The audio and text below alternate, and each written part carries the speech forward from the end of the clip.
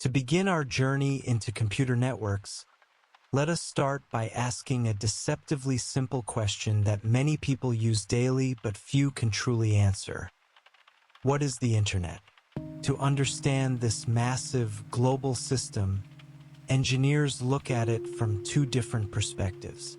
The first is what we call the nuts and bolts view, which focuses on the physical components and hardware that make up the system. The second is the services view, which describes the Internet in terms of the infrastructure and capabilities it provides to the applications we use every day.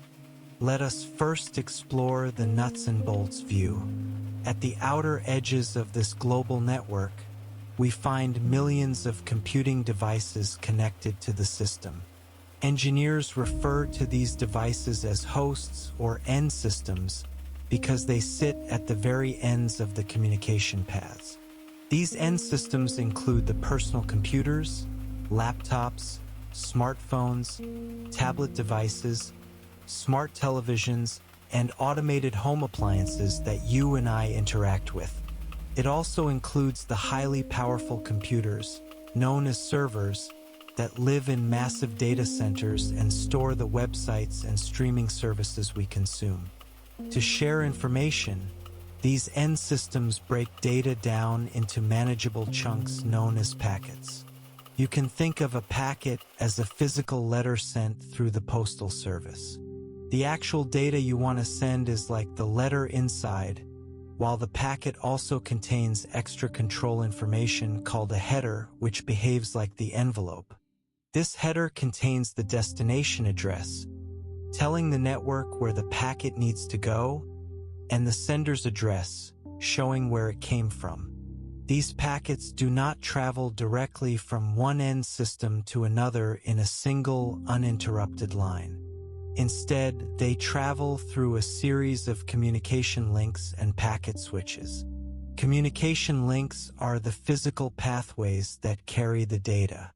These links can be made of physical materials, such as twisted pair copper wire, coaxial cables, or fiber optic cables, or they can use unguided electromagnetic waves, such as radio signals traveling through the air or space. Different links transmit data at different rates, and we measure this transmission rate in bits per second. The maximum transmission rate of a link is often referred to as its bandwidth. As packets travel along these communication links, they encounter packet switches. A packet switch is a specialized computer designed to receive a packet on an incoming link and forward it along an outgoing link toward its destination. There are two primary types of packet switches in the modern Internet: routers and link layer switches. While both devices move packets through the network, they operate at different layers of the network architecture. Routers are typically used in the core of the network to move packets between different networks, while link layer switches are usually found near the network edge to connect devices within the same local network. The Internet is not a single network owned or managed by a single company or government. Instead, it is a vast, interconnected network of networks. It is a loose, global federation of thousands of smaller networks, including those owned by universities, corporations, governments, and Internet service providers, which are commonly abbreviated as ISPs. An Internet service provider is a company or organization that provides access to the Internet. To ensure that a computer connected to an ISP in one country can seamlessly communicate with a server managed by an entirely different ISP on the other side of the world, all of these independent networks must agree on a common set of rules. We call these mutually agreed upon rules protocols.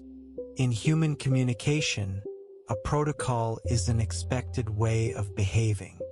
For example, if you meet someone new, the standard human protocol might be to say hello, offer a handshake, and wait for them to respond. If you ask someone for the time, you expect them to reply with a number representing hours and minutes, not a recipe for baking bread. In computer networks, a protocol is a strictly defined, formal set of rules that governs how two or more communicating entities interact.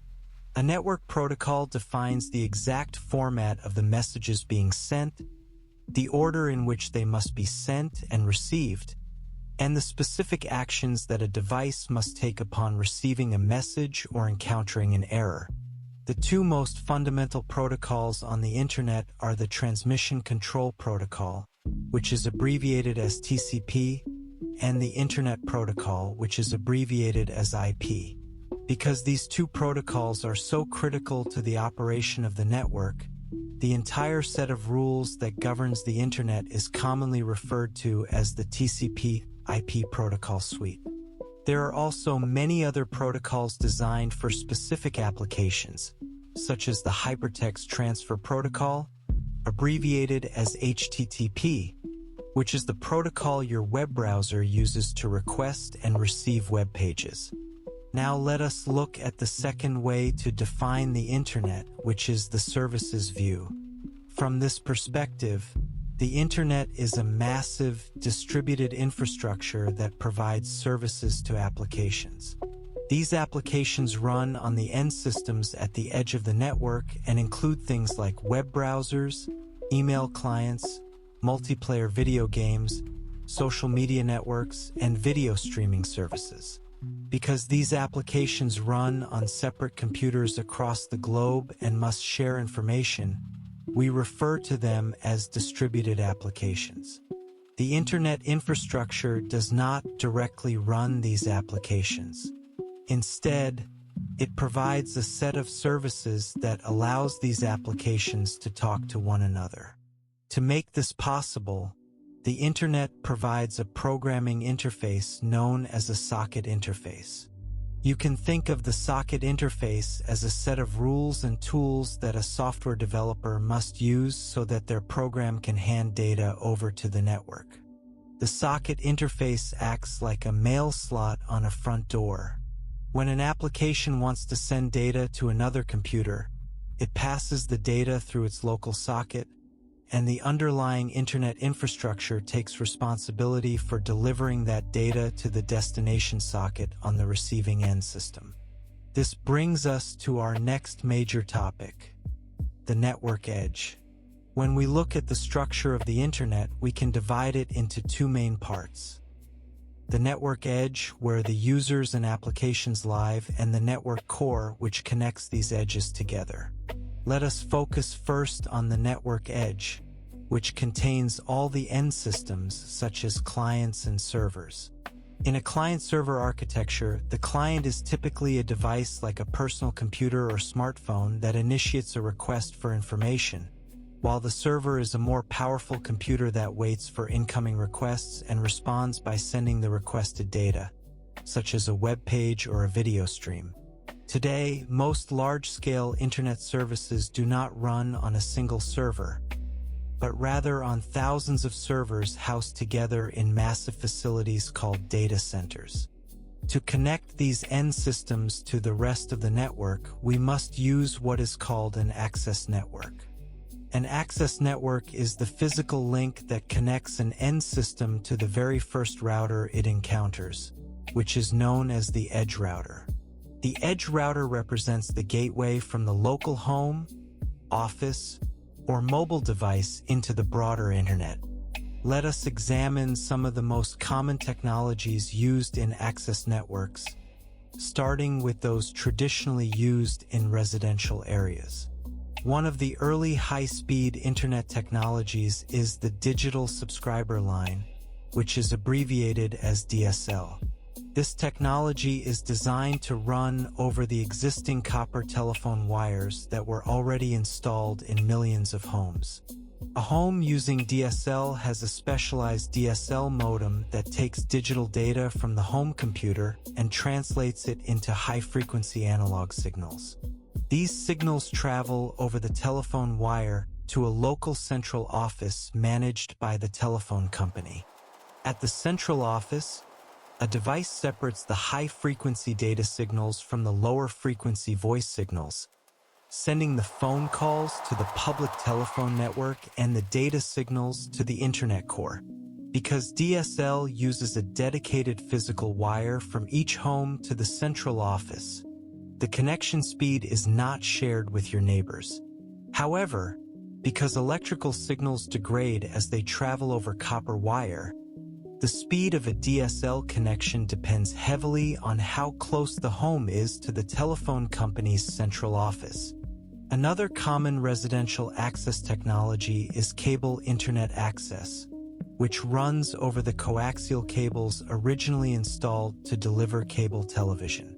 Cable internet access uses a specialized cable modem in the home to transmit data over these cables to a distribution facility managed by the cable company. Unlike DSL, cable internet is a shared medium. This means that all the homes in a neighborhood are connected to a single, shared physical cable. If many of your neighbors are online at the same time downloading large files or streaming high-definition video, the available speed for your home can decrease because you are all competing for the same limited bandwidth on that shared line. In recent years, internet service providers have increasingly deployed fiber to the home, which is abbreviated as FTTH. As the name suggests, this technology replaces older copper and coaxial lines with fiber optic cables that run directly into individual homes. Fiber optic cables use light pulses rather than electrical signals to transmit data, which allows them to carry incredibly large amounts of information over long distances with very little signal degradation. FTTH connections are significantly faster than DSL or cable, providing the high speeds needed for modern internet usage. Beyond residential wired connections, we also rely heavily on wireless access networks. Wireless access allows end systems to connect to an edge router without physical cables, using radio waves transmitted through the air. The most common wireless technology in our daily lives is Wi-Fi, which is based on a set of standards known as IEEE 802.11, established by the Institute of Electrical and Electronics Engineers. In a Wi-Fi network, a wireless device communicates with a nearby base station, commonly called a wireless router or access point. This access point is physically connected to a wired network, such as a cable or fiber line. Wi-Fi operates over relatively short distances, usually within a home, office, or coffee shop. For larger geographic areas where Wi-Fi is not available, we use wide-area wireless access networks, which are managed by cellular telephone providers. These networks, including fourth-generation and fifth-generation cellular systems, often abbreviated as 4G and 5G, use cellular towers to transmit and receive radio signals over miles. Your smartphone connects to these towers, which are in turn connected to the cellular provider's private network and ultimately to the public internet.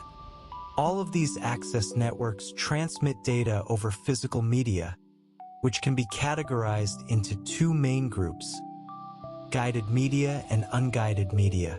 Guided media refers to physical paths that direct and contain the signals, such as twisted pair copper wire, coaxial cable, or fiber optic cable. Unguided media refers to signals that are broadcast through open space, such as radio waves, microwaves, or infrared signals. Now let us step away from the network edge and venture deep into the network core. The network core is the vast, interconnected mesh of routers and physical links that lies at the heart of the internet. Its primary responsibility is to move packets of data from one access network to another, allowing an end system on one side of the globe to communicate with an end system on the other. To understand how the network core functions, we must look at the two fundamental approaches to moving data through a network: packet switching and circuit switching. The modern internet is a packet-switched network, but comparing it to a circuit-switched network helps us understand why the internet was designed the way it was. In a packet-switched network, when an end system has a message to send, it breaks the message into smaller individual packets.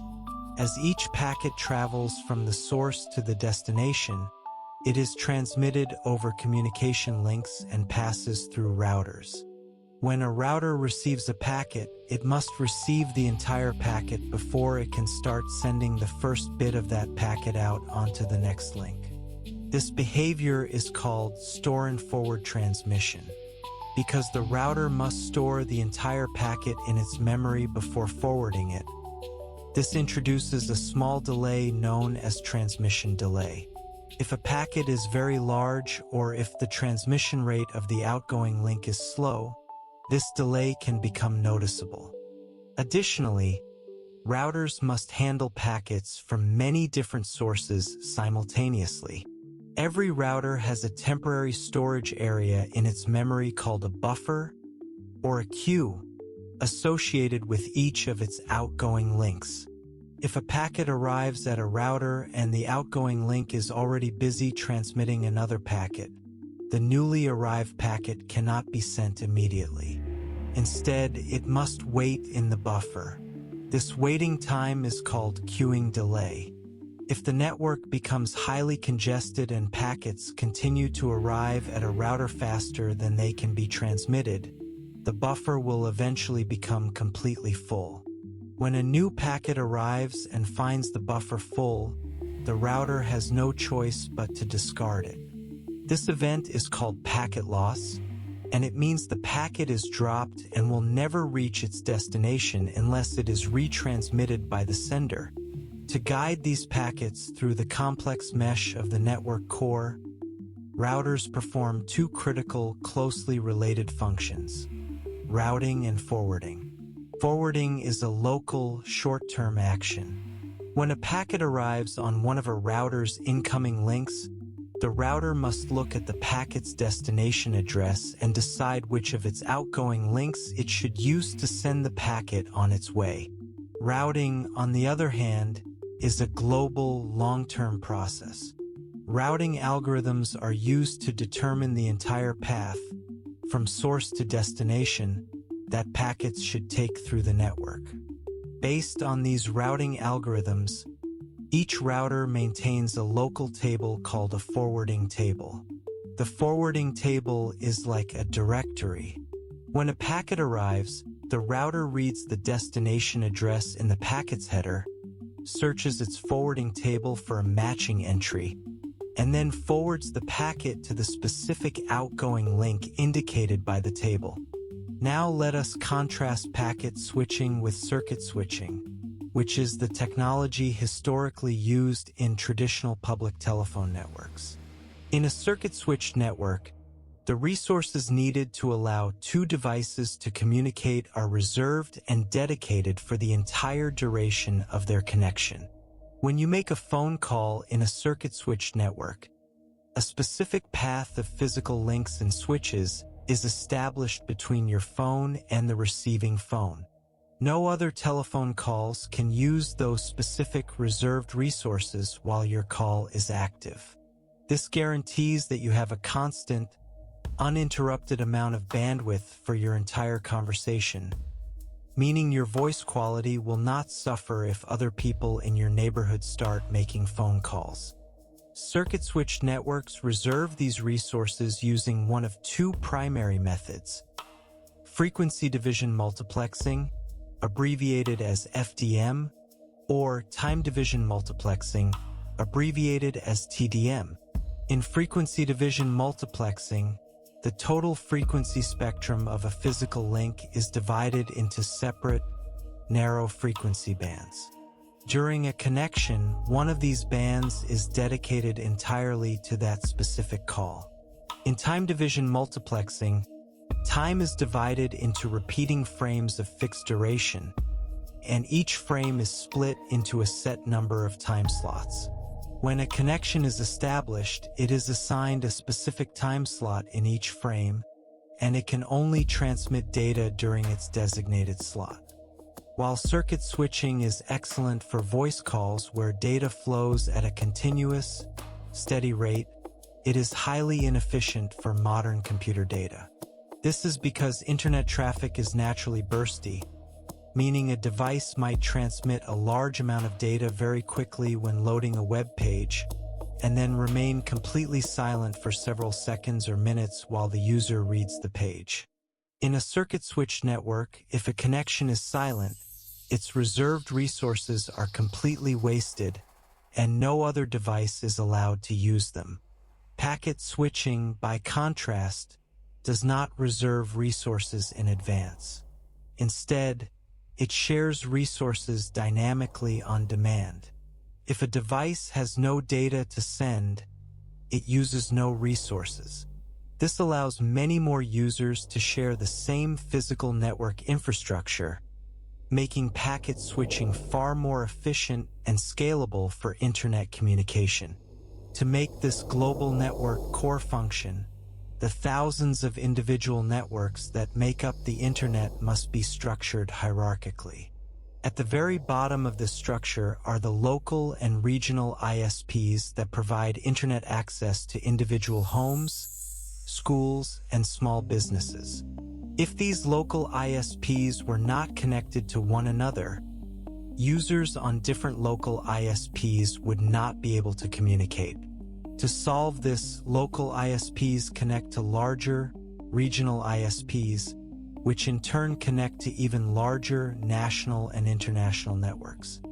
At the very top of this hierarchy are the Tier 1 ISPs, which are massive global networks that span continents and have physical fiber optic cables running across oceans.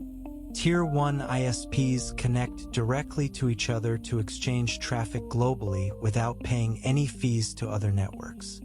To make it easier and cheaper for different ISPs to exchange traffic, they often connect their networks at physical locations called Internet Exchange Points, which are abbreviated as IXPs.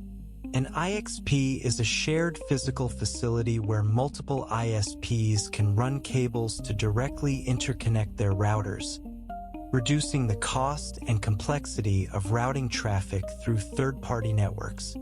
Additionally, massive technology companies that distribute enormous amounts of data, such as search engines and streaming providers, often build their own private networks, which we call content provider networks.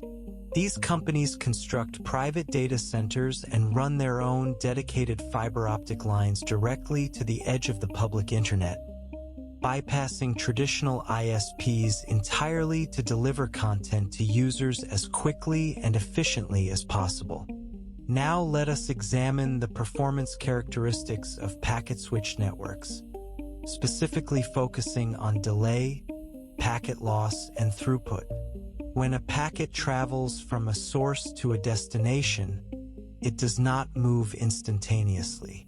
Instead, it experiences a small amount of delay at every single router, or node, along its journey.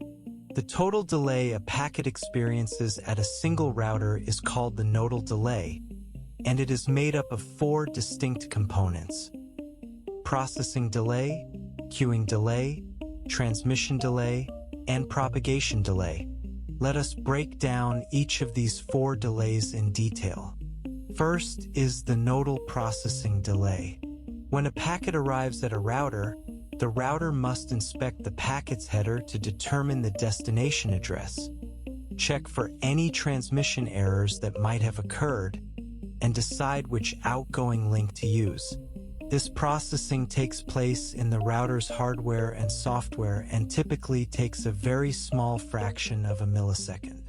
The second component is the queuing delay. As we discussed earlier, if a packet is forwarded to an outgoing link that is currently busy transmitting another packet, the new packet must wait in the queue. The queuing delay is the amount of time the packet spends waiting in this buffer. Unlike the other 3 delays, which are relatively constant for a given packet and link, queuing delay is highly dynamic. It depends entirely on the level of congestion in the network. If the router is idle and there are no other packets waiting, the queuing delay is 0. However, if traffic is heavy, the queuing delay can grow to be hundreds of milliseconds or even seconds. The third component is the transmission delay. This is the amount of time required for the router to push all the individual bits of the packet onto the physical communication link. Transmission delay depends on two factors: the physical size of the packet in bits and the transmission rate of the link in bits per second. For example, if a packet is very large or if the link's transmission rate is relatively slow, it will take longer to push all of those bits onto the wire, resulting in a higher transmission delay. The fourth and final component is the propagation delay. Once the bits of the packet have been pushed onto the physical link, they must travel across that link to the next router.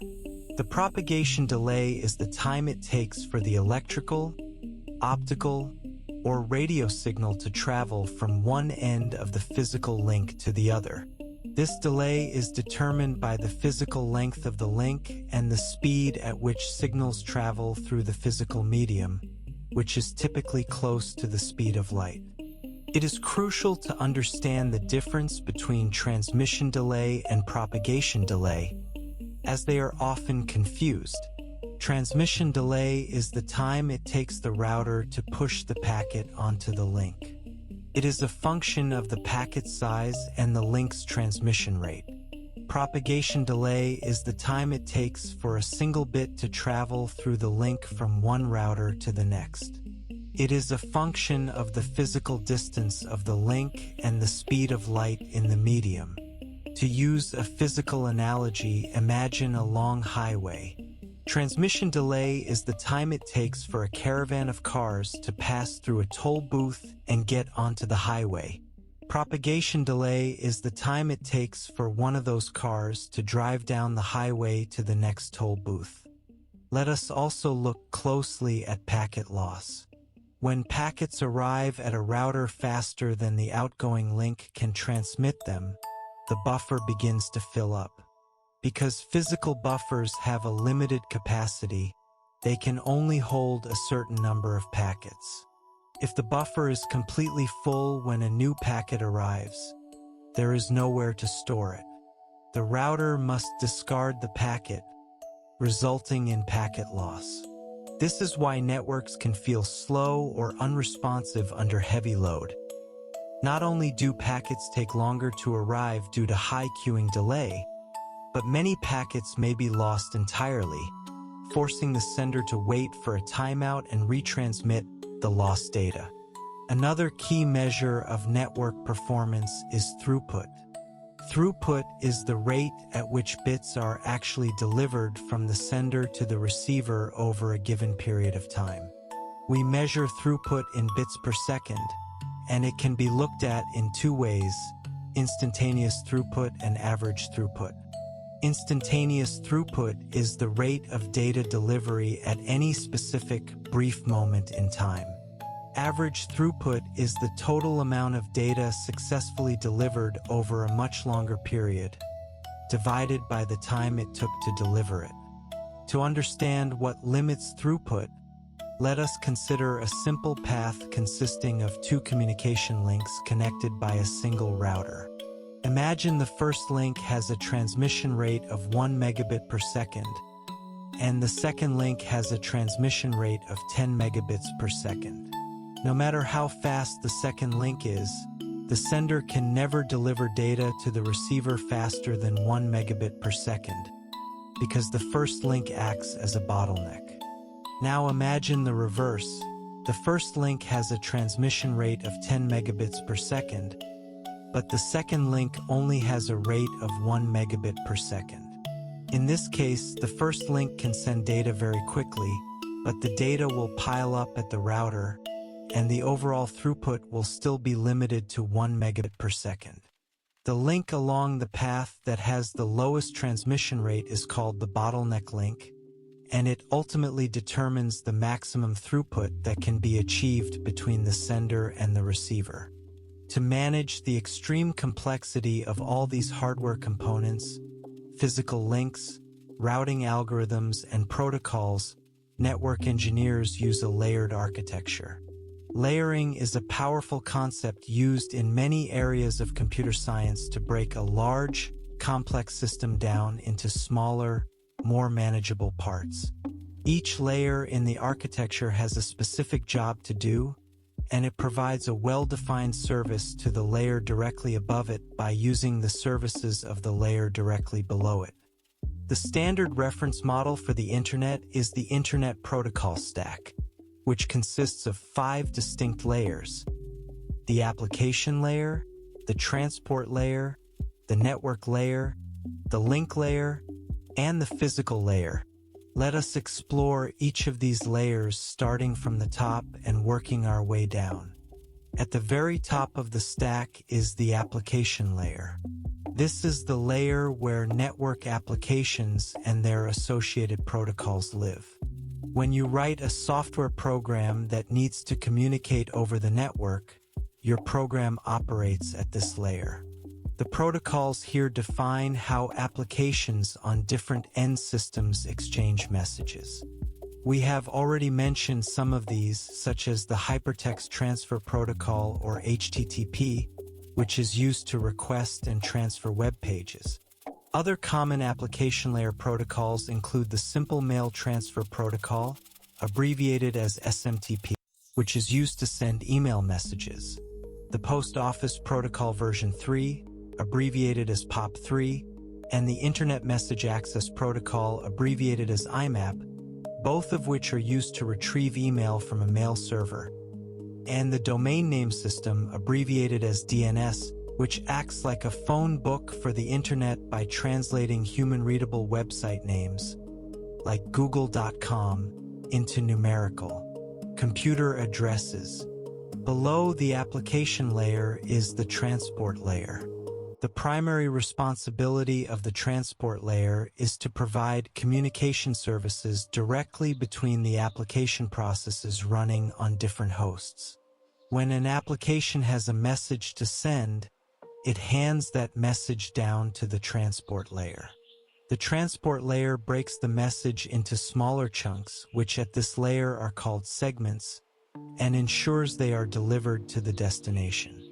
The 2 main transport layer protocols in the Internet are the Transmission Control Protocol, or TCP, and the User Datagram Protocol, which is abbreviated as UDP. TCP is a connection-oriented, reliable protocol. It guarantees that all segments will be delivered to the destination in the exact order they were sent, without any errors or missing data, and it manages congestion in the network. UDP, on the other hand, is a connectionless, lightweight, and unreliable protocol. It makes no guarantees about whether the segments will actually arrive or what order they will arrive in. While that might sound less useful, UDP has very little overhead and is incredibly fast, making it ideal for real-time applications like voice calls, video streaming, and online gaming where speed is more important than absolute perfection. Below the transport layer is the network layer.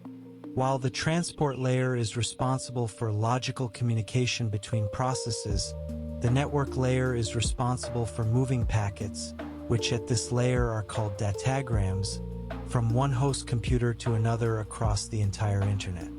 The network layer takes a transport layer segment and wraps it with a network header, which contains the source and destination IP addresses of the hosts.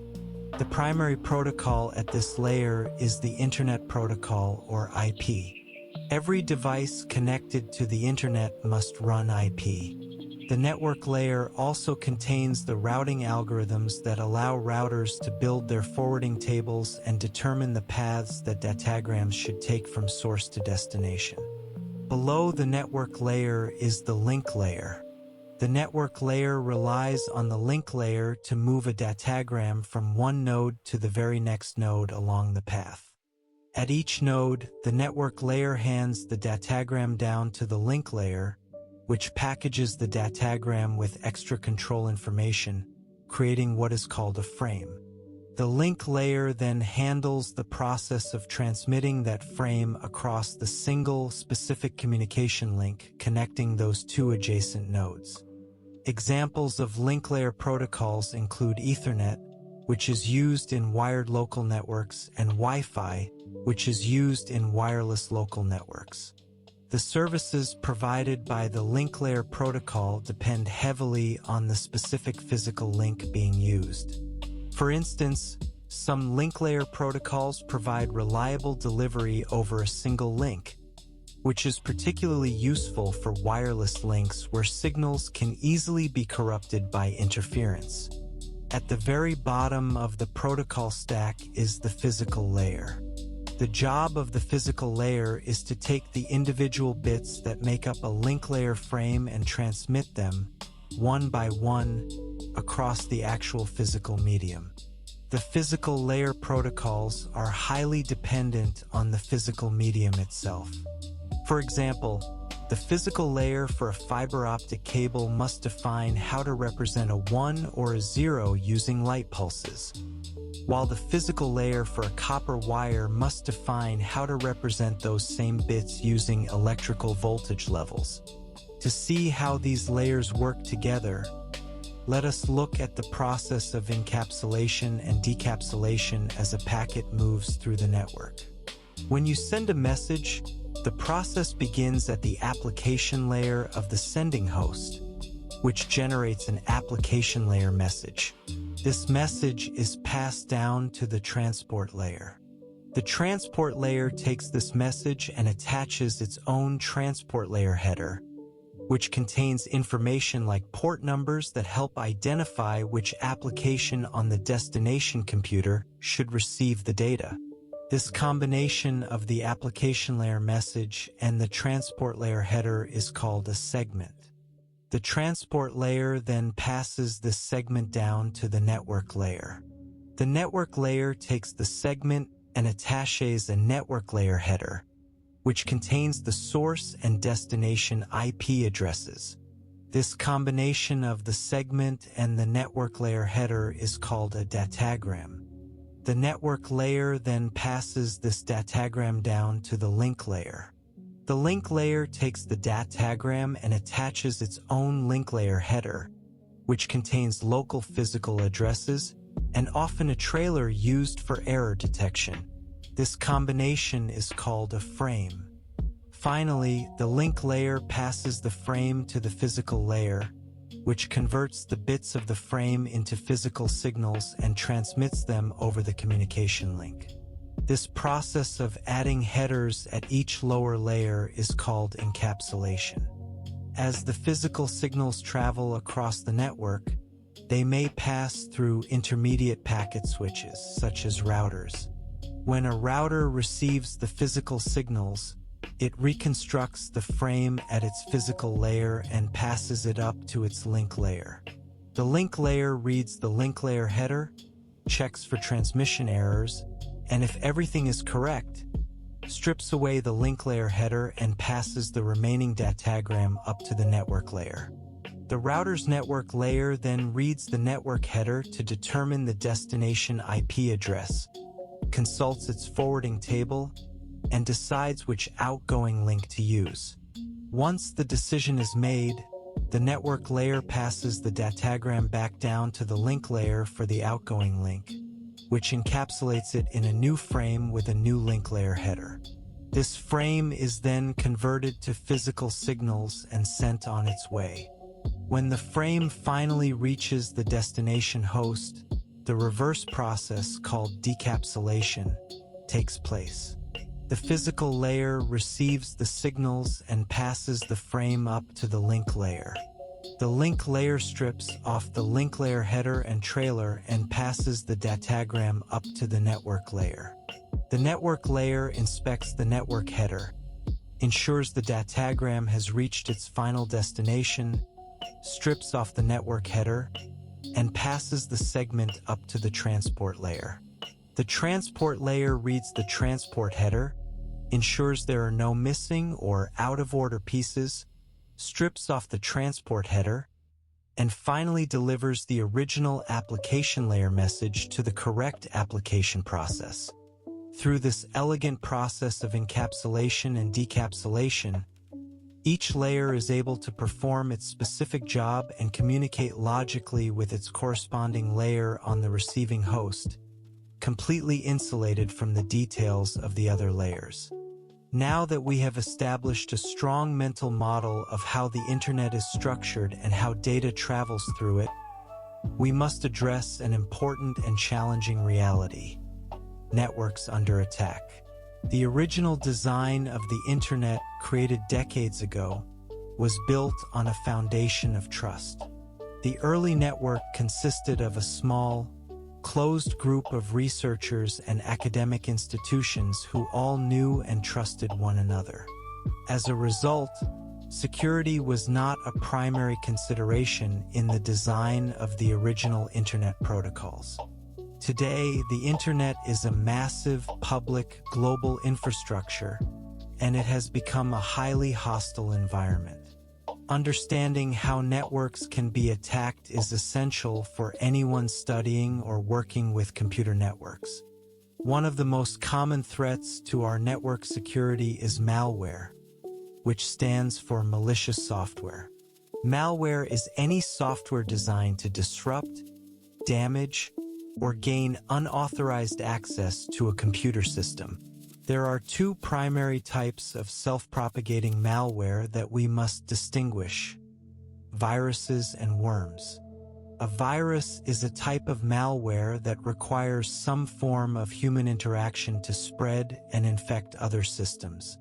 For example, a virus might be hidden inside an email attachment, a downloaded file, or a shared storage device. When a user opens the infected file or runs the infected program, the virus executes, infects the user's system, and attempts to attach itself to other files on the computer so that it can be passed on to other users. A worm, on the other hand, is a much more dangerous type of malware because it does not require any human interaction to spread. A worm is a standalone program that can actively search the network for other computers running vulnerable software.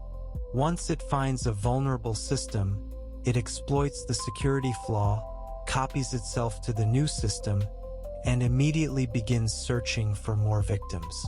Because worms can propagate automatically at network speeds, they can infect millions of computers worldwide in a matter of hours. Another highly disruptive form of attack is a denial of service attack, which is commonly abbreviated as DOS. The goal of a DOS attack is to make a network, server, or application completely unusable for legitimate users.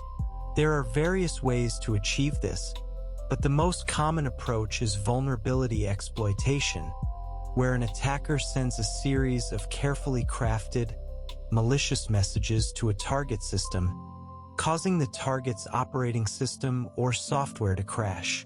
Another common method is bandwidth flooding. In a bandwidth flooding attack, the attacker sends a massive torrent of packets to the target system, completely filling its incoming communication links. Because the physical links are saturated with the attacker's fake traffic, legitimate user packets cannot get through the bottleneck and are dropped due to buffer overflow at the edge routers. While a single computer can sometimes generate enough traffic to overwhelm a small server, modern security systems can easily block traffic coming from a single source. To bypass this defense, attackers use a distributed denial of service attack, abbreviated as DDoS. In a DDoS attack, the attacker first infects thousands of insecure computers across the internet with malware, turning them into a coordinated, remote-controlled army of compromised devices. This network of compromised computers is called a botnet, and the individual infected computers are known as bots or zombies. When the attacker is ready, they send a command to the entire botnet, ordering all the bots to simultaneously flood the target with traffic. Because the attack traffic is coming from thousands of different physical locations and IP addresses scattered across the globe, it is incredibly difficult for the victim to distinguish the attack traffic from legitimate user traffic, making DDoS attacks exceptionally difficult to defend against. In addition to active attacks that disrupt services, we also face passive attacks that target our privacy. One such attack is packet sniffing. Because many network environments, like public Wi-Fi networks in coffee shops or airports, use shared physical media, all devices connected to the network can potentially receive the radio waves transmitted by other devices. A packet sniffer is a software program or hardware device that intercepts and records a copy of every single packet traveling through a local network.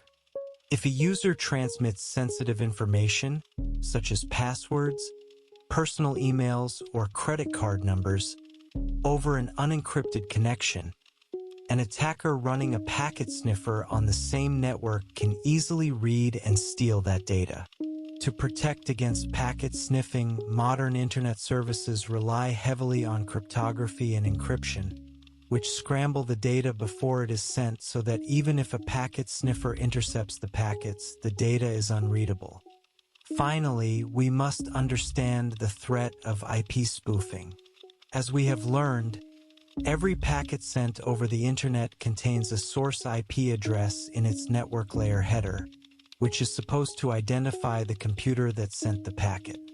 However, because the internet protocols do not natively verify that the source address in a packet is correct, an attacker can easily write software that generates packets with a false or spoofed source IP address.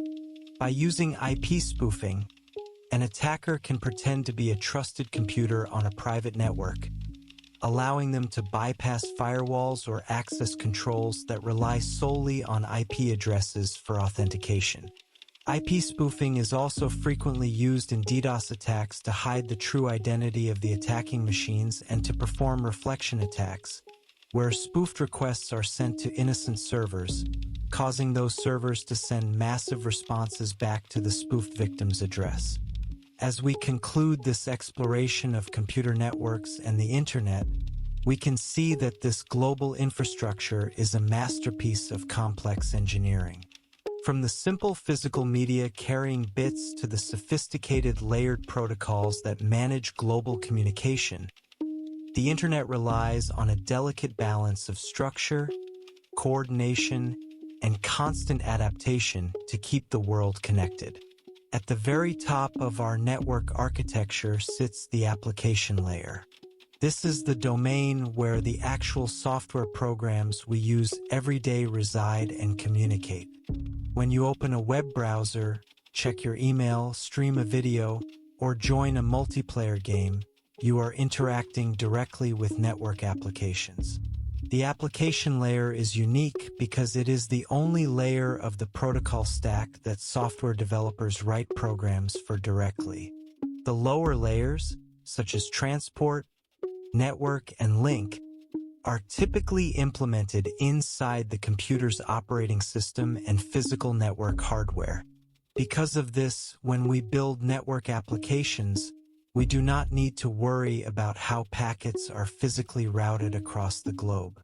Instead, we write software that runs on end systems and communicates with other software programs using the services provided by the transport layer. To understand how network applications work, let us first examine the principles of network applications, starting with the application architectures.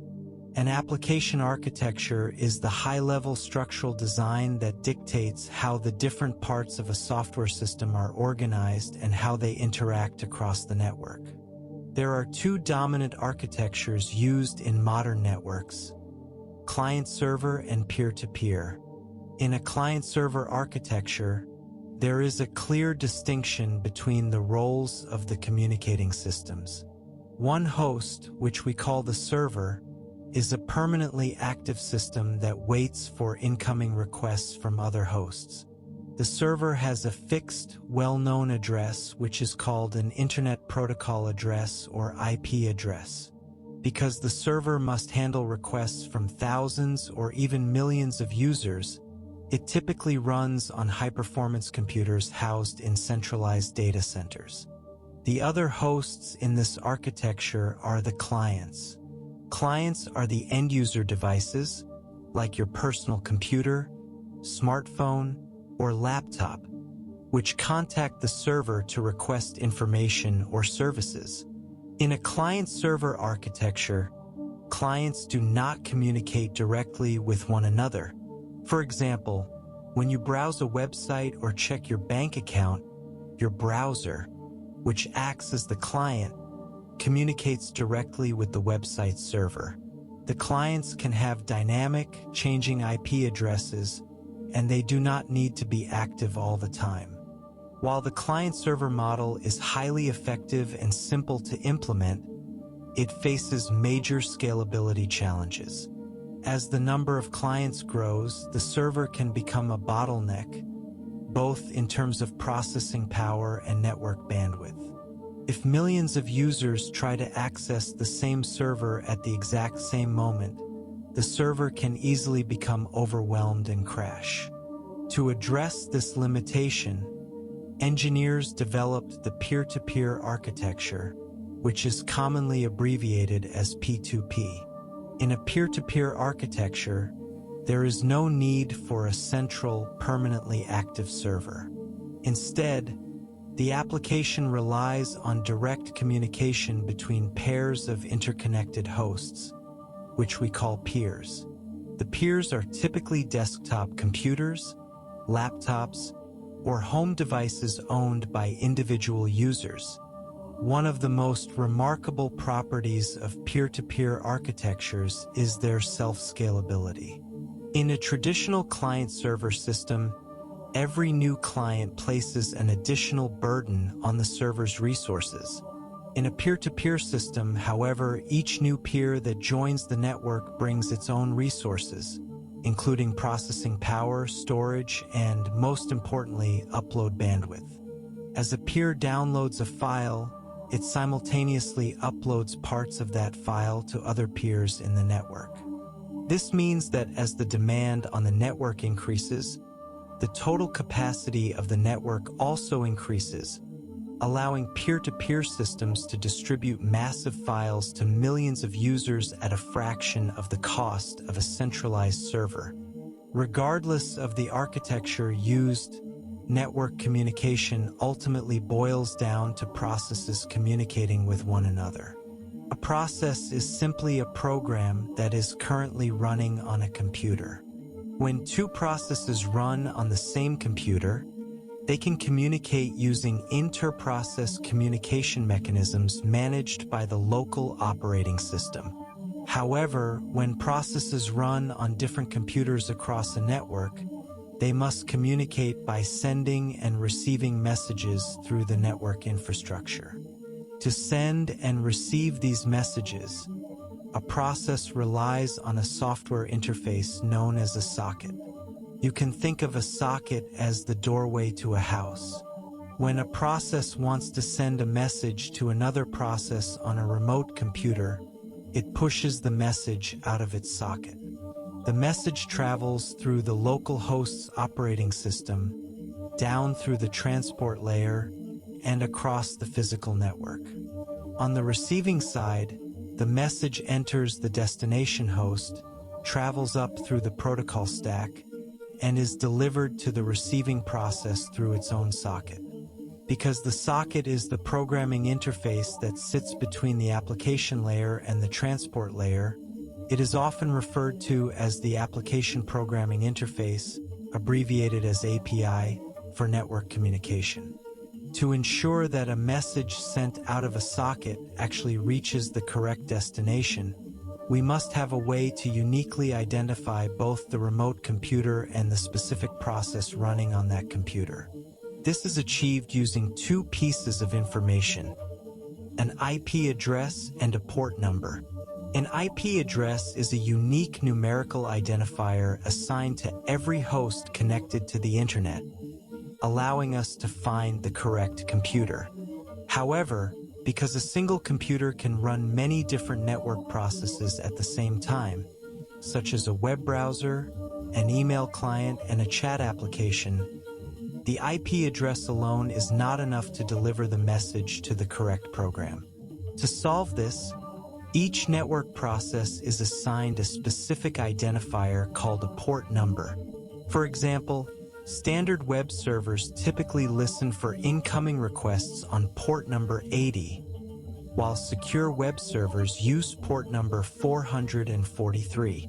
By combining the destination IP address with the destination port number, the network can deliver every message to the exact socket of the intended process.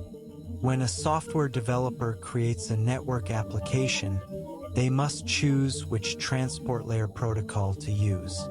The transport layer provides different services to the application layer, and the choice depends on the specific requirements of the application.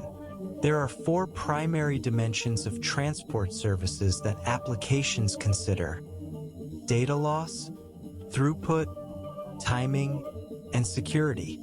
First, let us look at data loss. Some applications, such as email, web page retrieval, financial transactions, and file transfers, require absolute data integrity.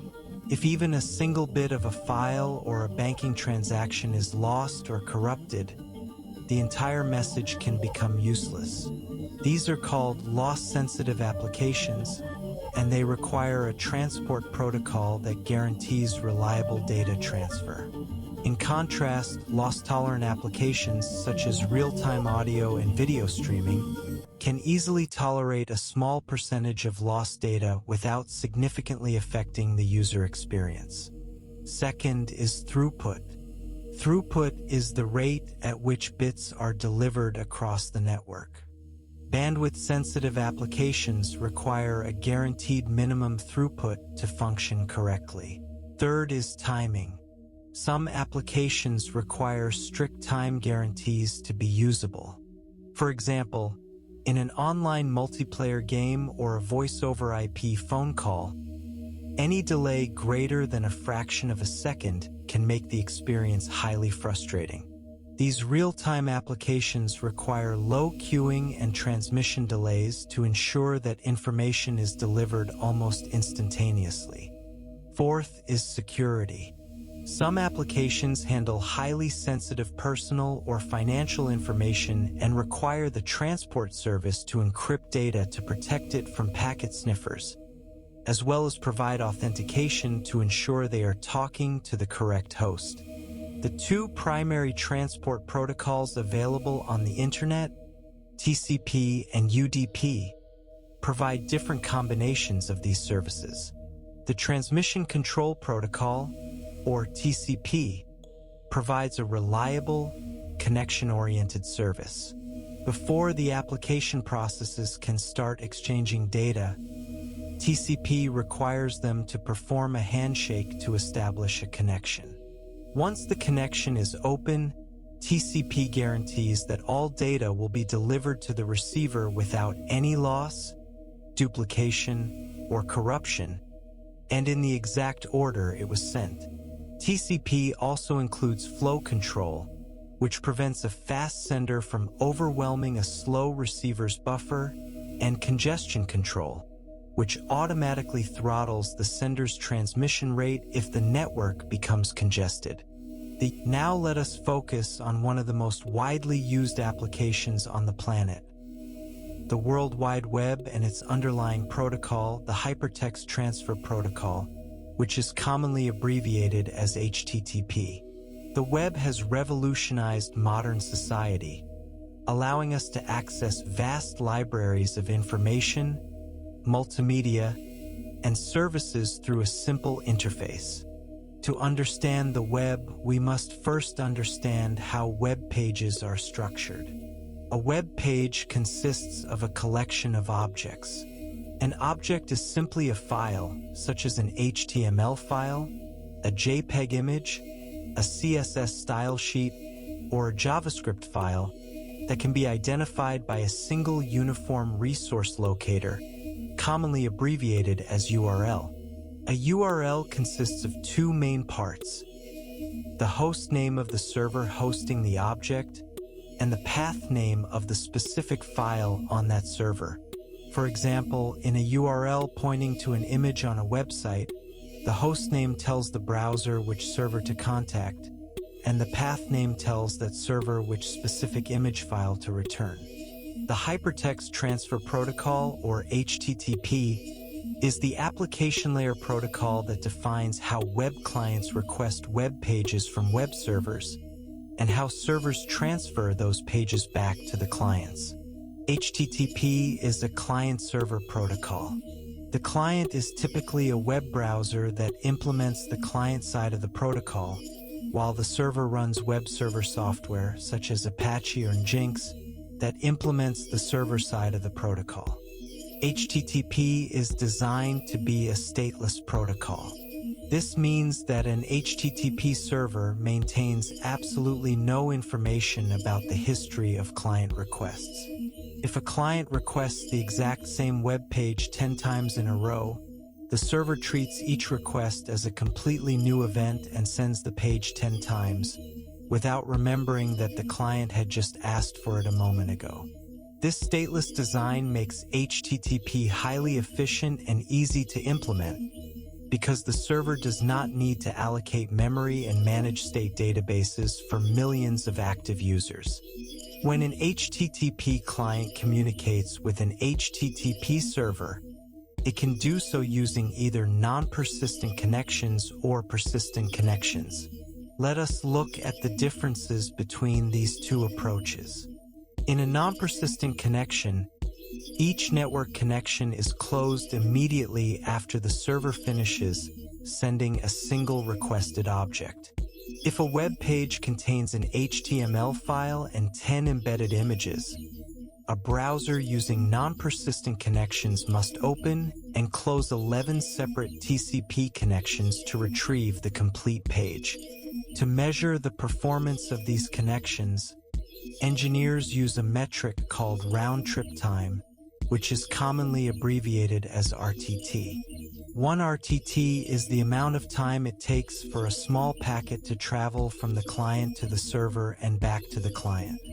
When a client initiates a connection, it first sends a TCP connection request packet to the server, and the server responds with a connection confirmation packet. This initial handshake takes exactly 1 RTT. Once the connection is established, the client can send the actual HTTP request message, and the server responds by sending the requested file. This request and response cycle takes another RTT, plus the time it takes the server to transmit the physical bits of the file.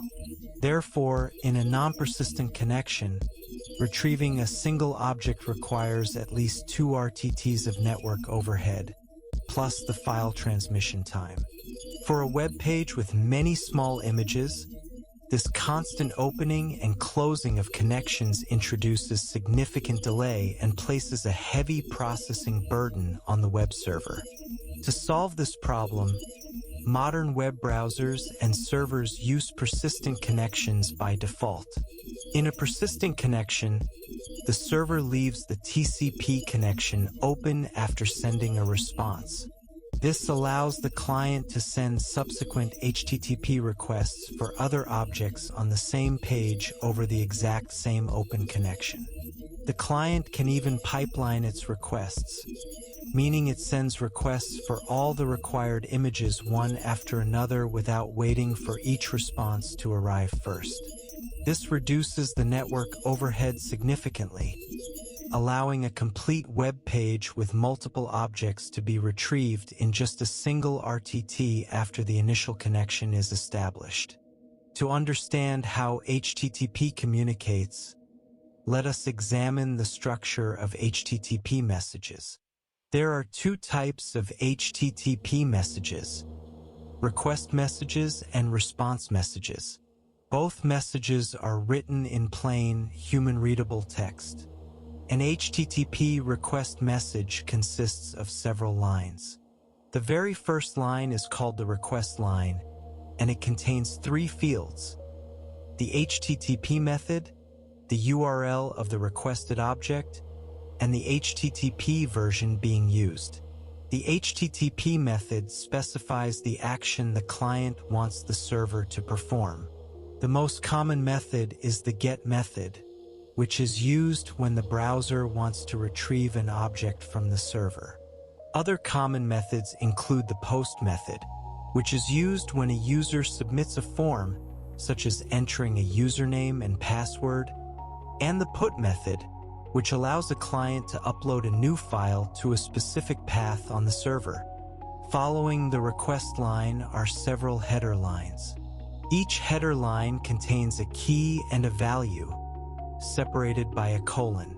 These headers provide extra information about the request.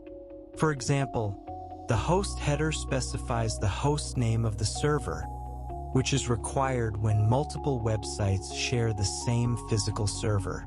The user agent header tells the server what kind of web browser is making the request, allowing the server to tailor the content for a desktop or mobile device. The accept language header tells the server the user's preferred language, like English or Spanish. After the header lines, there is a blank line containing a carriage return and a line feed, which signals the end of the headers. If the request is a POST request, the message may also contain an entity body, which contains the actual data submitted by the user. An HTTP response message has a similar structure. Its very first line is called the status line, and it contains three fields: the HTTP version, a status code, and a corresponding status phrase. The status code is a 3-digit number that tells the client whether the request was successful or what went wrong. For example, a status code of 200 means the request was successful and the requested object is enclosed in the response. A status code of 301 means the requested object has been permanently moved to a new URL. A status code of 404 means the server could not find the requested file. A status code of 500 means the server encountered an internal error. Following the status line are the response header lines, which provide information about the server and the returned object. For example, the date header specifies when the response was generated. The server header tells the client what web server software was used. The content length header specifies the exact size of the returned file in bytes, and the content type header tells the browser whether the file is an HTML page, a JPEG image, or a plain text file. Following a blank line, the response message contains the entity body, which is the actual physical data of the requested file. While HTTP is a stateless protocol, modern websites must be able to identify users, track their activities, and provide personalized services, such as keeping items in a digital shopping cart or maintaining active login sessions. To achieve this without modifying the stateless nature of HTTP, web applications use cookies. Cookies allow a website to associate state information with a specific user. The cookie technology consists of 4 main components. First, there is a cookie header line in the HTTP response message, which is called setCookie.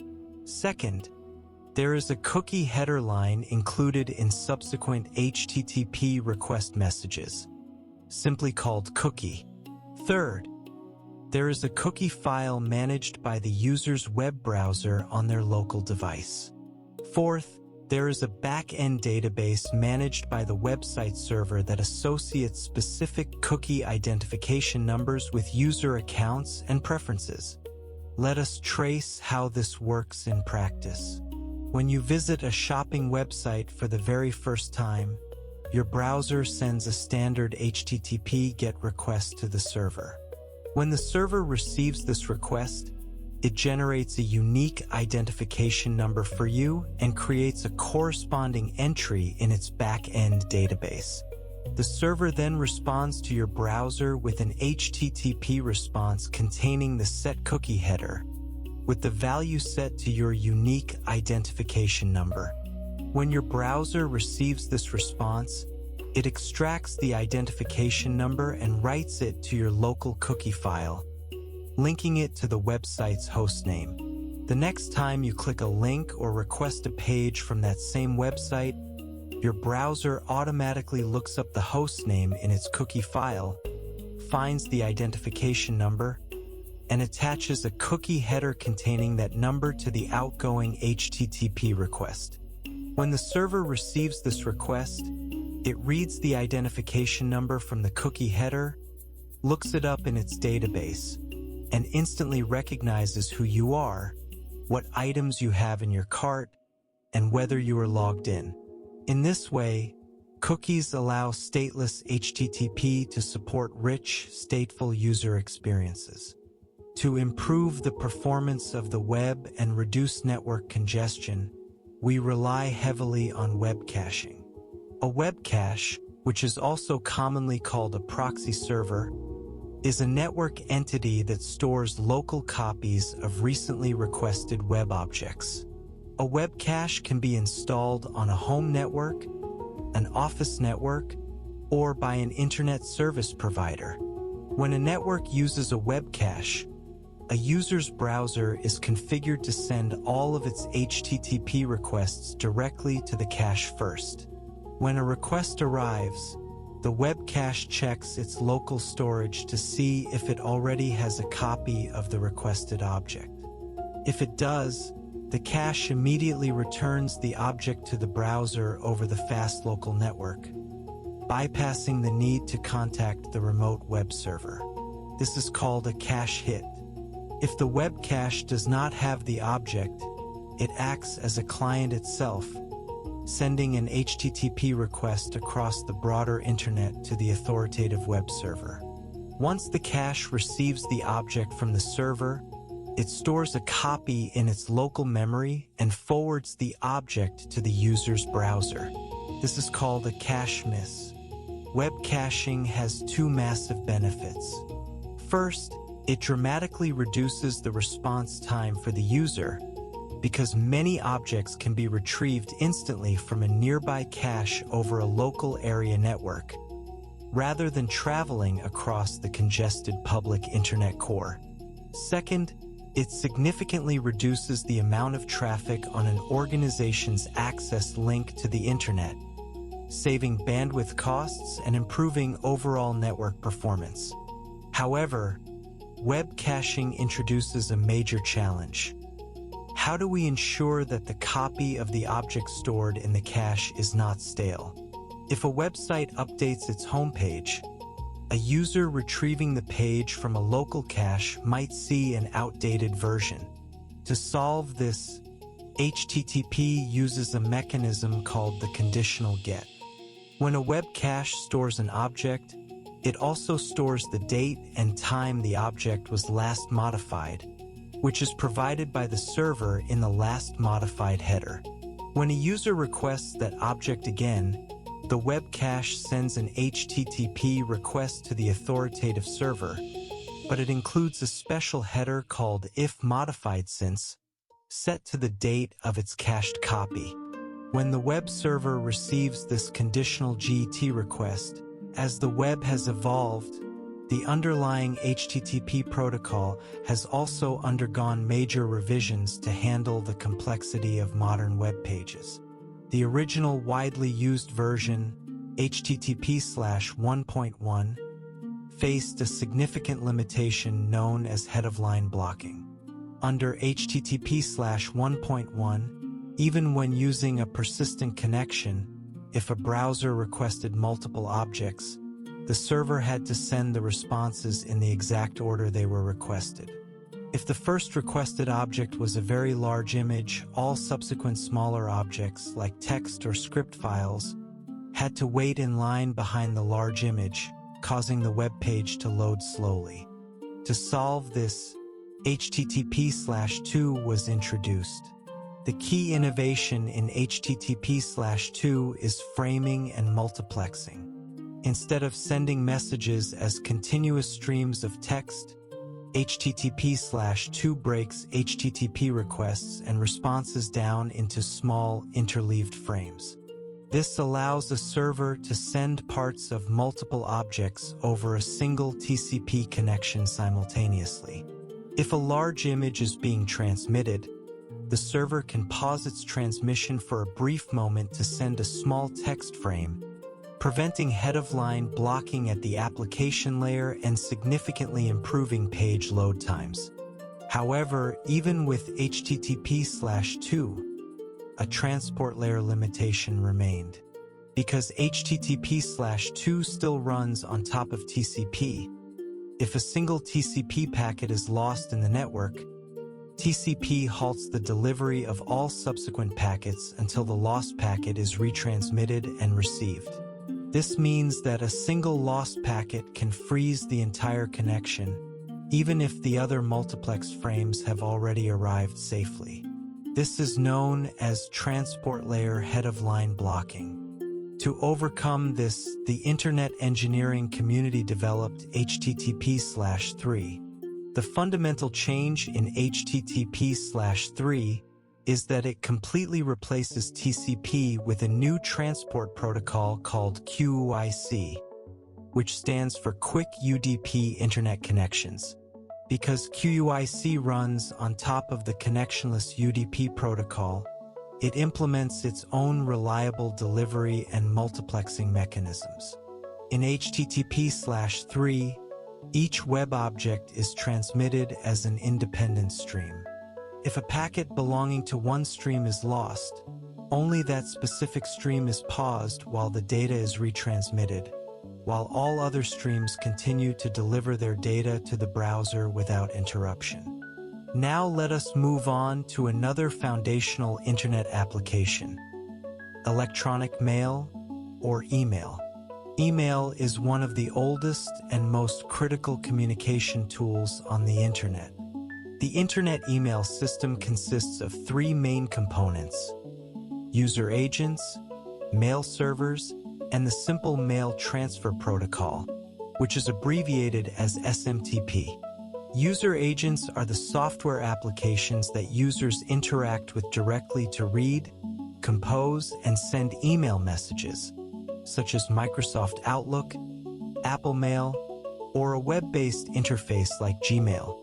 Mail servers are the backbone of the email infrastructure. Every user has a mailbox located on their associated mail server. This mailbox stores all incoming messages for the user. When you send an email, your user agent does not send the message directly to the recipient's computer. Instead, it sends the message to your local mail server. Your mail server then takes responsibility for routing and delivering the message to the recipient's mail server, where it is placed in the recipient's mailbox until they log in to read it. The protocol used to transfer mail between mail servers is the Simple Mail Transfer Protocol, or SMTP. SMTP is a legacy application layer protocol that runs on top of TCP using port number 25. SMTP is a highly simple, text-based, command response protocol. When a sending mail server wants to deliver an email to a receiving mail server, it establishes a TCP connection to the receiver.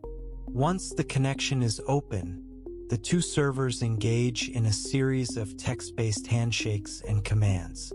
The sender starts by saying hello to introduce itself. It then uses the mail from command to specify the sender's email address, and the rcpt-to command to specify the recipient's address. The sender then uses the data command to transmit the actual body of the email and ends the session with the quit command. It is interesting to contrast SMTP with HTTP. Both are application layer protocols used to transfer files, but they differ in fundamental ways. HTTP is primarily a pull protocol. Users use their browsers to pull information from a server. SMTP is primarily a push protocol. The sending mail server pushes the email to the receiving server. Additionally, because SMTP is a very old protocol, it was historically restricted to carrying messages written in basic 7-bit ASCII text. To send binary files, such as images, audio files, or document attachments, email systems must use multipurpose Internet Mail Extensions, abbreviated as MIME. MIME defines extra headers that specify how binary files are encoded into ASCII text at the sending side, and how the receiving user agent should decode them back into their original binary format. Once an email has been successfully delivered to the recipient's mail server, the recipient must retrieve it. Because users do not keep their computers running and connected to the network 24 hours a day, they cannot run an SMTP server directly on their personal devices to receive mail. Instead, they run a user agent that contacts their mail server to pull the messages. This retrieval is managed by mail access protocols. The two most common mail access protocols are the Post Office Protocol version 3, abbreviated as POP3, and the Internet Message Access Protocol, abbreviated as IMAP. POP3 is an extremely simple and lightweight mail access protocol. When a user agent connects to a mail server using POP3, it typically downloads all the messages to the user's local device and deletes them from the server. While POP3 can be configured to keep copies on the server, it is a stateless protocol across sessions. This means that if you read an email on your phone, your computer will have no way of knowing it was read. And if you organize your emails into folders on one device, those folders will not sync to your other devices. IMAP is a much more sophisticated and powerful mail access protocol.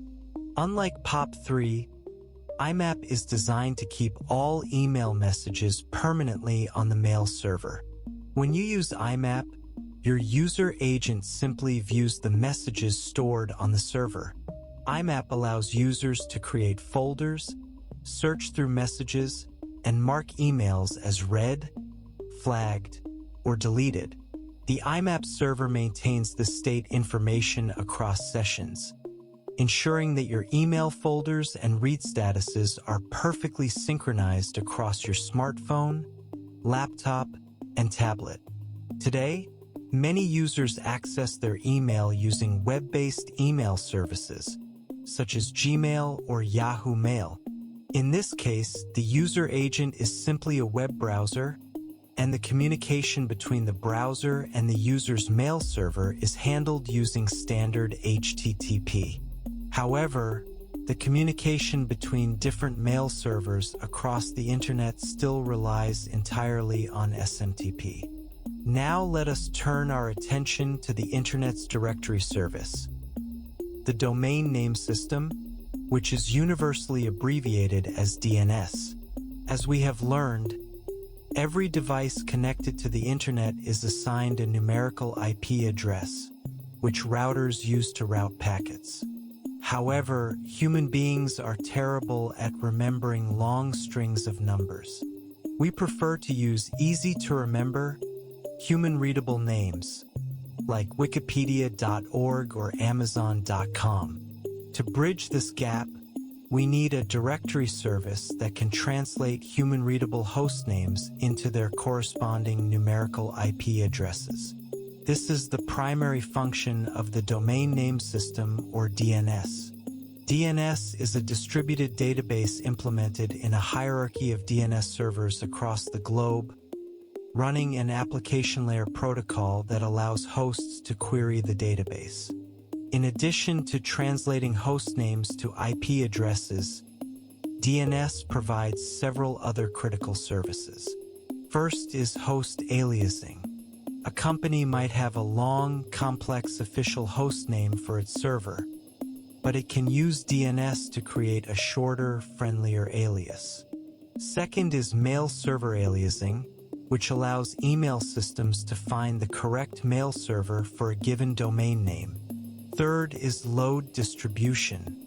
Large websites often run their services on multiple redundant servers, each with its own IP address. When a user queries DNS for the website's IP address, the DNS server can cycle through the list of IP addresses, returning a different one to each user to distribute the incoming traffic evenly across all the physical servers. It is natural to wonder, why not build DNS as a single, centralized database on one massive server? While this sounds simple, a centralized design would be a disaster for a global network. First, it would create a single point of failure. If that one server went down, the entire global internet would instantly become unusable because no one would be able to look up IP addresses. Second, the volume of traffic would be unimaginable, as every single web click, email, and network connection across the planet would require a query to that single server. Third, a single database would be physically distant from most users, introducing massive propagation delays for lookups. Fourth, maintaining and updating a single database with billions of records would be a logistical nightmare. For these reasons, DNS is designed as a distributed, hierarchical database. No single DNS server contains all the records for the entire internet. Instead, the database is split across thousands of servers, organized in a tree-like hierarchy. At the top of this hierarchy are the root DNS servers. Below the root servers are the top-level domain DNS servers, which are commonly abbreviated as TLD servers. TLD servers are responsible for managing specific domain endings, such as .com, .org, .net, and country-specific endings like .uk or .jp. Below the TLD servers are the authoritative DNS servers, which are managed by individual organizations, universities, or companies to store the actual IP address mappings for their own specific domains. To see how DNS queries are resolved, let us trace a typical lookup. When your computer wants to visit a website like example.com, it does not contact the root servers directly. Instead, it sends a query to its local DNS server, which is typically provided by your internet service provider or configured manually. The local DNS server acts as an intermediary, taking on the job of resolving the query on your behalf. There are two primary ways a DNS lookup can be performed: recursive queries and iterative queries. Let us look at how an iterative query works, which is the standard approach used in the core of the DNS hierarchy.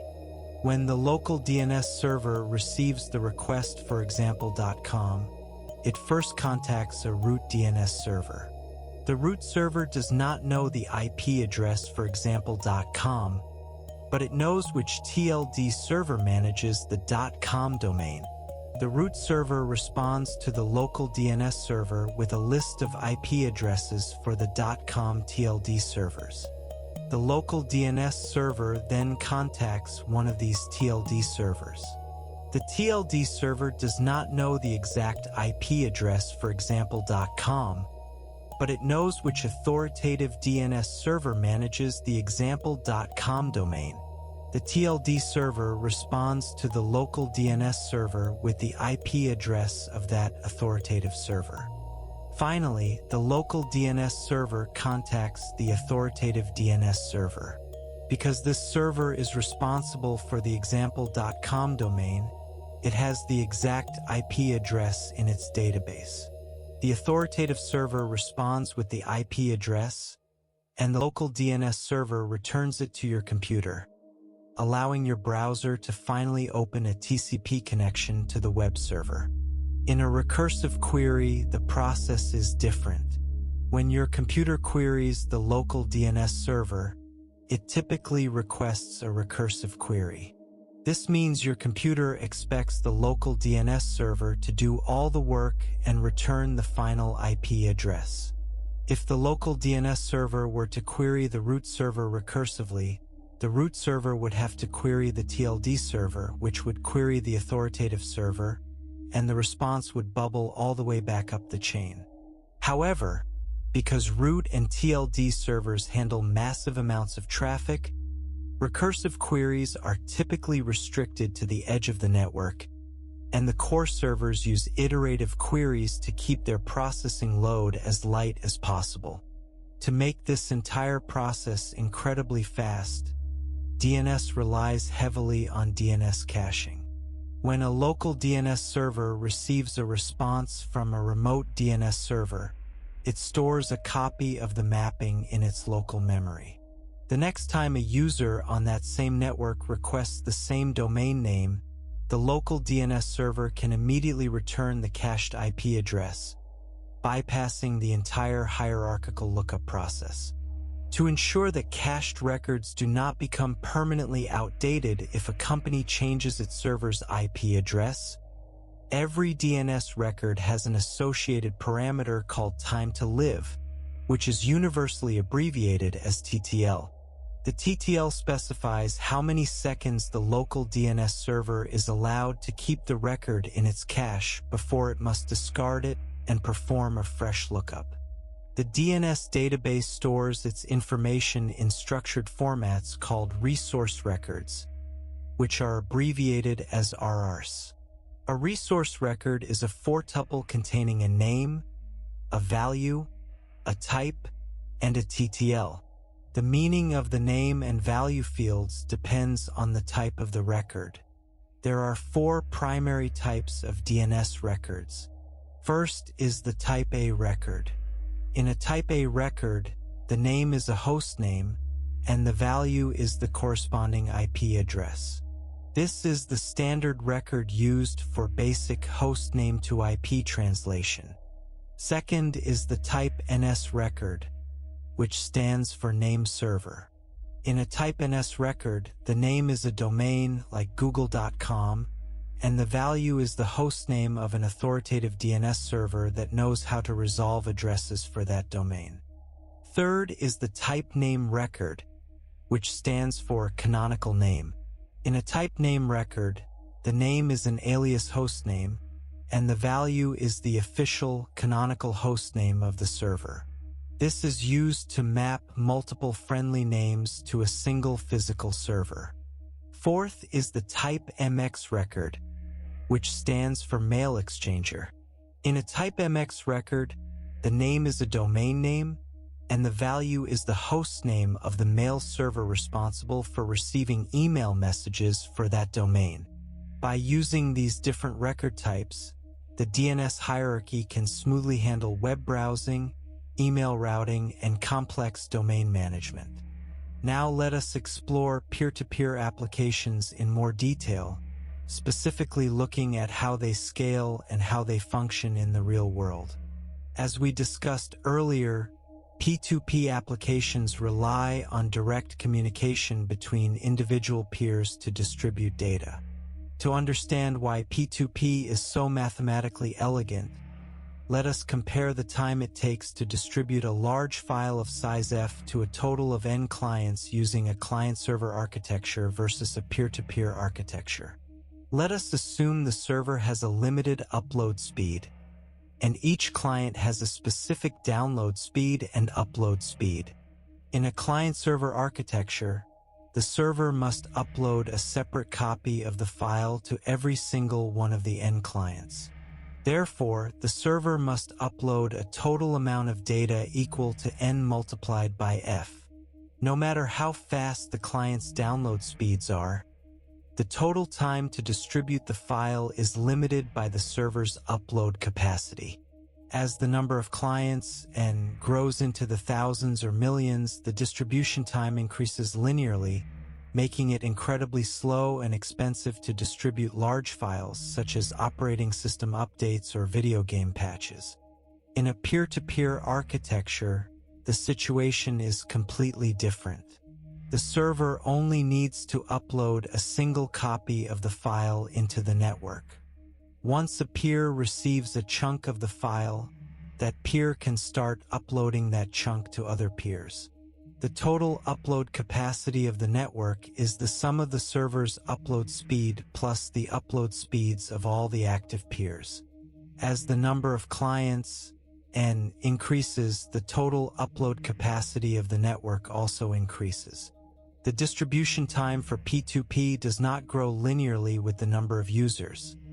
Instead, it quickly levels off, allowing a peer-to-peer system to distribute a file to an infinite number of users in a fraction of the time required by a client-server system.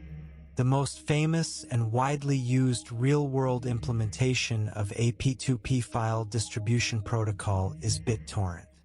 In BitTorrent, the collection of all peers participating in the distribution of a specific file is called a torrent. The file being distributed is divided into equal-sized chunks, typically a few hundred kilobytes each. When a new peer joins a torrent, it initially has no chunks of the file.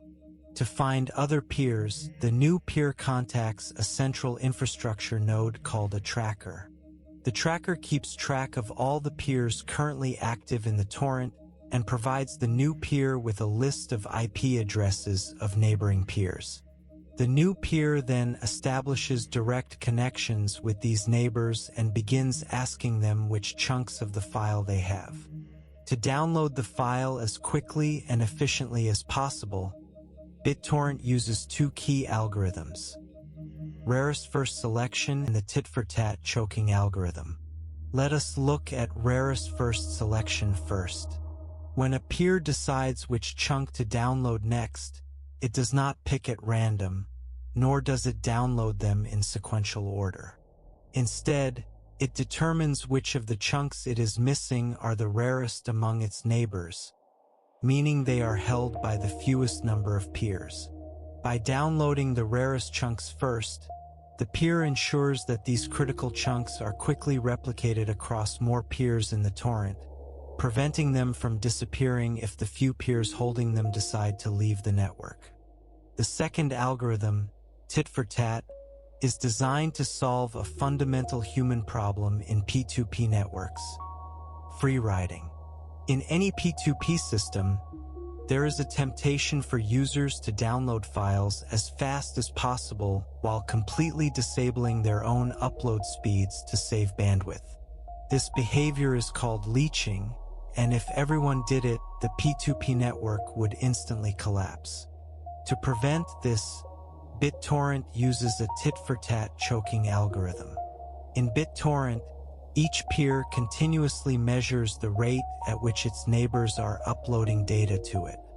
The peer then selects the 4 neighbors that are currently sending data to it at the fastest rates, and reciprocates by uploading chunks to them. These 4 favored neighbors are said to be unchoked. All other neighbors are choked, meaning the peer refuses to send them any data. Every 10 seconds, the peer recalculates these rates and adjusts its unchoked list. To allow new peers who have no data to get started, and to discover other potential fast connections, the peer also randomly selects one additional neighbor every 30 seconds and sends data to it, a process called optimistic unchoking. Through this simple, self-organizing cooperative mechanism, BitTorrent naturally incentivizes users to upload data, resulting in highly efficient file sharing.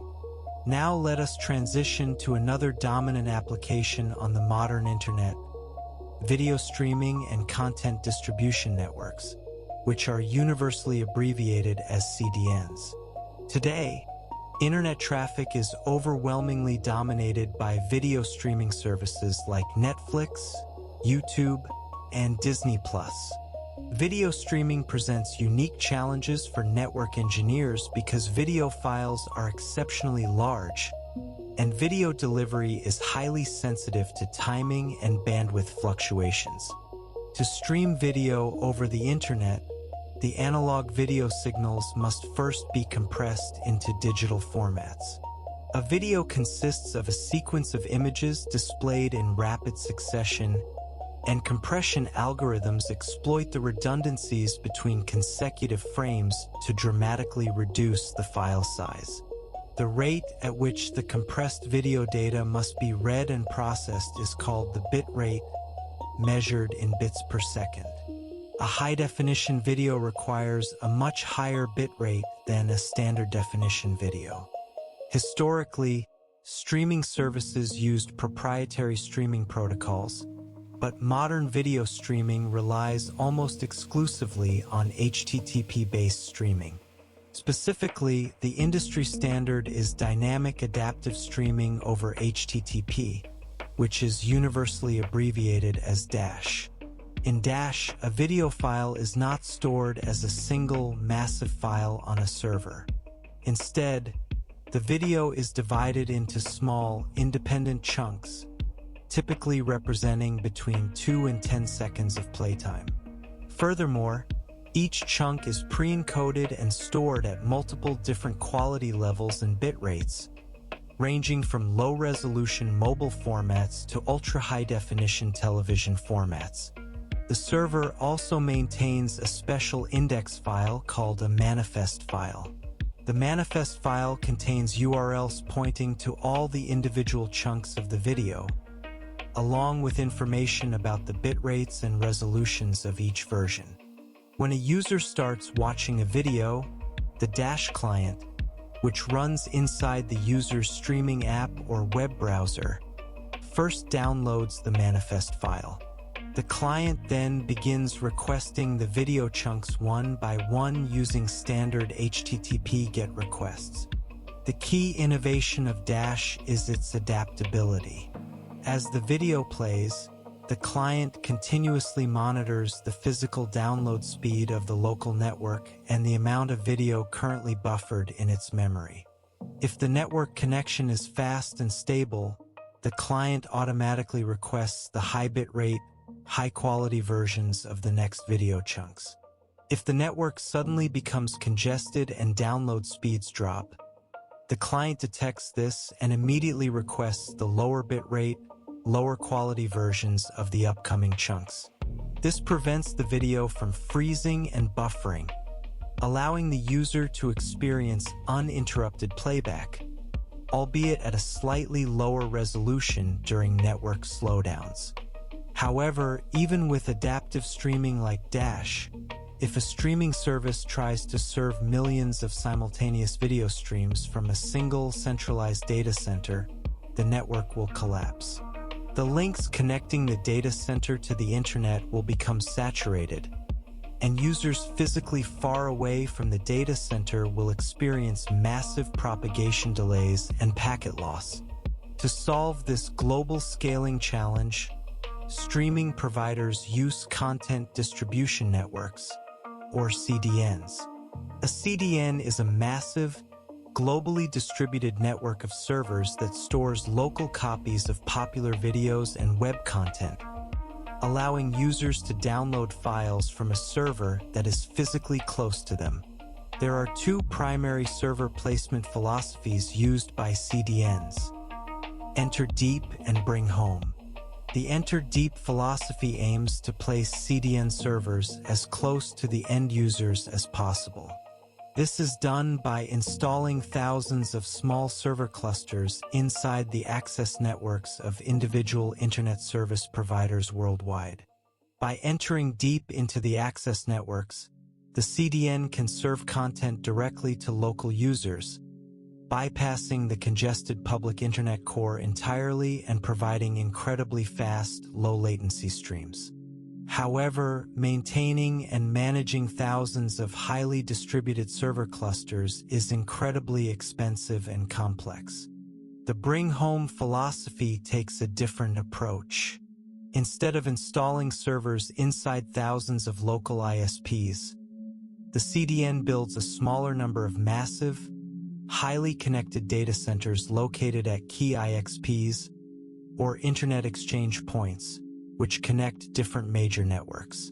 This centralized approach is much easier and cheaper to manage, but it means the data must travel further to reach the end users, resulting in slightly higher delays than the Enter Deep approach. Regardless of the placement philosophy, a CDN must be able to dynamically redirect a user's request to the absolute best CDN server. This redirection is achieved by using DNS. Let us trace how a CDN DNS redirection works. Imagine you want to watch a video on a popular streaming service that uses a CDN. When you click play, your browser requests the manifest file for the video, which points to a URL hosted by the CDN, such as video.cdnprovider.com. To find the IP address for this URL, your computer sends a DNS query to your local DNS server. The local DNS server performs an iterative lookup and eventually contacts the authoritative DNS server for the CDN provider. When the CDN's authoritative DNS server receives the query, it does not simply return a fixed IP address. Instead, it reads the IP address of your local DNS server, which gives the CDN a good estimation of your physical location and internet service provider. The CDN server then consults its real-time network database to determine which of its active edge servers is physically closest to you and currently has the lightest traffic load. The CDN's DNS server then returns the IP address of this optimal edge server to your local DNS server, which passes it to your computer. Your browser then opens an HTTP connection directly to this nearby CDN edge server and begins downloading the video chunks, resulting in a fast, smooth, and high-quality streaming experience. Finally, let us explore how we can create our own network applications using socket programming. Socket programming is the process of writing software programs that communicate with one another across a network by reading and writing data through sockets. As we have learned, a socket is the doorway between the application layer and the transport layer. When we write a socket program, we must decide whether to use TCP or UDP as our transport protocol. The choice of protocol fundamentally shapes how the socket program is structured and how the communication flows. Let us first look at socket programming with TCP. Because TCP is a connection-oriented protocol, before the client and server can send any data, they must first establish a physical connection through a three-way handshake. This requirement means that the server and client programs must follow a highly structured sequence of actions. First, the server program must be running and waiting. The server starts by creating a special type of socket known as a welcoming socket or a listening socket. This socket is bound to a specific, well-known port number on the server, and its entire job is to listen for incoming connection requests from clients. Next, the client program initiates the connection. The client creates its own TCP socket and specifies the IP address and port number of the remote server. When the client socket is created, the underlying operating system automatically triggers the TCP three-way handshake, sending a connection request packet across the network to the server's welcoming socket. On the server side, when the connection request arrives at the welcoming socket, the server accepts the connection. However, the server does not use the welcoming socket to communicate with the client. Instead, accepting the connection creates a brand new, dedicated communication socket on the server, specifically paired with that individual client. This design allows the welcoming socket to immediately return to listening for connection requests from other clients, while the dedicated communication socket handles the actual data transfer.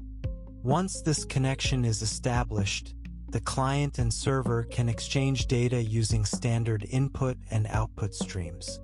The client writes data to its socket, and TCP guarantees that the data will travel reliably across the network and appear in the server's dedicated socket, where the server can read it. When the communication is complete, both the client and server must explicitly close their respective sockets to tear down the TCP connection and free up the operating system's resources. Now let us contrast this with socket programming with UDP. Because UDP is a connectionless protocol, there is no need to perform a handshake, and there is no connection established between the client and server. When writing a UDP program, the server does not need a separate welcoming socket. It simply creates a single UDP socket and binds it to a specific port number. When the client wants to send data to the server, it does not establish a connection. Instead, the client creates a UDP socket and packages its data into a raw packet, called a packet object, and attaches the destination IP address and port number directly to that packet. The client then pushes the packet out of its socket using a send to command. On the server side, the server simply listens on its single UDP socket. When a packet arrives, the server reads the packet, which contains not only the payload data but also the source IP address and port number of the client. If the server wants to respond, it must manually extract this source information from the received packet, package its response into a new packet, attach the client's address, and send it back out of its socket. Because there is no connection, a UDP server can receive packets from many different clients on its single socket, without needing to manage separate sockets for each user. However, because UDP is unreliable, the application software must be designed to handle potential packet loss, corruption, and out-of-order delivery. Through socket programming, we can see how the abstract concepts of protocol layers, packets, and addressing translate directly into concrete running software. By understanding these application layer principles, we gain a deep, comprehensive mental model of how the entire modern internet functions from the user's perspective down to the underlying network architecture. As we journey deeper into the architecture of computer networks, we leave the application layer behind and descend into the transport layer. While the application layer is responsible for creating messages and defining how user applications interact, the transport layer is the workhorse that actually delivers these messages across the network. Specifically, the transport layer provides logical communication between application processes running on different hosts. To understand what logical communication means, let us contrast the transport layer with the network layer. The network layer provides logical communication between host computers. It takes responsibility for routing packets from a source computer to a destination computer across a complex web of routers and links. However, once a packet arrives at the destination computer, the network layer's job is done. The transport layer must then take over, inspect the packet, and deliver its contents to the exact application process that is waiting for it. To use a helpful analogy, imagine two large houses on opposite sides of the country. In each house, there are several children who write letters to the children in the other house. In this scenario, the children are the application processes, and the letters are the application layer messages. The parent in each house is responsible for gathering all the letters from the children, putting them into a single mail pouch, and taking them to the post office. Conversely, when the mail carrier delivers a pouch of incoming mail, the parent opens it and distributes the individual letters to the correct children. The post office and the mail carriers represent the network layer, which moves the mail from house to house. The parents represent the transport layer, which manages the delivery of messages between the individual processes within those houses. In the Internet, the transport layer is built on top of the Internet Protocol, which is universally abbreviated as IP. IP is a network layer protocol that operates on a best effort delivery model. This means that IP makes its best effort to deliver packets between hosts, but it makes absolutely no guarantees. IP does not guarantee that packets will actually arrive. It does not guarantee that they will arrive in the correct order, and it does not guarantee that the data inside the packets will remain free from corruption. Because IP is an inherently unreliable service, the transport layer must step in to provide the features that applications need. The Internet's transport layer offers two primary protocols to application developers: the User Datagram Protocol, or UDP, and the Transmission Control Protocol, or TCP. UDP provides an unreliable, connectionless service that is a minimal extension of IP. It does little more than allow processes to send data and verify that the data was not corrupted in transit. TCP, on the other hand, provides a highly reliable, connection-oriented service. It takes the unreliable best effort service of IP and transforms it into a reliable, in-order, flow-controlled, and congestion-controlled data stream. Before we explore these protocols in detail, let us examine the fundamental mechanics of how the transport layer coordinates communication between multiple applications running on the same machine. This process is known as multiplexing and demultiplexing. Demultiplexing is the process of taking a transport layer segment, inspecting its headers, and delivering its payload data to the correct socket. Multiplexing is the reverse process. It is the act of gathering data chunks from different sockets, wrapping each chunk with transport headers containing source and destination port numbers to create segments, and passing those segments down to the network layer for transmission. To perform these tasks, the transport layer relies on port numbers. As we learned in our study of the application layer, every socket is bound to a specific port number. A port number is a 16-bit field in the transport layer header, allowing for port values ranging from 0 to 65,535. Port numbers from 0 to 1023 are known as well-known port numbers and are reserved for standard Internet services like web traffic and email. When a transport layer segment arrives at a host, the transport layer must determine which socket should receive the data.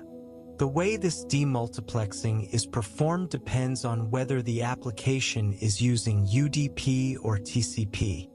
Let us look at connectionless demultiplexing, which is used by UDP. A UDP socket is uniquely identified by a two-tuple consisting of a destination IP address and a destination port number. When a UDP segment arrives at a host, the transport layer inspects the destination port number in the segment header. It then delivers the segment's payload to the UDP socket bound to that specific port, regardless of where the segment came from.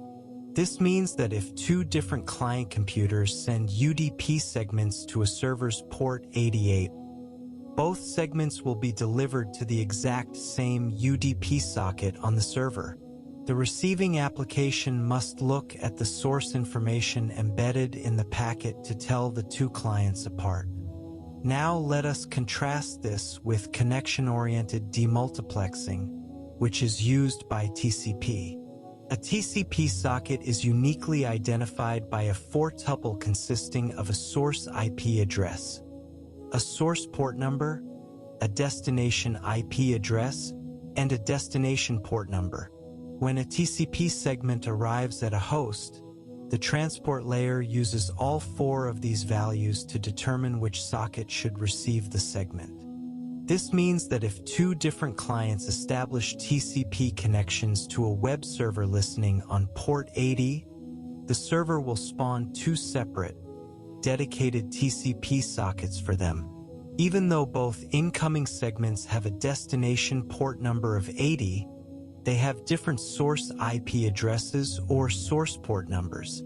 The transport layer reads these differences and routes each segment to its own dedicated socket.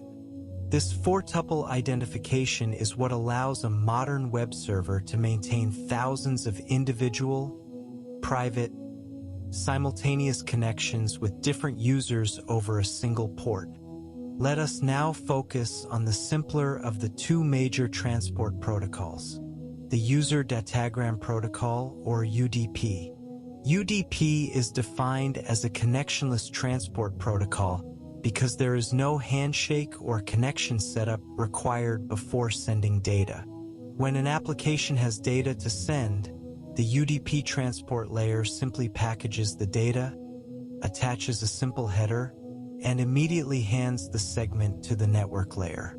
There are several reasons why a software developer might choose to use UDP instead of the more complex TCP. First, UDP offers much finer control over what data is sent and when. Because UDP does not implement congestion control, it will transmit data as fast as the application generates it, whereas TCP will automatically throttle the sender if the network is congested. Second, UDP has no connection establishment delay. TCP requires a three-way handshake to establish a connection before any real data can be sent, which introduces at least one extra round-trip time of latency. UDP avoids this, allowing for immediate transmission. Third, UDP does not maintain connection state.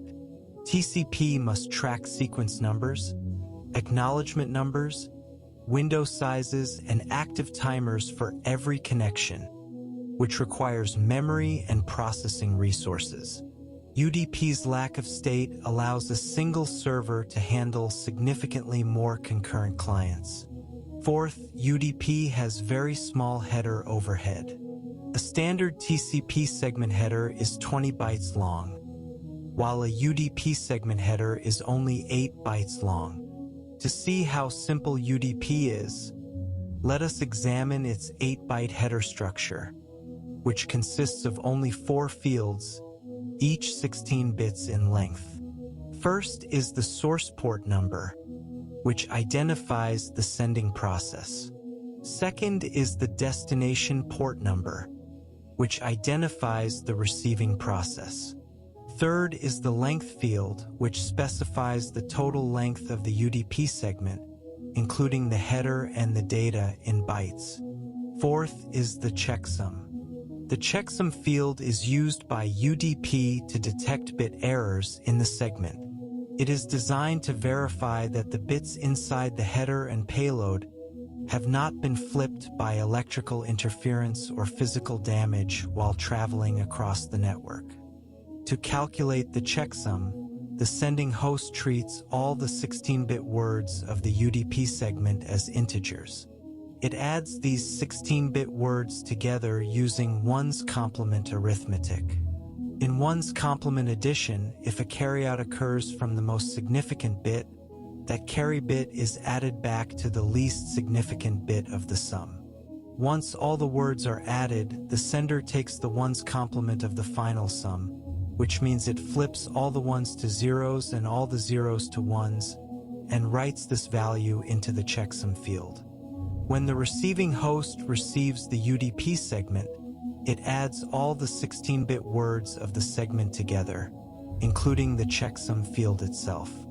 If no bit errors occurred during transmission, the sum of all these words must be all ones. If even a single bit in the packet was flipped, the sum will contain at least one zero. If the receiver detects a zero in the sum, it knows the packet was corrupted. It is natural to wonder, why does UDP include a checksum if it is an unreliable protocol that does not guarantee delivery? The reason is that many link layer protocols along the path might not perform error checking, and the IP network layer protocol only calculates a checksum over its own IP header, leaving the transport layer payload completely unprotected. By including a checksum, UDP provides a basic level of safety, ensuring that if corrupted data does arrive, the transport layer can detect the error and discard the segment rather than delivering garbage to the application. However, UDP does not attempt to recover from the error. It simply drops the corrupted packet and leaves it to the application to handle the missing data. This brings us to one of the most critical topics in computer networking: the principles of reliable data transfer. In many networks, the underlying physical and network layers are highly unreliable. They can corrupt bits, lose packets entirely, or deliver packets out of order. To build useful applications, we must design protocols that can sit on top of these unreliable channels and provide a reliable data transfer service to the layers above them. To understand how reliable data transfer is achieved, let us build a reliable data transfer protocol step by step, using a series of increasingly sophisticated models. We will refer to this developing protocol as RDT, which stands for Reliable Data Transfer. We start with RDT version 1.0. In this baseline model, we assume that the underlying physical channel is completely reliable. It never corrupts bits, it never loses packets, and it never delivers packets out of order. In this perfect world, the RDT protocol is trivial. The sending side simply takes data from the application, packages it into a packet, and sends it into the channel. The receiving side simply waits for a packet to arrive, extracts the data, and passes it up to the application. There is no need for feedback, timers, or sequence numbers because nothing can go wrong. Now let us move to RDT version 2.0. In this model, we introduce a realistic flaw.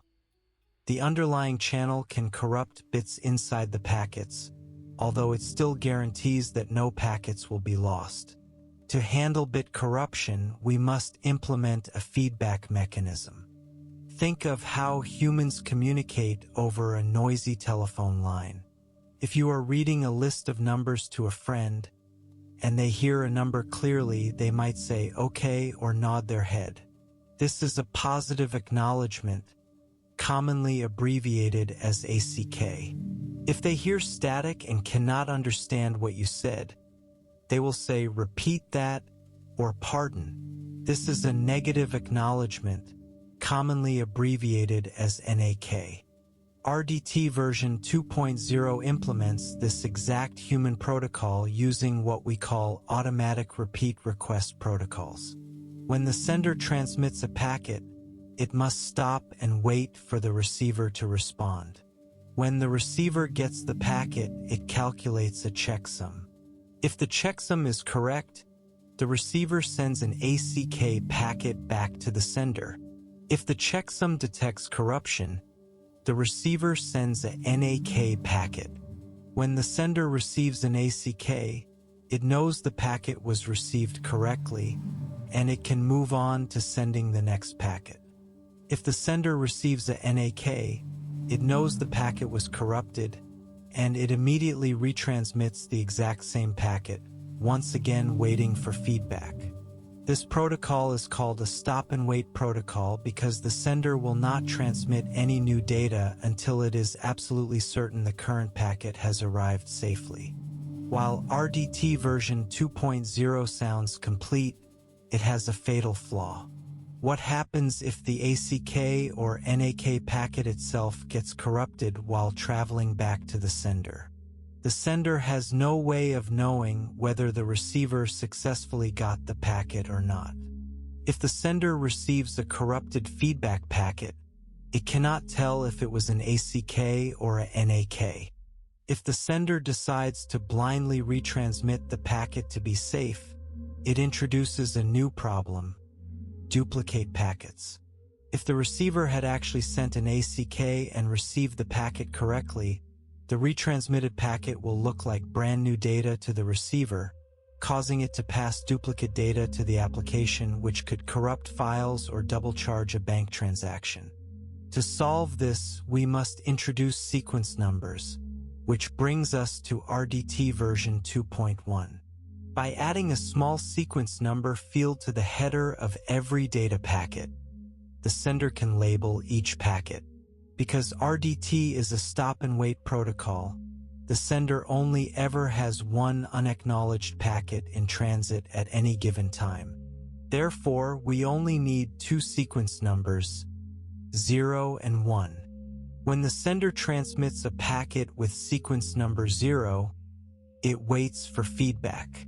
If the ACK or NAK is corrupted, the sender simply retransmits packet 0. If the receiver had successfully received packet 0 and sent an ACK that got corrupted, it will see another packet arriving with sequence number 0. Because the receiver was expecting packet 1 next, it instantly recognizes that this incoming packet is a duplicate. The receiver simply discards the duplicate packet and sends another ACK back to the sender to let it know it can finally move on. We can refine this protocol further into RDT version 2.2, which is a NAK-free protocol. Instead of using both ACKs and NAKs, we can use only ACKs by requiring the receiver to include the sequence number of the packet it is acknowledging inside the ACK packet. If the receiver successfully gets packet 0, it sends an ACK with the number 0. If the receiver gets a corrupted packet, instead of sending a NAK, it sends an ACK for the last correctly received packet, which would be packet 1. When the sender receives an ACK for packet 1 when it was expecting an ACK for packet 0, it recognizes this duplicate ACK as a negative acknowledgement and retransmits packet 0.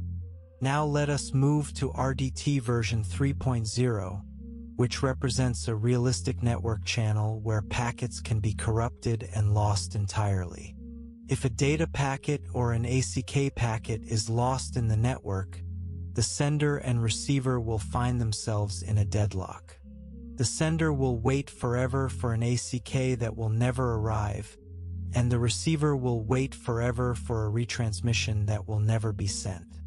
To break this deadlock, RDT version 3.0 introduces a countdown timer. When the sender transmits a packet, it starts a physical timer. The duration of this timer must be long enough to allow the packet to travel to the receiver to process it, and the ACK to travel back to the sender. If the sender receives the corresponding ACK before the timer expires, it stops the timer and moves on. However, if the timer expires and no ACK has arrived, the sender assumes the packet or its ACK was lost. It then retransmits the packet and restarts the timer. If a packet was not actually lost, but was merely delayed by heavy network congestion, the sender's timer might expire too early, causing it to retransmit the packet. This will result in a duplicate packet arriving at the receiver. However, because we have already implemented sequence numbers in RDT version 2.1, the receiver can easily detect and discard the duplicate packet, ensuring the data stream remains reliable and correct. RDT version 3.0 is a fully functional, reliable data transfer protocol that can handle bit corruption, packet loss, and duplicate packets. However, RDT version 3.0 has a major real-world limitation. Its performance is abysmal. Because it is a stop-and-wait protocol, the sender can only have one packet in transit at a time. Let us calculate the efficiency or utilization of a stop-and-wait protocol. Imagine we have a high-speed fiber optic link with a transmission rate of 1 gigabit per second and a round-trip time, or RTT, of 30 milliseconds. If our packet size is 1,000 bytes, it takes only 8 microseconds for the sender to push all the bits of the packet onto the link. Once the packet is sent, the sender must wait for the packet to travel to the receiver and the ACK to travel back, which takes 30 milliseconds. This means the sender spends only 8 microseconds transmitting data, and then sits idle for 30,000 microseconds waiting for the ACK. The utilization of the sender is less than 0.03%, meaning we are wasting almost all of our available bandwidth. To overcome this performance bottleneck, reliable protocols use pipelining. Pipelining is a technique where the sender is allowed to transmit multiple, sequential packets without waiting for an acknowledgement. By allowing multiple packets to be in transit simultaneously, we can fill the physical pipeline of the network link, dramatically increasing utilization. However, pipelining introduces new complexities. We must use larger sequence number ranges, and both the sender and receiver must maintain buffers to store unacknowledged or out-of-order packets. There are two primary approaches to managing pipelined reliable protocols: Go-Back-N, commonly abbreviated as GBN, and Selective Repeat, commonly abbreviated as SR. Let us first examine Go-Back-N. In a Go-Back-N protocol, the sender is allowed to transmit up to N unacknowledged packets. The maximum number of unacknowledged packets allowed is called the window size, and the protocol is often referred to as a sliding window protocol because the window of allowed sequence numbers slides forward as packets are acknowledged. In Go-Back-N, the receiver maintains a highly simple design. It only accepts packets that arrive in the exact, correct order. If the receiver is expecting packet 5, and packet 5 arrives correctly, it sends an ACK for packet 5 and delivers the data to the application. However, if packet 5 is lost and packet 6, 7, and 8 arrive safely, the receiver will reject and discard packets 6, 7, and 8. For each discarded packet, the receiver sends a cumulative ACK for packet 4, which was the last correctly received packet in order. On the sending side, the sender maintains a single timer associated with the oldest unacknowledged packet. If that timer expires, the sender assumes that packet was lost. Because the receiver has discarded all subsequent packets, the sender must go back and retransmit the lost packet plus all subsequent transmitted packets in the window, even if they had originally arrived safely. Hence the name Go-Back-N. While Go-Back-N is simple for the receiver because it requires no buffering of out-of-order packets, it can be highly inefficient when the network experiences frequent packet loss. A single lost packet can force the sender to retransmit a massive volume of data, wasting bandwidth. To address this inefficiency, we can use the Selective Repeat protocol. In Selective Repeat, the receiver on the sending side, the sender maintains an individual, independent timer for every single transmitted packet. If the timer for packet 5 expires, the sender retransmits only packet 5. It does not retransmit packets 6, 7, or 8 because it has already received individual ACKs for them. Once the retransmitted packet 5 finally arrives at the receiver combines it with the buffered packets 6, 7, and 8 and delivers the complete, in-order sequence up to the application. While Selective Repeat is highly efficient, it introduces a subtle but critical engineering constraint regarding window sizes and sequence numbers. If the window size of a Selective Repeat protocol is too large relative to the range of available sequence numbers, the receiver can become confused and accept duplicate packets as new data. To see how this confusion happens, imagine we have a sequence number space of 0, 1, 2, and 3, meaning our sequence numbers wrap around after 3. If we set our window size to 3, the sender can transmit packets 0, 1, and 2.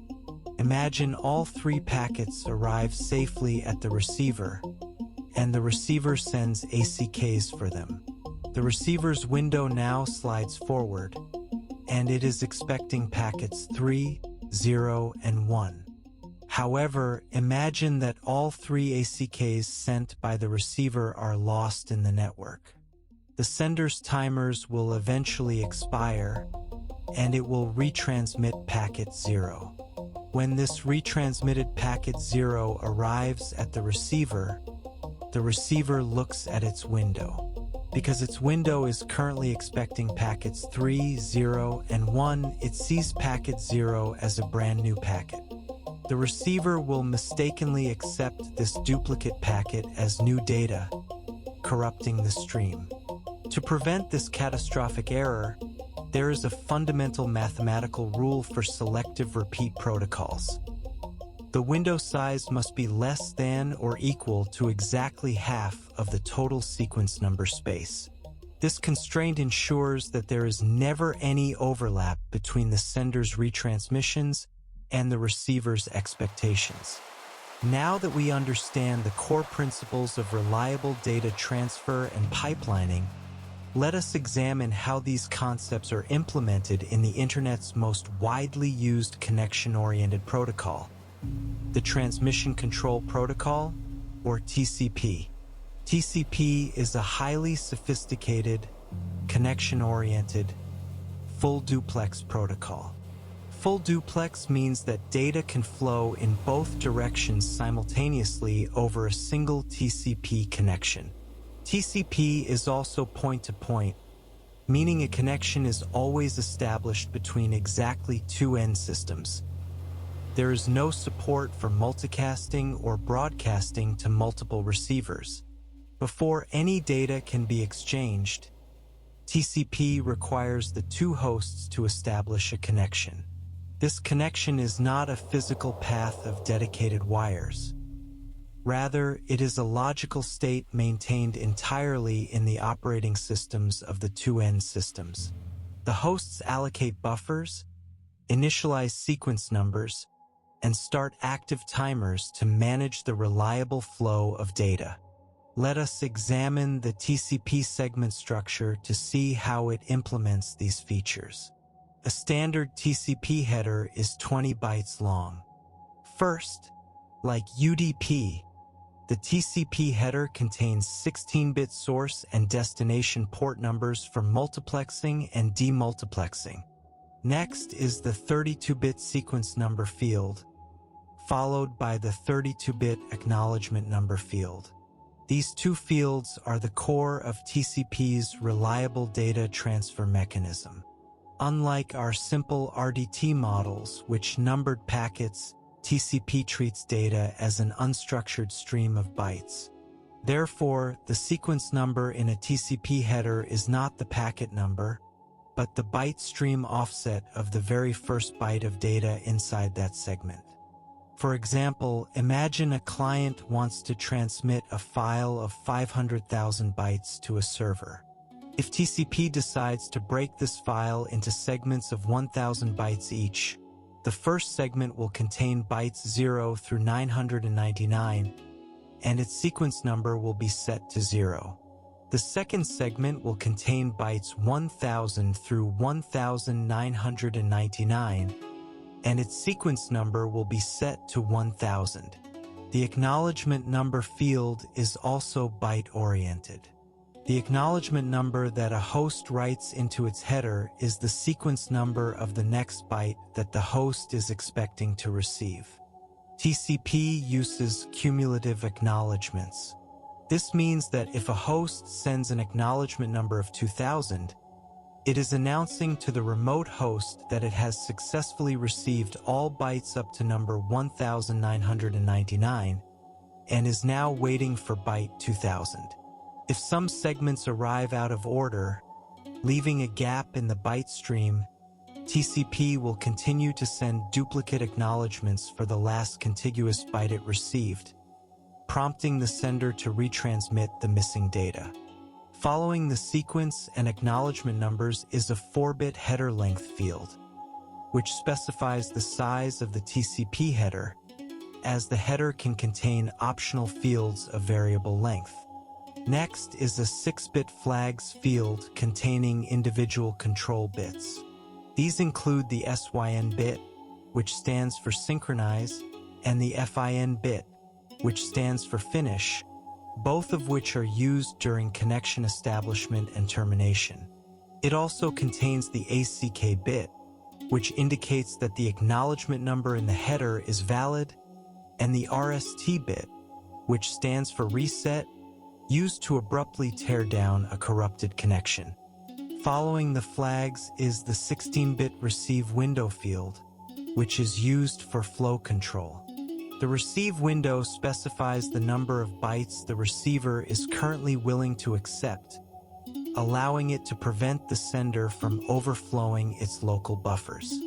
Next is the 16-bit checksum, which is calculated in the exact same manner as the UDP checksum to detect bit errors. Finally, there is the 16-bit urgent data pointer field, which is rarely used in modern applications, followed by any optional fields. To ensure that TCP can reliably detect lost packets without waiting too long, it must dynamically calculate its timeout interval. If the timeout is too short, the sender will trigger unnecessary retransmissions, wasting bandwidth.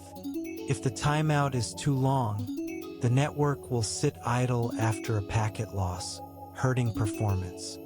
Because network conditions fluctuate constantly, TCP must measure the actual round-trip time, or RTT, of the connection in real time. It does this by measuring the time between sending a segment and receiving its corresponding acknowledgement, which is called the sample RTT. To smooth out sudden spikes in network latency, TCP calculates a rolling average of these measurements, known as the estimated RTT. The formula for calculating estimated RTT is to take 87.5% of the previous estimated RTT and add 12.5% of the newly measured sample RTT. This gives a smoothed average that filters out temporary noise. TCP also calculates how much the sample RTT deviates from the estimated RTT, which is called the deviation RTT. The formula for the final timeout interval is to take the estimated RTT and add 4 times the deviation RTT. This safety margin ensures that under stable conditions, the timeout is close to the average RTT, but if network latency is highly volatile, the timeout automatically widens to prevent premature retransmissions. While TCP is a pipelined protocol, its reliable data transfer mechanism is structured as a simplified version of Go-Back-N. In a classic Go-Back-N protocol, a timeout forces the sender to retransmit all unacknowledged packets. TCP does not do this. Instead, TCP uses a single retransmission timer associated with the oldest unacknowledged byte. If a timeout occurs, TCP retransmits only the single oldest unacknowledged segment, rather than the entire window. To improve performance even further, TCP implements a mechanism called fast retransmit. Because a receiver immediately sends an acknowledgement whenever it receives a segment, if a segment is lost, all subsequent segments that arrive out of order will prompt the receiver to send duplicate acknowledgements for the missing byte. If the sender receives 3 duplicate acknowledgements for the same byte, it does not wait for its retransmission timer to expire. The receipt of 3 duplicate ACKs is a strong statistical indicator that the corresponding segment was indeed lost in the network. The sender immediately performs a fast retransmit of the missing segment. Now let us look at TCP's connection management, starting with the establishment of a connection. This process is known as the TCP three-way handshake, and it requires 3 steps to synchronize sequence numbers and allocate resources. In the first step, the client computer initiates the handshake by sending a special TCP segment to the server. This segment does not contain any application data. Instead, its SYN flag bit is set to 1, and the client randomly selects an initial sequence number, which we will call X, and writes it into the sequence number field. This segment is called the SYN segment, and it is sent to the server's listening port. In the second step, when the server receives the SYN segment, it allocates buffers and variables for the connection. The server then responds to the client with its own connection confirmation segment. This segment also has its SYN flag bit set to 1. Additionally, its ACK flag bit is set to 1, and the server writes an acknowledgement number of X plus 1, indicating that it received the client's SYN and is expecting byte X plus 1 next. The server also randomly selects its own initial sequence number, which we will call Y, and writes it into the sequence number field. This segment is called the SYNACK segment. In the third step, when the client receives the SYNACK segment, it allocates its own buffers and variables. The client then sends a final acknowledgement segment back to the server. This segment has its SYN bit set to 0, its ACK flag bit set to 1, and contains an acknowledgement number of Y plus 1, confirming receipt of the server's SYN. This third segment can also carry the very first bytes of real application data. Once the server receives this final ACK, the three-way handshake is complete, and both hosts are in an established state, ready to exchange data. When the two hosts are finished communicating, they must gracefully tear down the connection to free up the operating system's resources. This connection teardown is a 4-step process. In the first step, the client decides to close the connection and sends a segment with its FIN flag bit set to 1. In the second step, the server receives this FIN segment and responds with a standard ACK segment. At this point, the connection is in a half-closed state.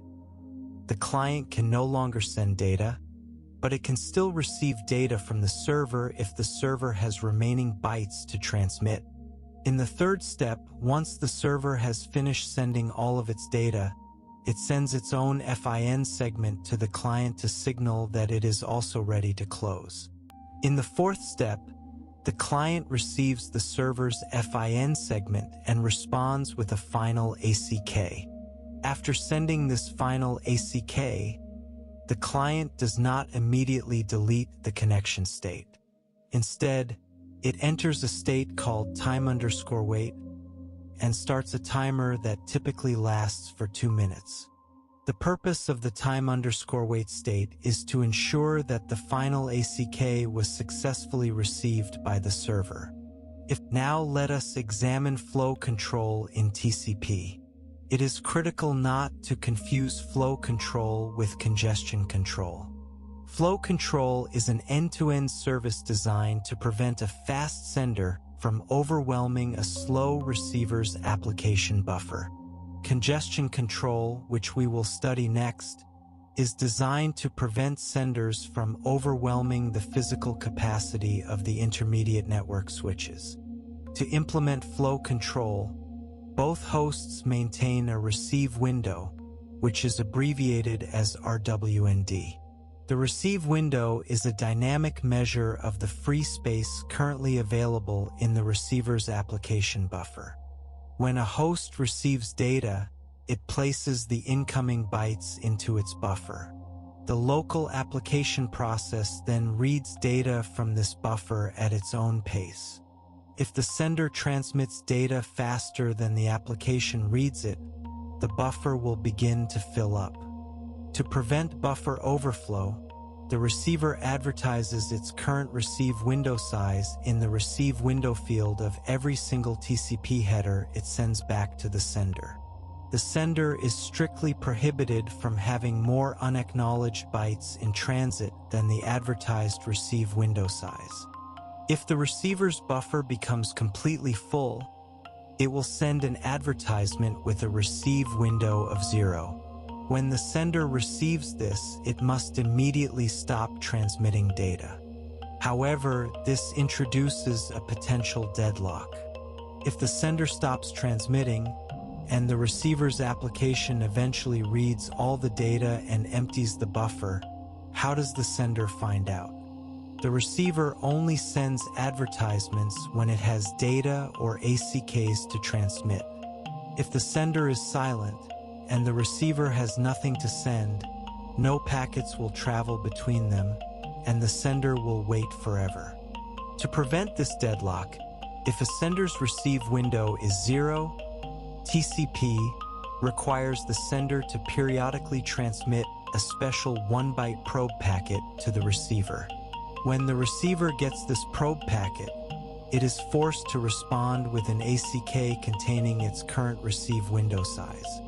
Once the receiver's application clears space in the buffer, the ACK will advertise a non-zero window, allowing the sender to resume transmitting. This brings us to our next major topic, the principles of congestion control.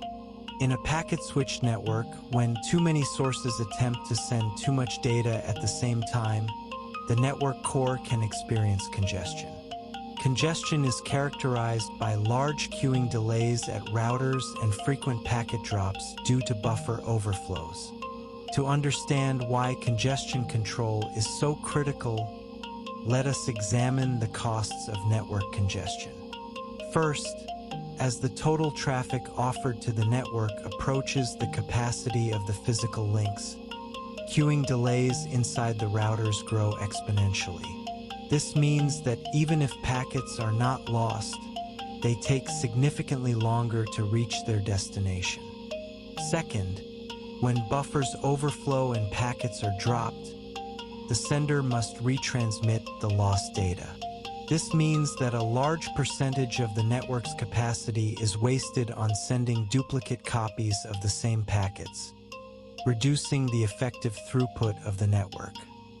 Third, if a packet travels through multiple hops or routers along its path and is dropped at the very last hop, all the transmission capacity and buffer resources consumed by that packet at the previous routers have been completely wasted. This upstream resource waste can drag down the performance of the entire network. There are two primary approaches to implementing congestion control: network-assisted congestion control and end-to-end congestion control. In network-assisted congestion control, the routers in the network core take an active role. They monitor their queue sizes and link utilization and provide direct feedback to the sending hosts. This feedback can be achieved by having routers insert congestion indicators into packet headers, or by sending specialized control packets directly to the senders. An example of network-assisted congestion control is the explicit congestion notification, which is abbreviated as ECN, where routers use specific bits in the IP header to notify hosts of congestion before packets are actually dropped. In end-to-end congestion control, the routers provide absolutely no feedback to the sending hosts. The network core remains a black box. The transport layer at the end systems must infer the state of the network solely by observing packet loss and latency. Because the IP layer is designed to be as simple as possible, the Internet relies almost exclusively on end-to-end congestion control, which is implemented inside TCP. Let us explore how TCP congestion control operates. To limit its sending rate, a TCP sender maintains a variable called the congestion window, which is abbreviated as CWIND. The congestion window is the sender's estimate of the maximum amount of data the network can safely handle without experiencing congestion. The sender limits the amount of unacknowledged data in transit to the minimum of its advertised receive window, RWND, and its congestion window, CWIND. Under normal conditions, the physical capacity of the network is the limiting factor, meaning CWIND is smaller than RWND.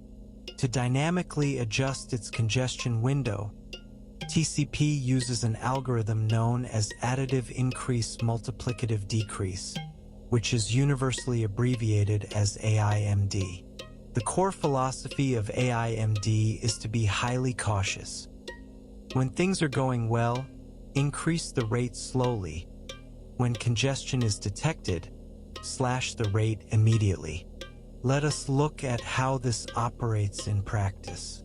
The TCP congestion control algorithm consists of three primary states: slow start, congestion avoidance, and fast recovery.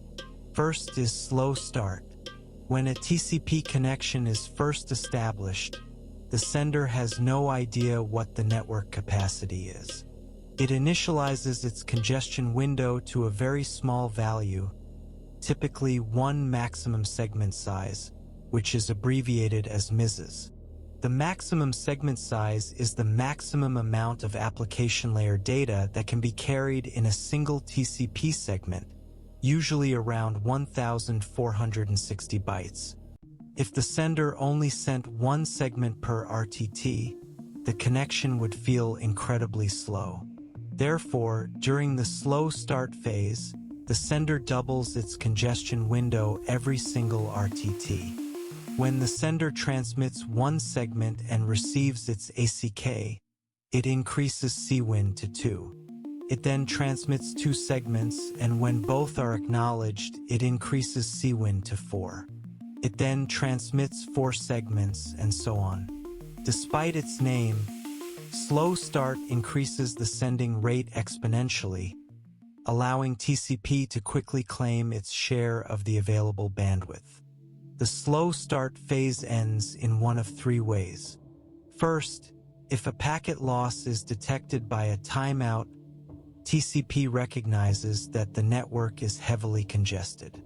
It immediately drops its congestion window back to 1 MSS, sets a threshold variable called the slow start threshold, abbreviated as thresh, to half of the current congestion window size, and restarts the slow start process.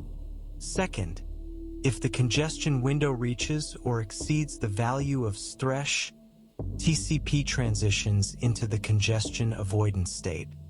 Third, if the sender receives 3 duplicate ACKs, indicating a mild packet loss, it performs a fast retransmit and transitions into the fast recovery state.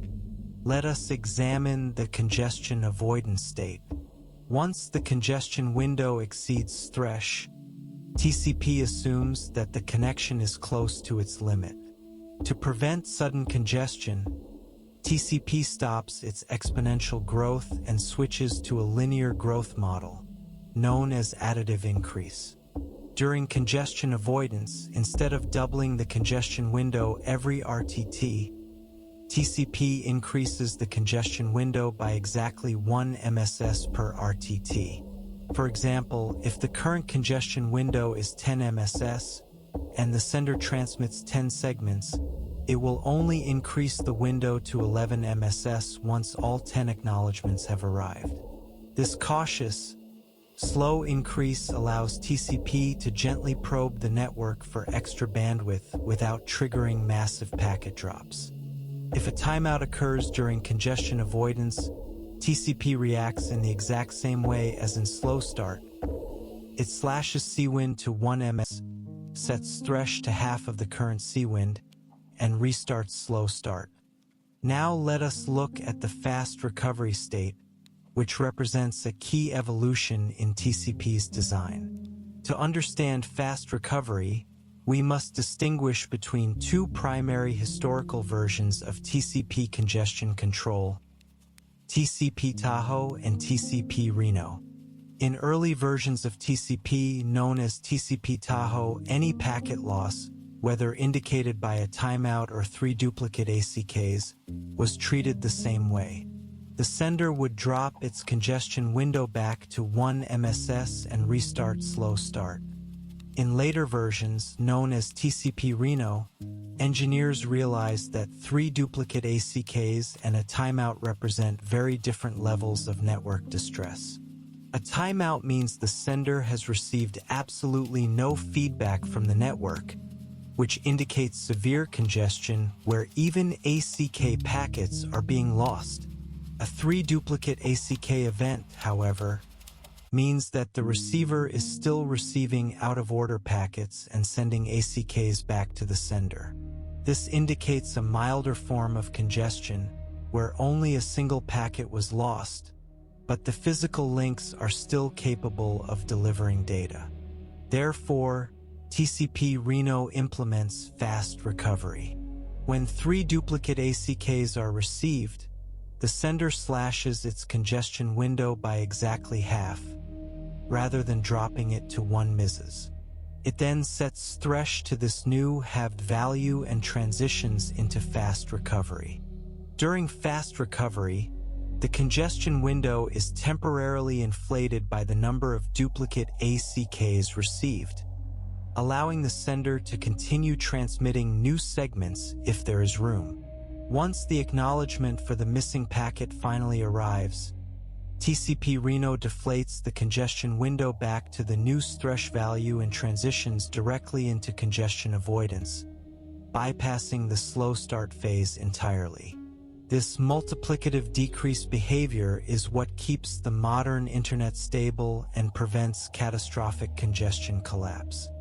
In recent years, network engineers have developed new congestion control algorithms to handle the unique challenges of modern high-speed, high-latency links. One such development is TCP/BBR, which stands for Bottleneck Bandwidth and Round-Trip Propagation Time, developed by Google. Traditional TCP algorithms like Reno are loss-based, meaning they only slow down once packets are actually dropped. This can lead to a phenomenon known as buffer bloat, where intermediate routers with massive physical buffers become completely full of packets, introducing huge queuing delays without triggering packet loss. BBR solves this by actively measuring both the bottleneck bandwidth and the round-trip propagation time, allowing it to send data at the exact rate of the bottleneck link, keeping latency low and throughput high without relying on packet drops. Through our comprehensive exploration of the transport layer, we can see how these intricate mechanisms of multiplexing, reliable data transfer, flow control, and congestion control work in harmony. The transport layer serves as the ultimate bridge, transforming the wild, unpredictable, and best effort reality of physical networks into a clean, reliable, and perfectly regulated communication pipeline for our modern digital world.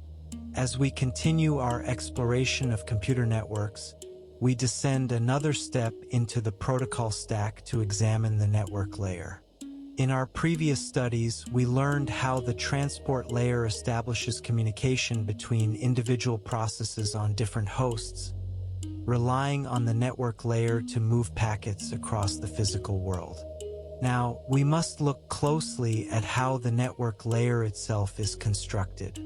Modern networking separates the network layer into 2 distinct planes: the data plane and the control plane. In this chapter, we focus our attention on the network layer data plane, which handles the local per-packet activities that occur within a single routing device. To begin, let us establish a clear overview of the network layer by defining its 2 most fundamental functions: forwarding and routing. Although these terms are often used interchangeably in casual conversation, they represent completely different operations in network architecture. Forwarding is the data plane action of transferring a packet from a router's input port to the appropriate output port. Forwarding is a highly localized, hardware-driven operation that occurs in real time. When a packet arrives at a router, the router's hardware must inspect the packet's header, consult its local forwarding table, and quickly push the packet across its internal circuitry to the correct exit port. Because routers must handle millions of packets every second, forwarding occurs on a timescale of nanoseconds. Routing, on the other hand, is the control plane process of determining the entire path or route that packets should take from their source host to their destination host. Routing is a network-wide, software-driven operation that occurs on a much slower timescale, typically measured in milliseconds or seconds. Routing algorithms run on the control plane to construct the forwarding tables that the data plane uses to perform its local forwarding decisions. To understand this distinction, imagine taking a road trip across the country. Routing is like sitting down with a map before you leave and planning the sequence of highways you will take to get from your starting city to your destination. Forwarding is like driving through an intersection and following the local road signs to exit onto the correct highway ramp. The local signs are the forwarding table, and the act of turning the steering wheel is the forwarding process. For many decades, the Internet relied exclusively on a traditional routing architecture, often called per-router control. In this traditional model, every single router in the network runs its own local routing algorithm. These routers communicate with one another using complex routing protocols to exchange information about the state of the network. Each router then uses this shared information to calculate its own local forwarding table. In this monolithic design, the control plane and the data plane are tightly coupled and housed inside the same physical box. In recent years, the networking industry has undergone a massive paradigm shift towards software-defined networking, which is universally abbreviated as SDN. SDN completely decouples the control plane from the data plane. In an SDN architecture, the routers in the physical network are stripped of their complex routing algorithms. They become simple, standardized forwarding devices that make up the physical data plane. The control plane is centralized and runs on a remote, software-based entity called an SDN controller, which can reside in a cloud data center. The SDN controller monitors the entire network topology, calculates the optimal paths, and directly writes the forwarding tables into the physical routers over a secure control channel. This centralization allows network administrators to easily program and customize network behavior from a single software interface, bypassing the need to manually configure thousands of individual physical routers. Regardless of whether a network uses traditional routing or SDN, we must ask, what service guarantees does the network layer provide? A network layer's service model defines the characteristics of end-to-end packet delivery. These potential guarantees could include guaranteed delivery with a bounded delay, in-order packet delivery, guaranteed minimal bandwidth, and even built-in security features. The Internet's network layer protocol, IP, provides only a single, simple service model, best effort service. Best effort service is a polite way of saying that the network layer makes absolutely no guarantees. Packets are not guaranteed to arrive. They are not guaranteed to arrive in the correct order. They are not guaranteed to arrive within a certain time frame, and there is no guarantee of a minimum transmission rate. While this sounds like a poor design, the simplicity of the best effort model is precisely why the Internet has scaled so phenomenally. Because the network core does not need to allocate resources, manage complex state databases, or enforce strict quality of service guarantees for billions of users, the physical routers can remain highly simple and blisteringly fast. The responsibility for reliability is pushed entirely to the end systems at the edge of the network, which run transport protocols like TCP. Let us now go inside a router to see how it performs these high-speed forwarding decisions. A physical router consists of 4 primary components: input ports, the switching fabric, output ports, and the routing processor. First, let us examine the input ports. An input port is a physical component that performs several critical tasks. At the physical layer, the input port terminates the incoming physical link, such as a fiber optic line or an Ethernet cable, and converts the physical signals back into digital bits. At the link layer, the input port decapsulates the link layer frame to extract the network layer datagram. The most important task of the input port occurs at the network layer: lookup and forwarding. When a datagram is extracted, the input port must read the destination address in the datagram's header and search the forwarding table to find the matching exit port. Because routers must handle traffic at line speed, meaning they must process packets as fast as the physical wire can deliver them, this lookup process must be incredibly fast. If a router had to search through millions of entries in a traditional database for every packet, the input ports would instantly become a bottleneck. To prevent this, input ports use specialized hardware memory called ternary content addressable memory, abbreviated as TCAM.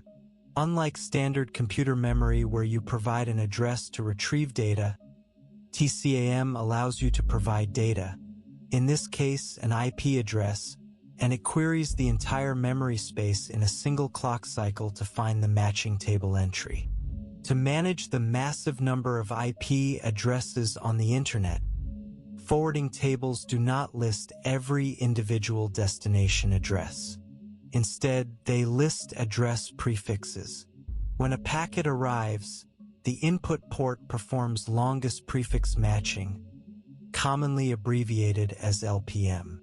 If a packet's destination address matches multiple prefix entries in the forwarding table, the router must forward the packet to the link associated with the longest matching prefix.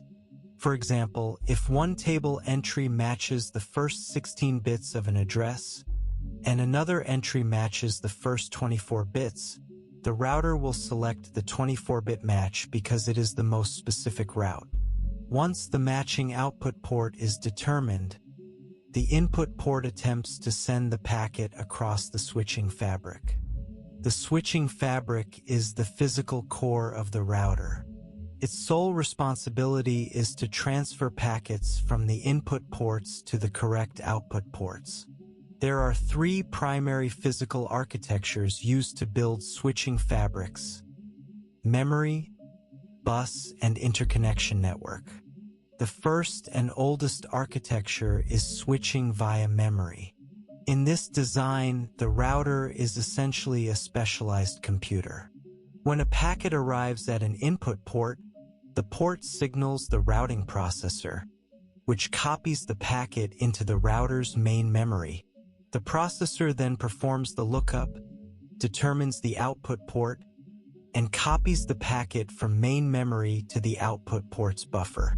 Because every packet must travel over the system's shared memory bus twice, the switching speed is strictly limited by the memory bandwidth, making this architecture too slow for modern high-speed networks. The second architecture is switching via a bus. In this design, the input ports are connected directly to the output ports via a shared physical bus.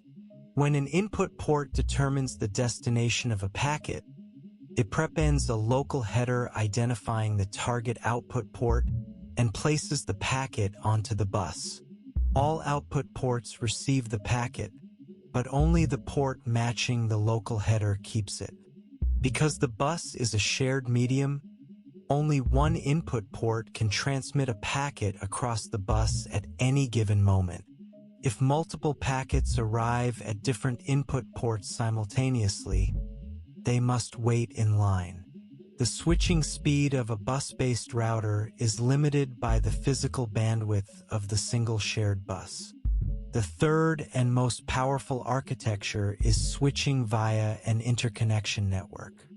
This design uses a physical matrix of intersecting lines, commonly called a crossbar switch. A crossbar switch connects n input ports to n output ports using a grid of physical switches that can be opened or closed dynamically. This crossbar design is non-blocking, meaning that multiple packets can be transferred from different input ports to different output ports simultaneously, as long as they are not heading to the exact same destination port. This massive parallelism makes interconnection networks the preferred choice for modern high-performance routers. This brings us to the output ports. An output port takes packets from the switching fabric, stores them in its physical buffers, and performs the link layer and physical layer operations to transmit the packets onto the outgoing communication link. Because multiple input ports can attempt to send packets to the exact same output port at the same moment, queuing can occur at both the input ports and the output ports. Let us examine how and why this queuing happens and the unique challenges it presents. At the input ports, queuing occurs if the switching fabric is not fast enough to transfer all arriving packets immediately, or if there is congestion at the output ports. This queuing can lead to a highly problematic phenomenon known as head-of-the-line blocking, commonly abbreviated as HOL blocking. To understand head-of-the-line blocking, imagine a line of cars waiting at a toll booth that splits into two lanes ahead. The car at the very front of the line wants to turn left, but the left lane is completely blocked by traffic. Because the first car cannot move, all the cars behind it are forced to wait, even if the right turn lane is completely wide open and free. In a router, HOL blocking occurs when a packet at the front of an input queue is blocked from crossing the switching fabric because its target output port is currently busy. Even if the packets sitting behind it in the queue are heading to entirely different idle output ports, they are trapped behind the blocked packet and cannot be switched. HOL blocking can severely degrade a router's throughput, and physical buffers must be carefully designed to minimize this effect.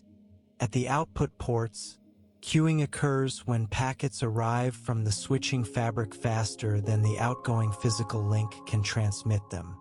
When the output port's buffer becomes completely full, incoming packets must be discarded, resulting in packet loss. To manage this congestion, the output port must implement packet scheduling algorithms to decide which packet in the buffer should be transmitted next. Let us explore the most common packet scheduling algorithms. The simplest scheduling algorithm is first-in, first-out queuing, universally abbreviated as FIFO. In FIFO queuing, packets are transmitted in the exact order they arrived at the buffer. If the buffer is full when a new packet arrives, the router typically performs a tail drop, meaning it simply discards the newly arrived packet. A more sophisticated approach is priority queuing. In priority queuing, packets are classified into different priority classes, such as high-priority voice traffic and low-priority file transfers, based on fields in their headers. The output port maintains separate physical queues for each class. The scheduler will always transmit packets from the high-priority queue first, only transmitting packets from the lower priority queues if the higher priority queues are completely empty. While this guarantees excellent performance for critical traffic, it can lead to starvation, where low-priority traffic is never transmitted if high-priority packets continue to arrive. To prevent starvation, routers use round-robin scheduling. In round-robin queuing, the scheduler cycles through the different queues, transmitting one packet from the first class, one from the second, and so on. The most widely used scheduling algorithm in modern enterprise routers is weighted fair queuing, which is abbreviated as WFQ. In weighted fair queuing, different traffic classes are assigned specific weights. For example, voice traffic might be assigned a weight of 50%, web traffic 40%, and email 10%. The WFQ scheduler shares the outgoing link's bandwidth dynamically based on these weights, ensuring that each class gets its fair share of the link without starving any individual queue. Now let us focus our attention on the primary protocol of the network layer, the Internet Protocol, which we know as IP. There are two versions of IP currently coexisting on the global Internet: IPv4, which stands for Internet Protocol version 4, and IPv6, which stands for Internet Protocol version 6. Let us first study IPv4. An IPv4 datagram consists of a header portion and a payload portion. A standard IPv4 header is 20 bytes long when no options are used.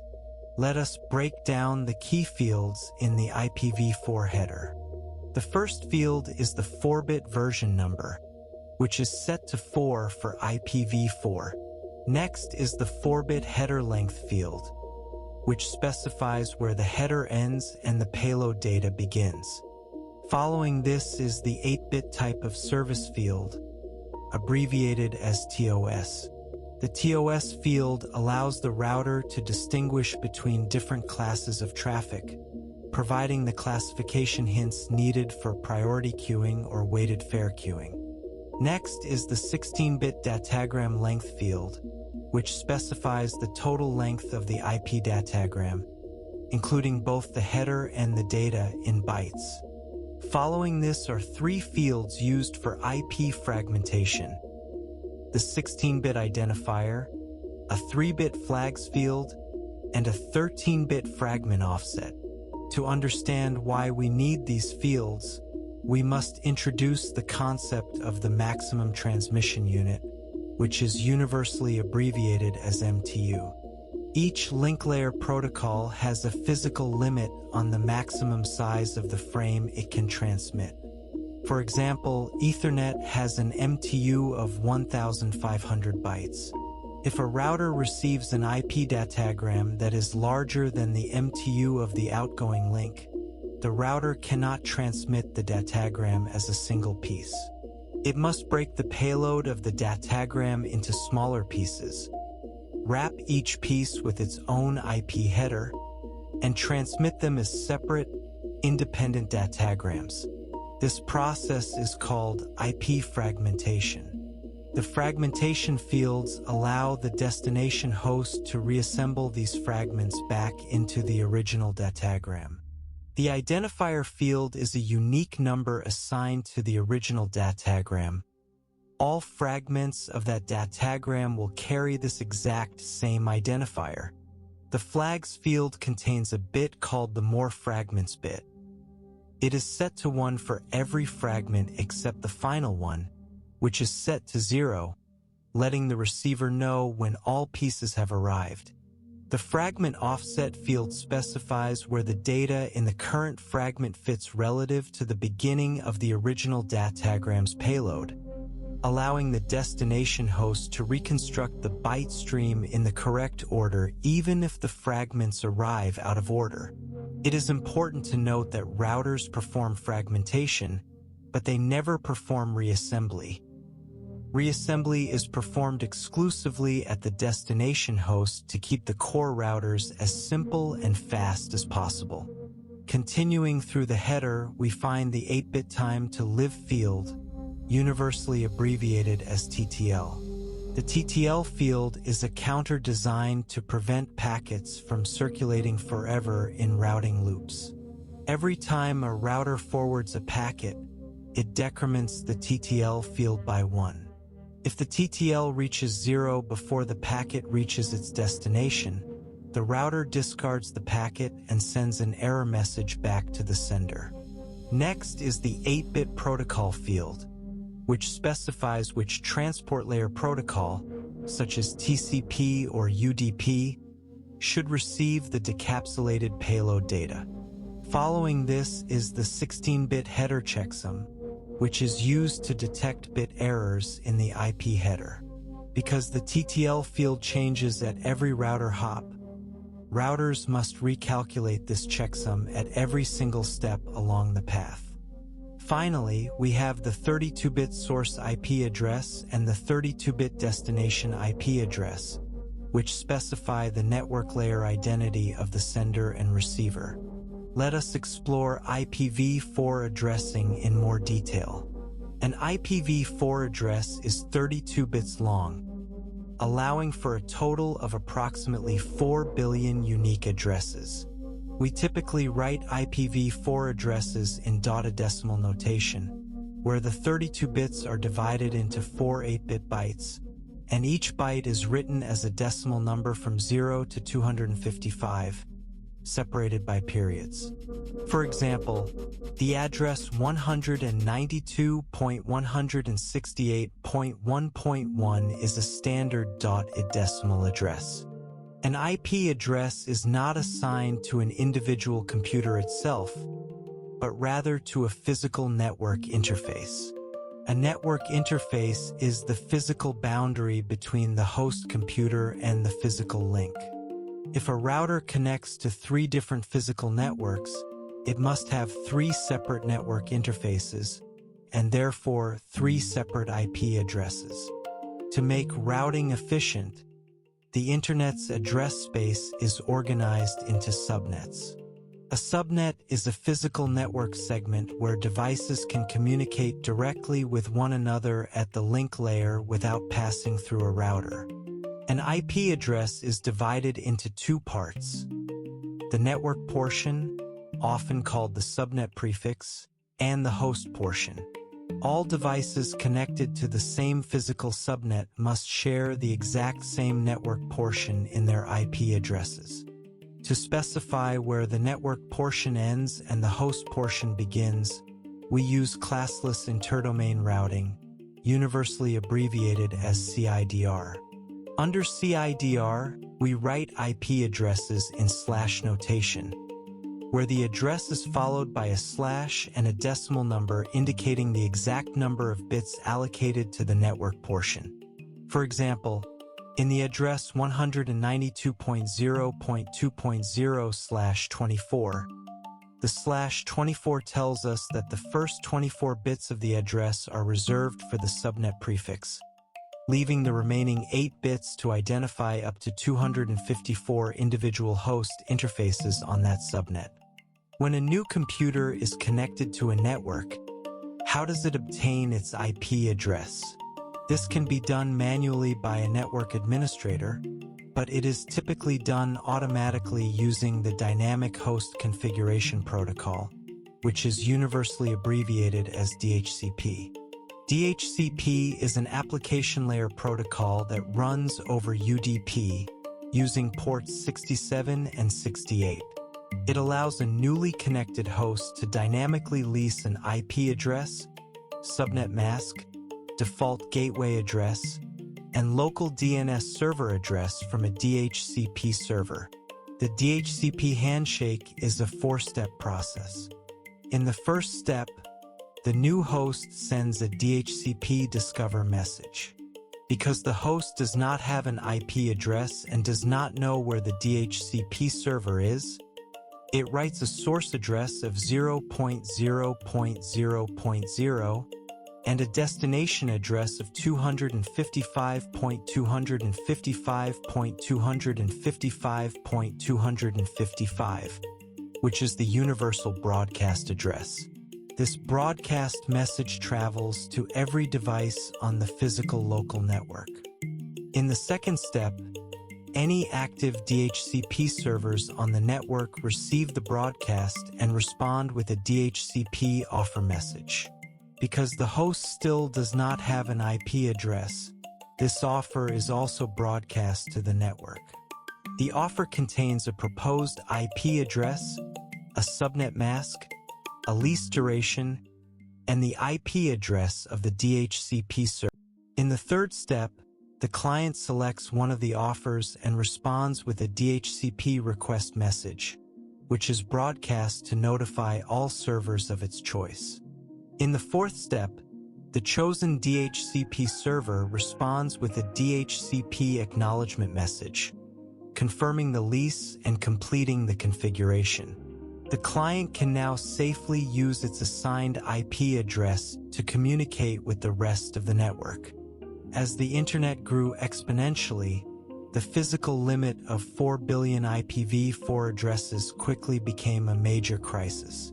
To stretch the life of the IPv4 address space, engineers developed a highly clever and controversial technology called network address translation, which is universally abbreviated as NAT. NAT is a technology implemented in residential and enterprise routers that allows an entire local network of devices to share a single public IP address. Under NAT, the devices inside a home or office are assigned private IP addresses, typically chosen from specific ranges designated for private use, such as the 192.168.0.0/16 subnet. These private addresses are only valid within the local network and cannot be routed across the public internet.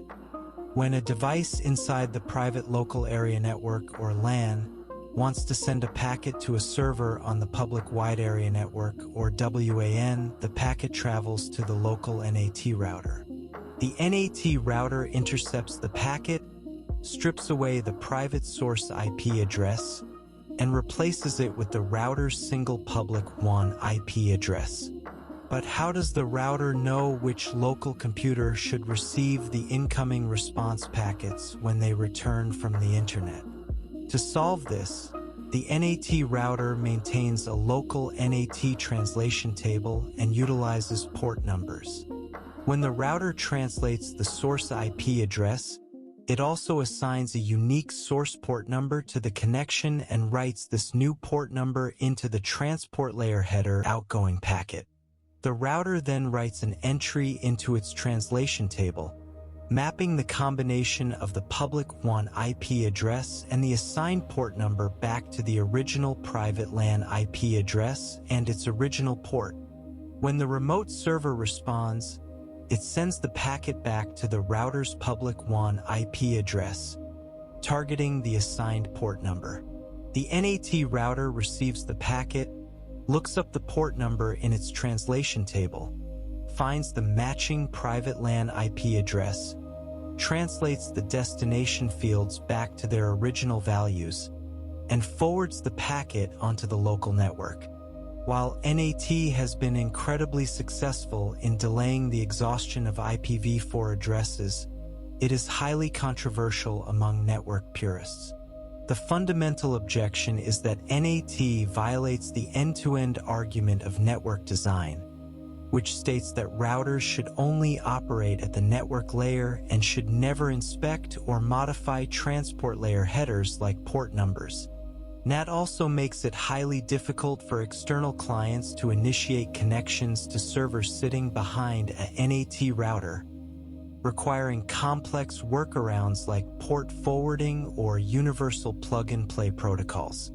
The ultimate, permanent solution to address exhaustion is the transition to the Internet Protocol version 6, or IPv6. IPv6 was designed not only to provide a massive address space, but also to simplify packet processing and improve overall routing efficiency. The most dramatic change in IPv6 is the size of its addresses. An IPv6 address is 128 bits long, which is 4 times larger than an IPv4 address. This allows for approximately 340 undecillion unique addresses, a number so vast that we could assign billions of unique IP addresses to every single square millimeter of the Earth's surface, permanently solving the address exhaustion problem. Let us examine the IPv6 datagram format. Unlike IPv4, which has a variable length header, IPv6 uses a streamlined, fixed 40-byte header. By keeping the header size fixed, core routers can process packets significantly faster in hardware. Let us break down the fields in the IPv6 header. First is the 4-bit version number, which is set to 6 for IPv6. Next is the 8-bit traffic class field, which serves the exact same purpose as the IPv4 type of service field for traffic prioritization. Following this is a new 20-bit flow label field. The flow label allows a sender to tag a sequence of packets belonging to a specific real-time stream, such as a video call.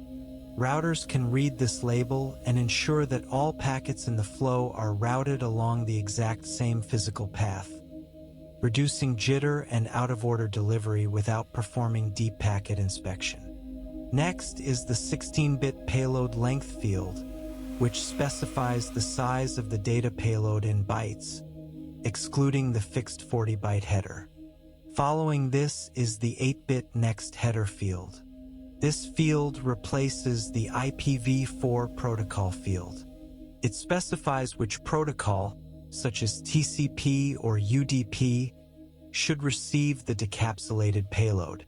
If the packet requires optional features, like security encryption, the next header field points to an optional extension header that sits between the main IP header and the transport payload. Next is the 8-bit hop limit field, which is simply a direct rename of the IPv4 time to live field, decrementing at each hop to prevent routing loops. Finally, we have the 128-bit source address and the 128-bit destination address. It is highly instructive to notice which fields were removed from the IPv6 header. First, IPv6 completely removed the fragmentation fields. Under IPv6, physical routers are strictly prohibited from performing packet fragmentation. If a router receives an IPv6 packet that is larger than the outgoing link's MTU, the router simply discards the packet and sends an ICMPv6 packet back to the sender, letting it know the packet was too large. The sending host must then perform a path MTU discovery process to determine the smallest link capacity along the path and shrink its packet size before retransmitting. This shifts the computational burden of fragmentation entirely away from the core routers. Second, IPv6 completely removed the header checksum. Because link layer protocols and transport layer protocols already perform their own robust checksum calculations, the IP layer checksum was determined to be redundant. By removing the checksum, routers no longer need to recalculate a mathematical sum at every single hop, dramatically speeding up packet processing times. Despite its clear advantages, transitioning the entire global internet from IPv4 to IPv6 is an incredibly slow and difficult process. Because thousands of legacy routers and devices do not support IPv6, the two protocols must coexist.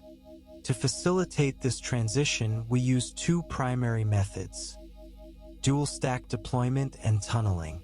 In a dual-stack deployment, network nodes run both IPv4 and IPv6 protocols simultaneously. If a dual-stack host wants to communicate with an IPv6 server, it uses IPv6. If it wants to communicate with an old IPv4 server, it uses IPv4. However, if two IPv6 devices are separated by a physical core network of old routers that only understand IPv4, they cannot use dual-stack directly. To solve this, we use tunneling. In tunneling, the two IPv6 nodes establish a logical tunnel across the IPv4 network. When the sending IPv6 node wants to send a packet, it hands it to a tunneling router. This router takes the complete, intact IPv6 datagram, treats it as raw payload data, and wraps it inside a standard IPv4 header, pointing to the tunnel's exit router. The packet then travels across the old IPv4 network as a standard IPv4 packet. When it reaches the tunnel's exit router, that router strips away the IPv4 header, extracts the original IPv6 datagram, and forwards it onto the destination IPv6 network. To the intermediate routers, the packet looked like standard IPv4, but to the end systems, it was a seamless IPv6 connection. Finally, let us explore generalized forwarding and SDN, which represents the modern approach to the network layer data plane. In our previous discussion, we studied traditional destination-based forwarding, where a router performs a lookup based solely on the destination IP address. Under SDN, we replace this narrow approach with generalized forwarding, often implemented using the OpenFlow standard. Generalized forwarding uses a match-in-action model. Instead of matching packets based only on their destination IP address, an SDN-enabled forwarding switch can match packets based on a wide variety of header fields across multiple protocol layers. These fields, known as match fields, can include the incoming port number, source and destination MAC addresses, source and destination IP addresses, and source and destination transport port numbers. An SDN forwarding device contains a local flow table that is directly programmed by the centralized SDN controller. Each entry in the flow table consists of three main components: a set of match fields, a set of actions to perform on matching packets, and a set of counters that track how many packets have matched that rule. When a packet arrives at an SDN switch, the hardware compares the packet's headers against the match fields in the flow table. If a match is found, the switch executes the specified action. The potential actions include: first, forwarding. The switch can forward the packet to a specific physical output port or flood it across all ports. Second, dropping. The switch can simply discard the packet, effectively acting as a security firewall. Third, modifying. The switch can rewrite specific fields in the packet's headers, such as changing the IP addresses or port numbers, allowing it to act as a NAT device. Fourth, sending to the controller. The switch can encapsulate the packet and send it to the centralized SDN controller for further inspection and routing decisions. By using this generalized match-in-action model, a single physical SDN box can dynamically take on different roles purely through software configuration. If we program the flow table to match destination IP addresses and forward them, the box acts as a traditional router. If we program it to match MAC addresses, it acts as a link layer switch. If we program it to match TCP port numbers and drop unauthorized traffic, it acts as a firewall. If we program it to rewrite IP addresses, it acts as a NAT. This elegant generalization represents the ultimate triumph of software-defined architectures. By reducing complex, specialized hardware devices to simple, programmable forwarding engines managed by a centralized control plane, we have unlocked a level of flexibility, scalability, and efficiency that was once unimaginable, paving the way for the future of global communication networks. As we continue our deep dive into the network layer, we step away from the localized data plane and rise into the network layer control plane.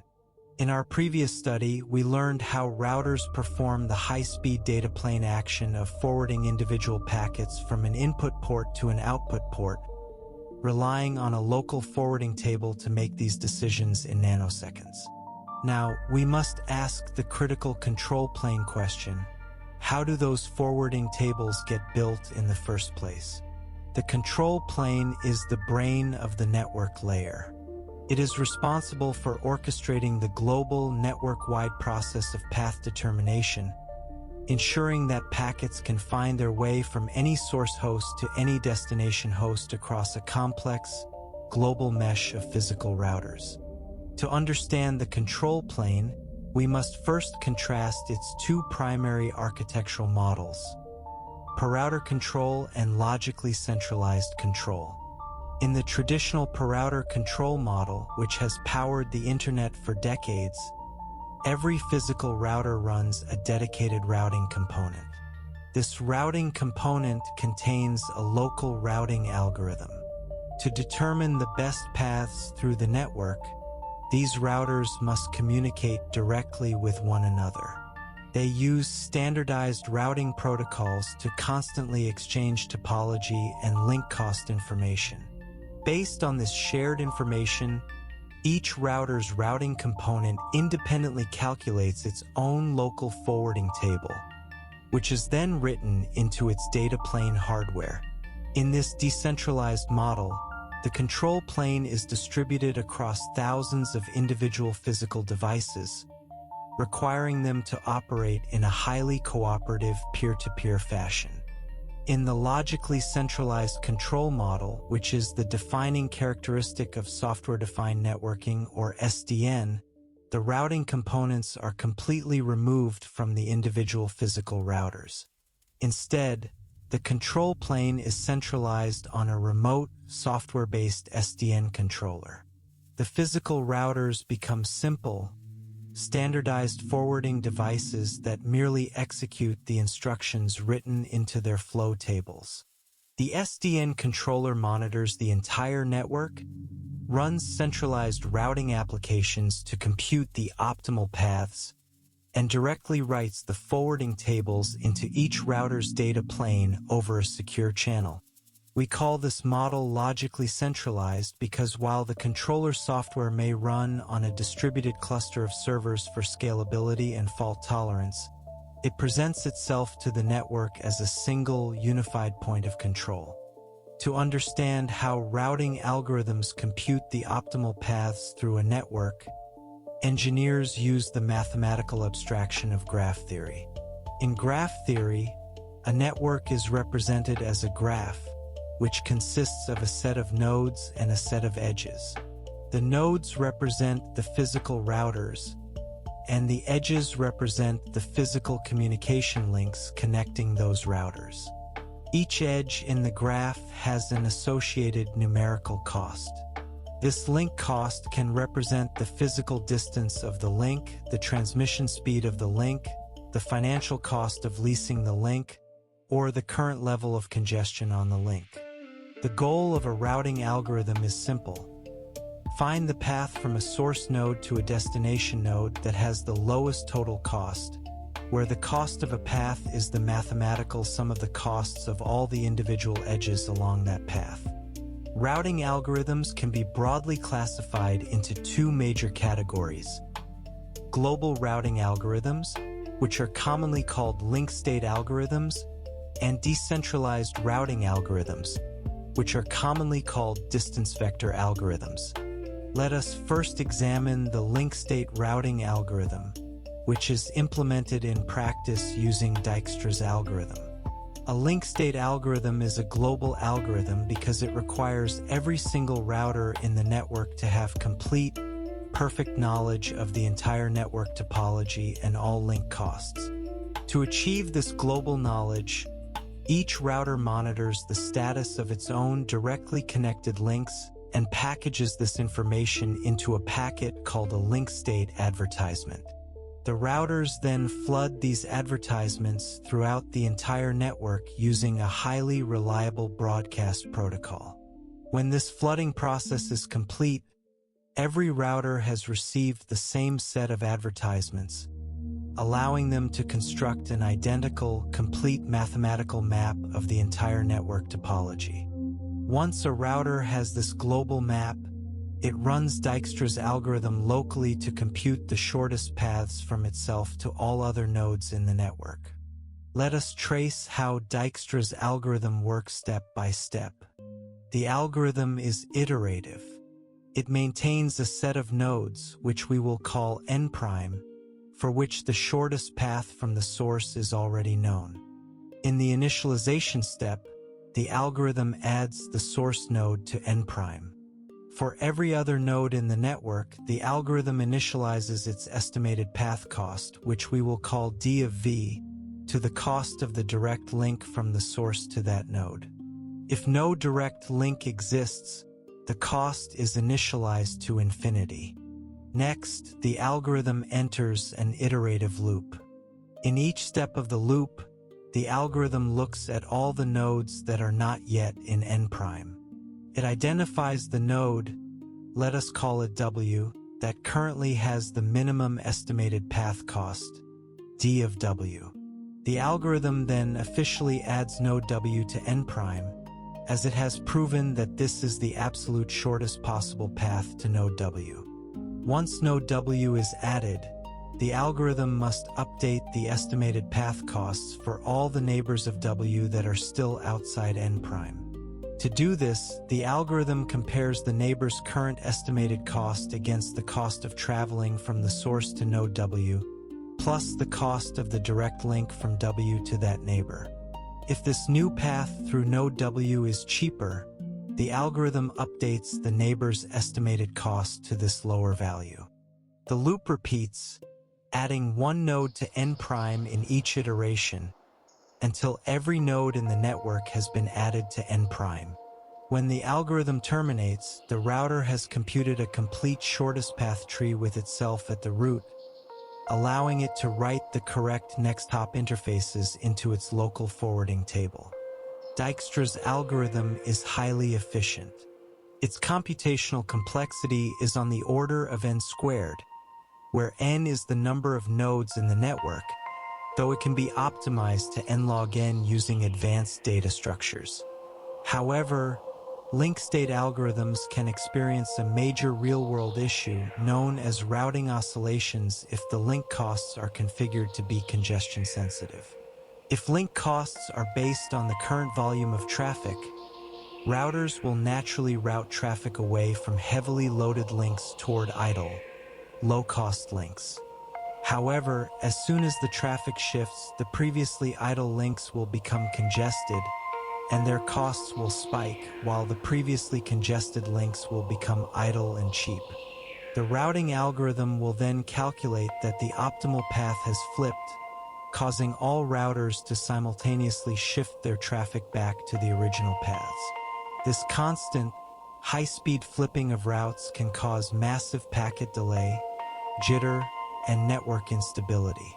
To prevent these oscillations, link costs in modern networks are typically static and based on physical capacity rather than dynamic traffic loads. Now let us contrast this with the distance vector routing algorithm, which is implemented using the Bellman-Ford equation. A distance vector algorithm is decentralized because it does not require routers to have global knowledge of the network topology. Instead, the algorithm is iterative, asynchronous, and distributed. Each router only knows the costs of its own directly connected links and relies on its immediate physical neighbors to share their estimates of the paths to other destinations. The core mathematical foundation of distance vector routing is the Bellman-Ford equation. Let us describe this equation in plain terms.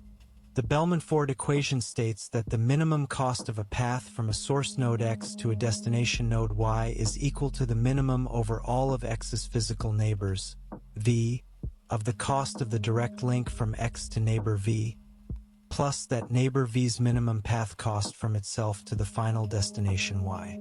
In a distance vector algorithm, each router X maintains a local vector, called its distance vector, which contains its current estimates of the minimum path costs from itself to all other nodes in the network.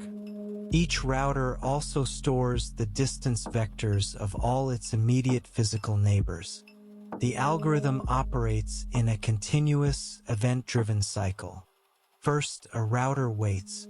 It sits idle until one of two events occurs. Either the cost of one of its directly connected physical links changes, or it receives an updated distance vector from one of its physical neighbors. When one of these events occurs, the router recomputes its own distance vector using the Bellman-Ford equation. It calculates the cost to each destination through each of its physical neighbors and updates its vector with the new minimum values. If the router's recalculated distance vector contains any changes, meaning its estimated cost to at least one destination has changed, the router must notify its neighbors. It transmits its newly updated distance vector to all of its immediate physical neighbors, prompting them to perform their own local updates.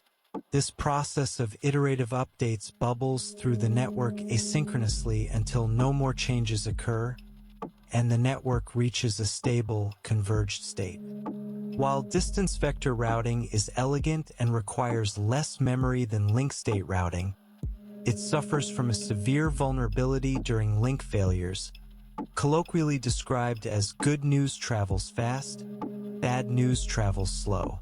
When a physical link's cost decreases, this good news propagates through the network almost instantly.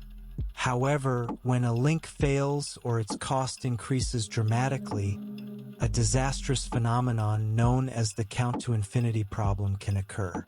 To understand the count-to-infinity problem, imagine three routers connected in a straight line. Router A connects to router B, and router B connects to router C. Imagine that B can reach A with a direct link cost of 1, and C can reach A via B with a total cost of 2. Now imagine the physical link between A and B suddenly fails. Router B instantly recognizes that its direct path to A is gone. However, B looks at its neighbor C's distance vector. C's vector still claims that C can reach A with a total cost of 2. Because B does not know the physical path that C is using, B mistakenly assumes that C has a separate, alternative route to A that does not pass through B. Therefore, B recalculates its cost to A as the cost of the link to C, which is 1 plus C's cost to A, which is 2, resulting in a new cost of 3. B then advertises this new cost of 3 to C. When C receives B's updated vector, it sees that its next hop neighbor B's cost to A has increased to 3. C recalculates its cost to A through B, updating its value to 4, and advertises this to B. This loop continues, with B and C iteratively updating their vectors and counting upward to infinity. 5, 6, 7, and so on. During this counting process, packets heading to A will be trapped in a physical routing loop between B and C, bouncing back and forth until their TTL, or time to live, expires. To mitigate the count-to-infinity problem, distance vector protocols use a technique called poison reverse. Under poison reverse, if router C routes its traffic to destination A through its neighbor B, C will lie to B. C will advertise to B that its cost to A is infinity. By claiming an infinite cost, C prevents B from ever attempting to route packets to A through C, stopping the routing loop before it can start. However, while poison reverse solves the problem for simple two-node loops, it cannot prevent larger loops involving 3 or more routers, making distance vector protocols more complex to secure and stabilize in large, arbitrary topologies. To scale these routing algorithms to the size of the global internet, we cannot treat the entire planet as a single, flat network. If we did, the size of the routing tables would be astronomical, and the link state flooding messages would saturate every physical link on Earth. To solve this massive scaling challenge, the Internet's control plane is organized hierarchically into autonomous systems, which are universally abbreviated as OSIs. An autonomous system is a collection of routers that are under the same administrative control, such as a single university, a major corporation, or an internet service provider. By grouping routers into OSIs, we can divide routing into two distinct levels. Intra-autonomous system routing, which manages path determination within a single AS, and inter-autonomous system routing, which manages path determination between different OSIs. Let us first examine intra-AS routing, which is also commonly called interior gateway routing. Within a single AS, the network administrator has complete control and can configure the routing protocol to optimize for local performance. The most widely used intra-AS routing protocol in the Internet is Open Shortest Path First, which is universally abbreviated as OSPF. OSPF is a link state protocol that runs on top of IP, using IP protocol number 89. Because it is a link state protocol, every router running OSPF maintains an identical map of the entire AS topology and runs Dijkstra's algorithm locally to compute the shortest paths. OSPF includes several advanced, enterprise-grade features. First is security. OSPF allows routers to authenticate all routing messages, preventing malicious actors from injecting false route advertisements and hijacking network traffic. Second is support for multiple same-cost paths, often called equal-cost multipath or ECMP. If Dijkstra's algorithm discovers multiple physical paths to a destination that have the exact same lowest cost, OSPF will distribute the traffic evenly across all of those paths, maximizing link utilization and throughput. Third is hierarchical routing within a single AS. OSPF allows a large autonomous system to be partitioned into smaller geographic regions called areas. In a hierarchical OSPF deployment, there is always one central physical area known as the backbone area, which is designated as Area 0. All other areas must connect directly to this backbone area. To manage this hierarchy, OSPF defines different roles for routers. Local area routers only perform link state routing within their own specific local area. Area border routers, abbreviated as ABRs, sit at the physical boundary between a local area and the backbone area. They run separate Dijkstra instances for each area they connect to and summarize the local route information to propagate it across the backbone. Autonomous System Boundary Routers, abbreviated as ASBRs, sit at the very edge of the AS, connecting to other autonomous systems and importing external routing information into the local OSPF domain. Now let us raise our eyes to the global scale and examine inter-AS routing, which manages the communication between different autonomous systems. On the global internet, there is only one routing protocol used to connect all the ISPs and OSIs together: the Border Gateway Protocol, which is universally abbreviated as BGP.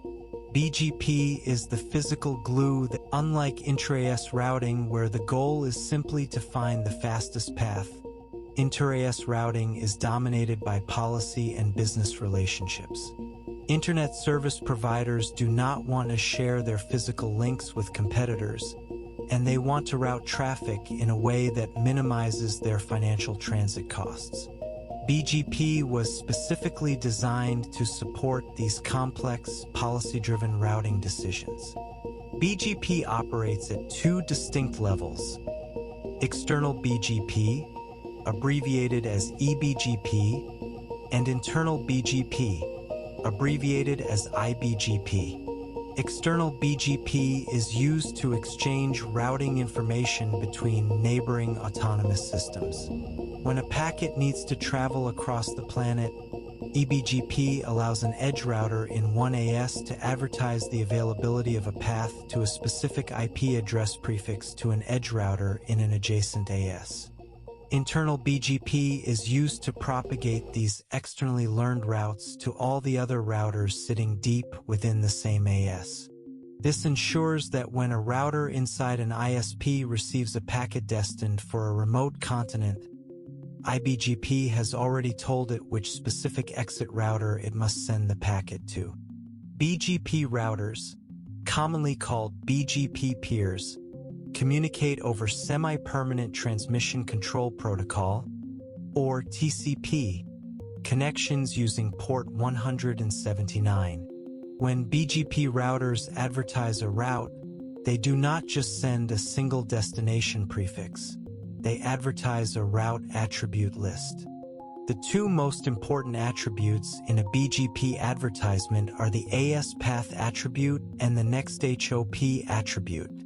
The AS path attribute is a list of all the autonomous systems that the route advertisement has passed through. For example, if a route advertisement started in AS1, traveled to AS2, and then to AS3, the AS path attribute will be listed as AS3, AS2, AS1. The AS path attribute serves two critical purposes. First, it completely prevents routing loops on a global scale. If a BGP router receives an advertisement that already contains its own AS number inside the AS path list, it instantly recognizes that the route has looped and discards the advertisement. Second, the AS path is used to select the shortest route. All other things being equal, BGP will prefer the route with the fewest AS hops. The next HOP attribute is the physical IP address of the gateway router in the neighboring AS that begins the advertised path. This attribute is essential because it tells the internal routers within an AS which physical interface they must forward the packet to so that it can exit the local network. When a BGP router receives multiple different advertisements for the same destination IP prefix, it must run a strict, sequential route selection process to choose the absolute best path. Let us trace this selection process in order of priority. First, BGP evaluates the local preference attribute. Local preference is a value set manually by the local network administrator. It is a purely policy-driven attribute that allows an ISP to force its routers to prefer one path over another. For example, if an ISP has a cheap, high-speed peering relationship with one neighbor and an expensive transit contract with another, it will assign a high local preference to routes learned from the cheap peer, ensuring those paths are always chosen first. Second, if the local preferences are equal, BGP selects the route with the shortest AS path list, minimizing the number of autonomous systems the traffic must cross. Third, if the AS path lengths are equal, BGP selects the route that uses hot potato routing. Hot potato routing is a highly self-interested routing strategy. In hot potato routing, the local AS wants to get the packet out of its own network as quickly and cheaply as possible, regardless of how much further the packet must travel once it leaves. To do this, the router looks at the next HOP interfaces for the competing routes and runs its local intra-AS OSPF algorithm to calculate the cost to reach each of those exit points. The router then selects the route associated with the physically closest exit router, throwing the packet over the boundary wall like a hot potato. To prevent malicious actors from exploiting the policy-driven nature of BGP, modern network operators increasingly deploy Resource Public Key Infrastructure, universally abbreviated as RPKI. RPKI is a cryptographic security framework that allows BGP routers to verify that an autonomous system is actually authorized to advertise a specific IP address prefix. This helps prevent catastrophic routing incidents like BGP hijacking, where a misconfigured or malicious router advertises false routes, causing global internet traffic to be misrouted or intercepted. Now let us shift our focus to the SDN control plane, which represents the logically centralized approach to the control plane.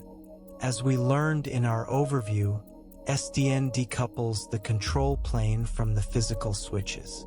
To coordinate this, the SDN architecture is divided into 3 distinct layers.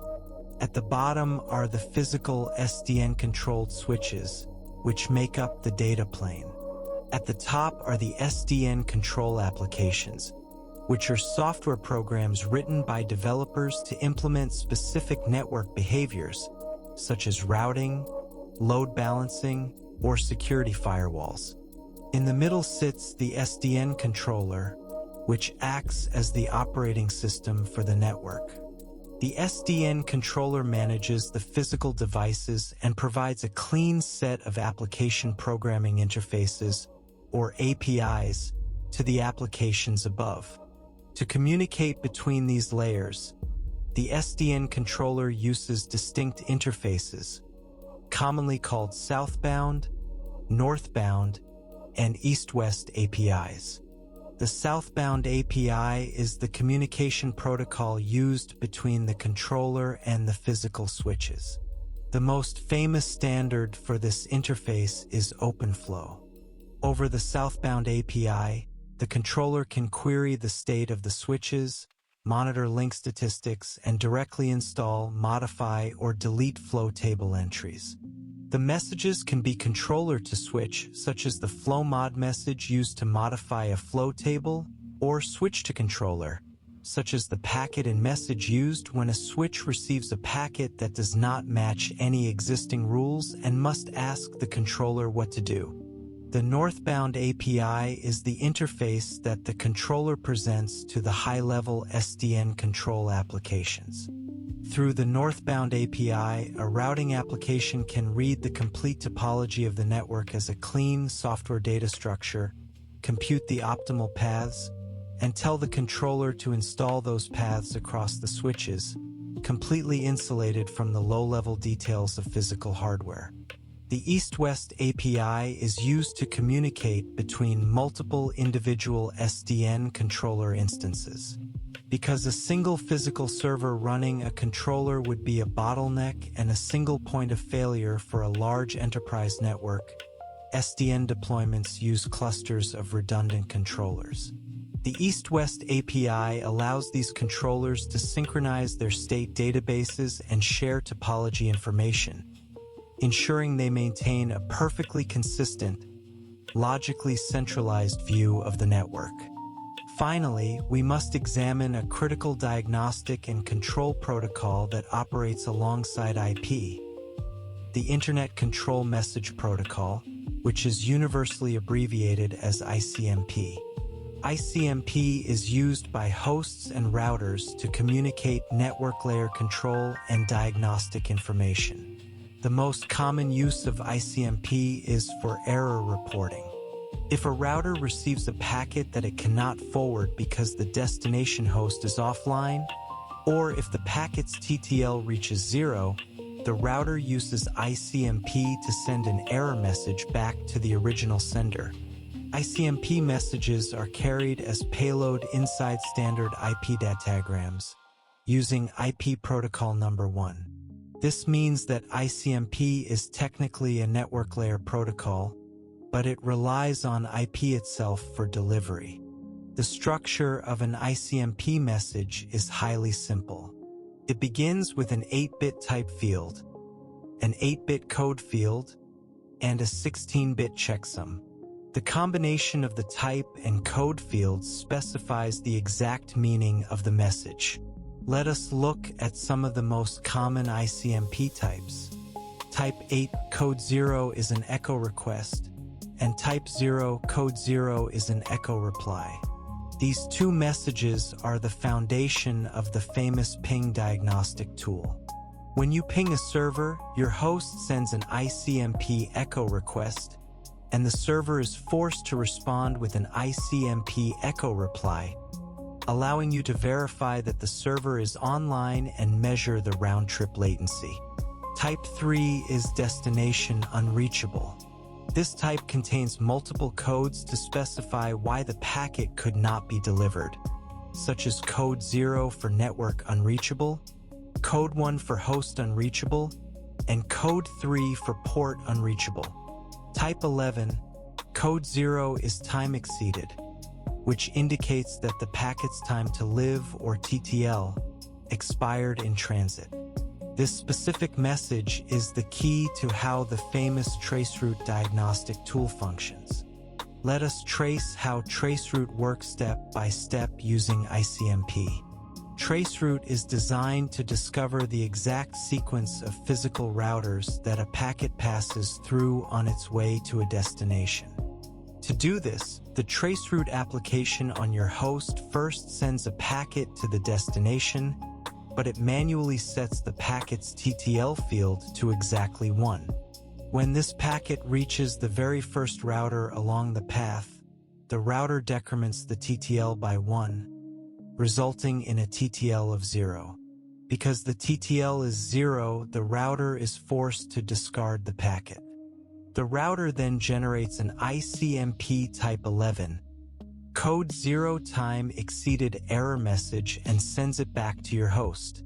Because this error message is a standard IP packet, it contains the router's source IP address.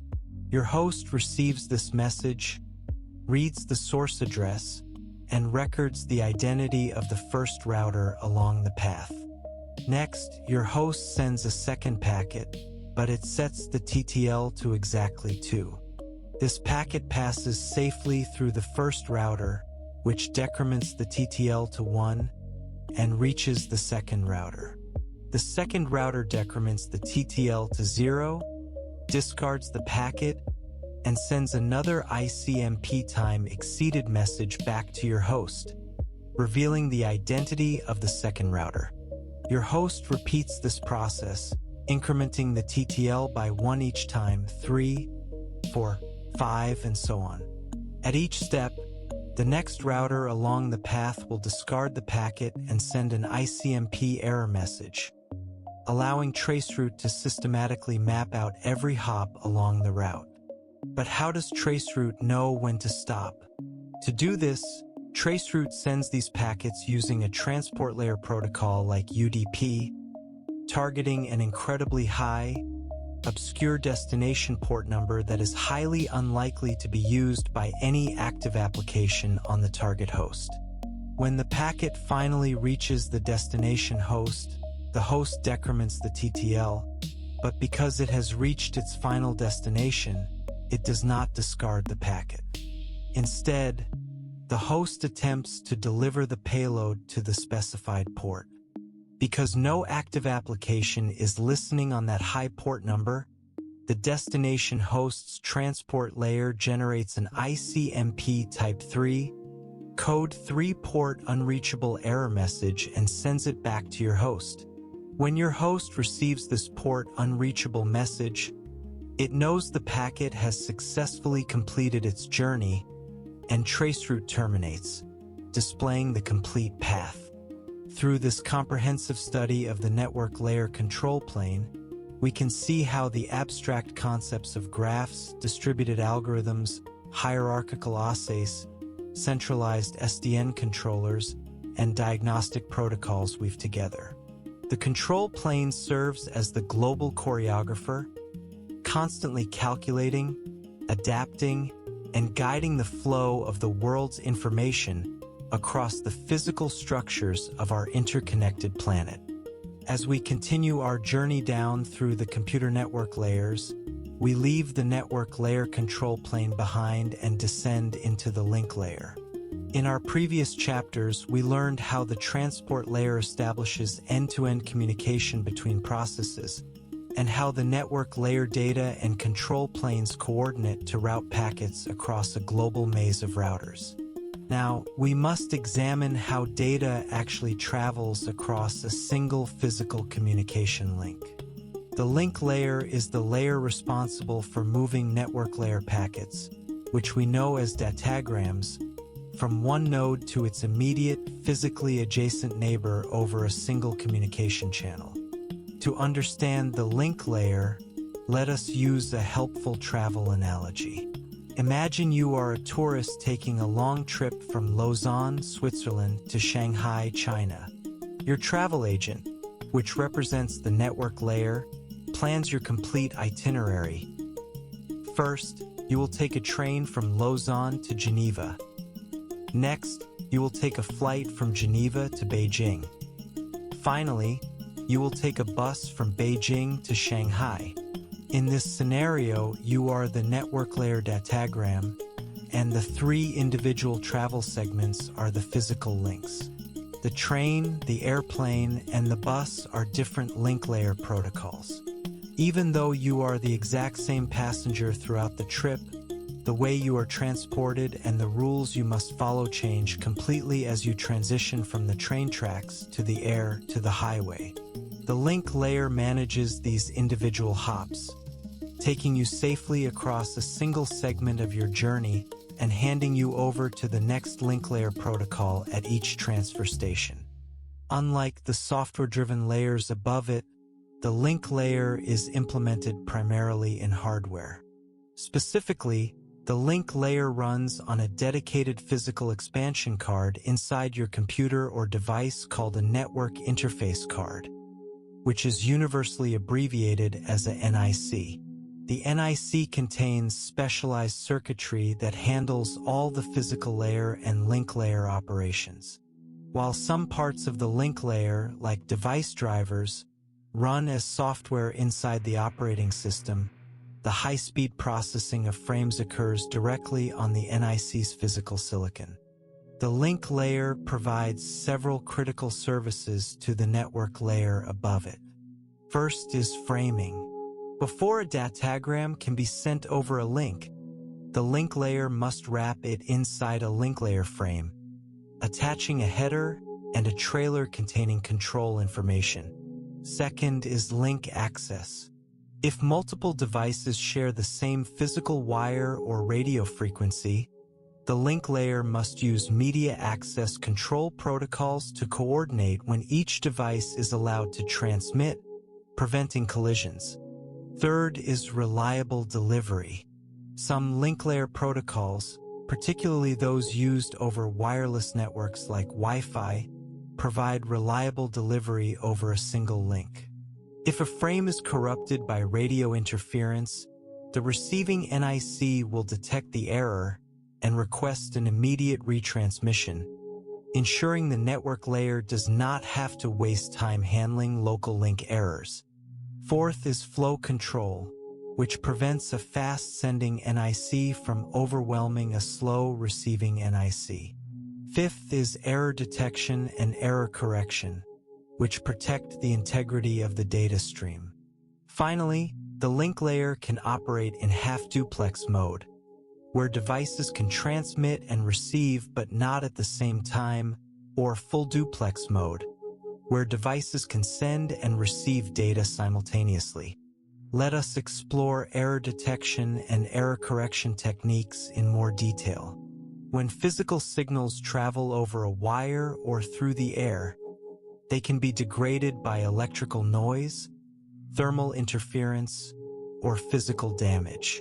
To prevent this noise from corrupting our data, the sending NIC calculates extra redundant bits, which we call error detection bits, and attaches them to the frame's header or trailer.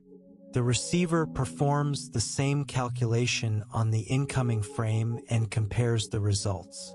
The simplest error detection technique is the parity check.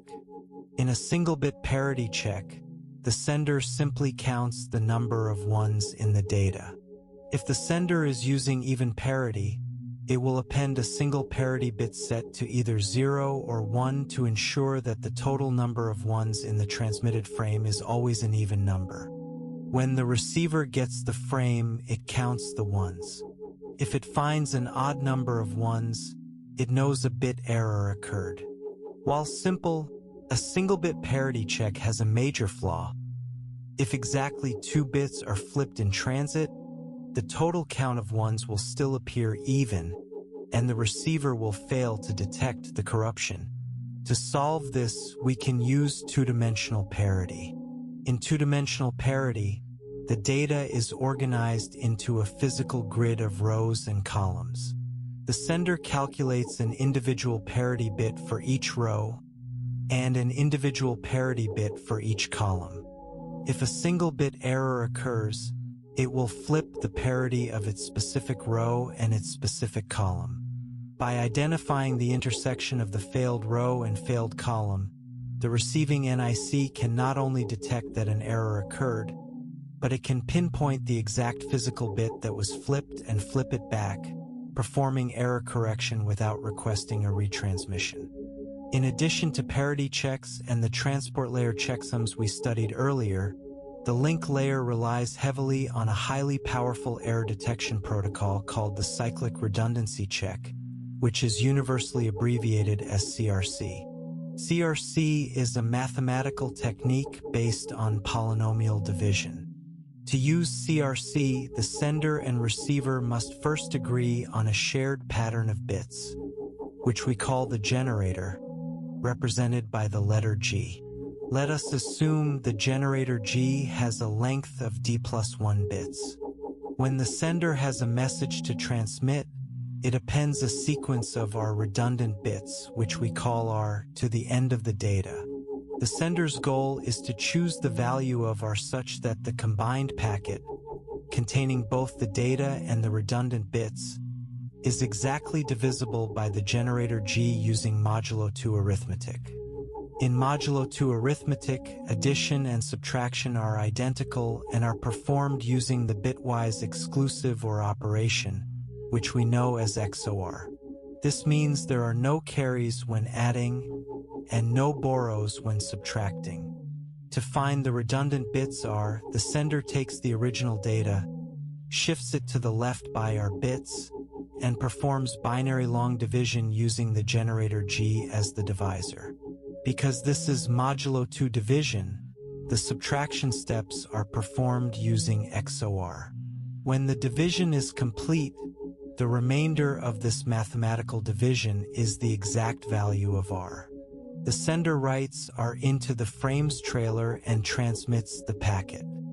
When the frame arrives at the receiving NIC, the receiver takes the entire receive bit pattern and divides it by the shared generator G using modulo 2 division. If the remainder of this division is exactly 0, the receiver can be highly confident that no bit errors occurred. If the remainder is non-zero, the receiver knows the frame was corrupted and discards it. CRC is exceptionally powerful. It can detect burst errors where multiple adjacent bits are corrupted, making it the standard error detection protocol for wired Ethernet and Wi-Fi. Now let us examine the multiple access problem. In computer networks, there are two primary types of physical links: point-to-point links, which connect exactly two adjacent nodes, and broadcast links, which connect multiple physical devices to a single, shared communication channel. A classic example of a broadcast link is a traditional shared coaxial cable, or the invisible radio waves used in a Wi-Fi network. If multiple devices attempt to transmit signals over a shared broadcast channel at the same time, their signals will overlap and interfere with one another. This event is called a collision, and it results in both signals becoming completely garbled and useless, wasting physical bandwidth. To coordinate access to the shared channel, networks use multiple access protocols. Multiple access protocols can be broadly divided into three main categories: channel partitioning protocols, random access protocols, and taking turns protocols. Let us first study channel partitioning protocols. These protocols divide the physical capacity of the channel into smaller, dedicated pieces and assign each piece to a specific device. The first method is time division multiple access, universally abbreviated as TDMA. TDMA divides time into repeating frames and divides each frame into a set number of dedicated time slots. Each active device is assigned a specific slot and can only transmit data during its designated time. The second method is frequency division multiple access, universally abbreviated as FDMA. FDMA divides the total frequency spectrum of the channel into separate, narrow frequency bands. Each device is assigned its own dedicated band and can transmit continuously without interfering with others. The third method is code division multiple access, universally abbreviated as CDMA. CDMA does not partition time or frequency. Instead, it assigns a unique mathematical code to every device. When a device transmits, it encodes its data using its unique code. All devices can transmit simultaneously over the same frequency, and their signals will mix in the air. However, because the codes are mathematically orthogonal to one another, a receiver can apply a specific device's code to the mixed signal and cleanly extract that individual device's data stream, completely filtering out all other transmissions as background noise. CDMA is widely used in cellular networks and military communications. While channel partitioning is highly efficient under heavy, constant traffic because it guarantees no collisions, it is highly inefficient for bursty computer traffic. If a device has no data to send, its assigned time slot or frequency band sits completely empty and wasted, while other busy devices are restricted to their small, limited portions of the channel. To solve this, we can use random access protocols. Under a random access protocol, a shared channel is never partitioned. When a device has data to send, it always transmits at the maximum rate of the channel. If a collision occurs, the devices wait and retransmit later. One of the earliest random access protocols was Aloha, developed at the University of Hawaii. In pure Aloha, there are absolutely no rules. When a device has a frame to send, it transmits immediately. If another device happens to transmit at the same time, a collision occurs and both frames are lost. Pure Aloha has a maximum theoretical efficiency of only 18% due to frequent collisions. To improve performance, engineers developed Slotted Aloha. Slotted Aloha divides time into synchronized slots. A device is only allowed to start transmitting a frame at the very beginning of a time slot. If a collision occurs, the device detects it and chooses to retransmit the frame in subsequent slots with a specific probability, p, until it is successful. By synchronizing the transmissions to the start of slots, Slotted Aloha cuts the collision window in half, doubling the maximum theoretical efficiency to approximately 37%. However, both Aloha protocols suffer from a lack of awareness. Devices transmit blindly without checking if the channel is already in use. To address this, we use Carrier Sense Multiple Access, universally abbreviated as CSMA. CSMA introduces a simple, polite rule: listen before you speak. Before a device transmits, its NIC performs carrier sensing to check if there is any active signal on the channel. If the channel is busy, the device waits. If the channel is idle, the device transmits. While carrier sensing reduces collisions, it cannot eliminate them entirely. The reason collisions still occur in CSMA is propagation delay. Imagine two routers, A and B, are physically distant from each other on a long cable. If router A has a packet to send, it performs carrier sensing, detects an idle channel, and starts transmitting. However, because electrical signals take time to travel down the physical wire, the bits from A's packet have not yet reached B. If router B decides to transmit a packet a fraction of a millisecond later, it will perform carrier sensing, detect an idle channel, and start transmitting. The two signals will travel toward each other and collide in the middle of the cable. To handle these inevitable collisions, wired Ethernet networks use carrier-sense multiple access with collision detection, universally abbreviated as CSMA/CD. CSMA/CD adds a second polite rule. If you detect someone else speaking while you are talking, stop immediately. When an Ethernet NIC transmits a frame, it continuously listens to the physical wire.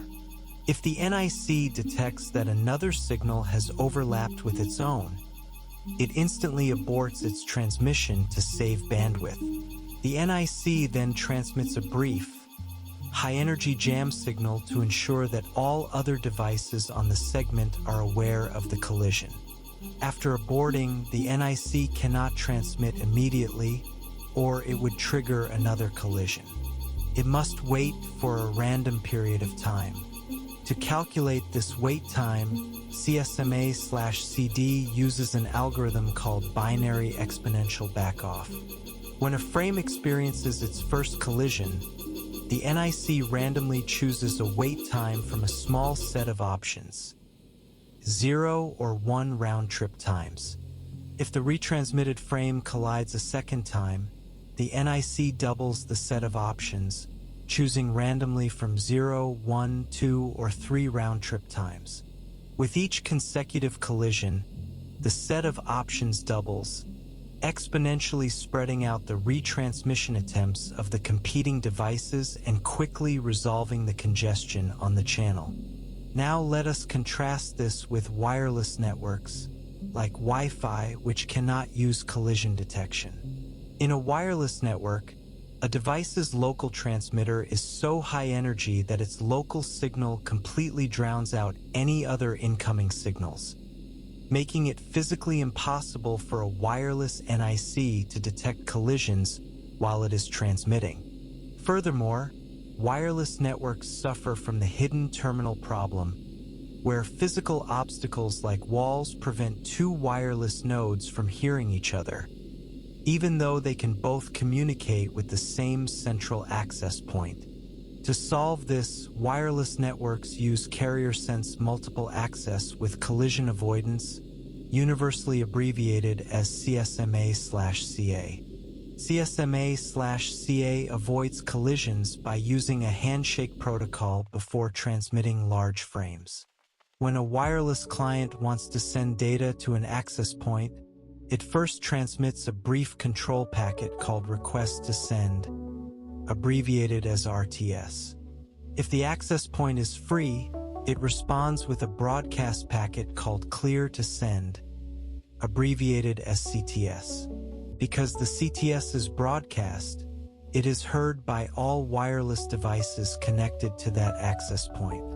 When the other devices hear the CTS, they recognize that the channel has been reserved, and they automatically pause their own transmissions for the duration specified in the CTS packet, allowing the original client to transmit its large data frame in a completely collision-free environment. The third category of multiple access protocols is taking turns protocols. These protocols combine the best of both worlds, providing high efficiency under both light and heavy traffic. The first taking turns method is polling. In a polling network, there is a designated master node and multiple slave nodes. The master node systematically contacts each slave node in a round-robin cycle, asking if it has data to send and granting permission to transmit. While simple, polling introduces polling delay, and if the master node fails, the entire network is paralyzed. The second method is token passing. In a token passing network, there is no master node. Instead, a highly specialized, small frame called a token is passed sequentially from one device to the next in a physical or logical ring.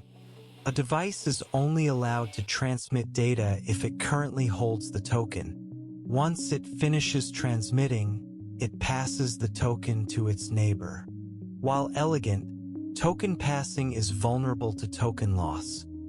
If a device crashes while holding the token disappears, requiring complex recovery protocols to regenerate it. This brings us to switched local area networks, universally abbreviated as LANs. A switched LAN is a modern, high-speed wired network typically found in homes, offices, and university campuses. To understand how switched LANs function, we must study MAC addresses, the Address Resolution Protocol, and Ethernet switches. Let us first examine media access control addresses, universally abbreviated as MAC addresses. In our studies of the network layer, we learned that every device has a 32-bit or 128-bit IP address, which is used for routing across different networks. However, to communicate within a single local network, devices use MAC addresses. A MAC address, also commonly called a physical address or hardware address, is 48 bits long.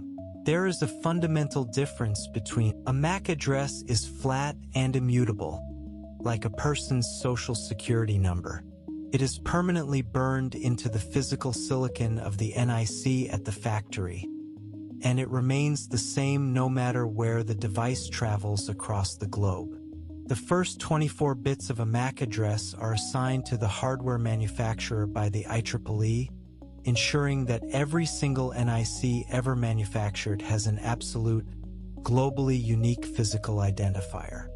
When a host wants to send a frame to another host on the exact same local subnet, it knows the destination host's IP address, but it cannot send the packet without knowing the destination host's physical MAC address. To resolve this, networks use the Address Resolution Protocol, which is universally abbreviated as ARP. ARP is a highly elegant protocol that acts as a local translator between network layer IP addresses and link layer MAC addresses. Every host on a LAN maintains a local ARP cache, which is a table that maps IP addresses to MAC addresses. When a host has a packet to send, it looks up the destination IP in its ARP table. If it finds a matching entry, it extracts the MAC address, wraps the packet in an Ethernet frame, and transmits it. However, if the IP address is not in the ARP table, the host must perform an ARP query. To do this, the host constructs an ARP request packet, asking, "Who has this IP address, and what is your MAC address?" Because the host does not know who has the IP, it cannot send the request directly. Instead, it encapsulates the ARP request inside an Ethernet frame targeting the physical broadcast MAC address, which consists of all ones, written as FFFFFFFFFFF. The Ethernet switch receives this broadcast frame and floods a copy to every single device on the local network. All devices receive the frame and pass the ARP request to their operating systems. However, only the host whose IP address matches the query is allowed to respond. This target host constructs an ARP reply packet containing its MAC address. Because the target host knows exactly who sent the query from the request headers, it sends the ARP reply back as a unicast frame, targeting the sender's specific MAC address.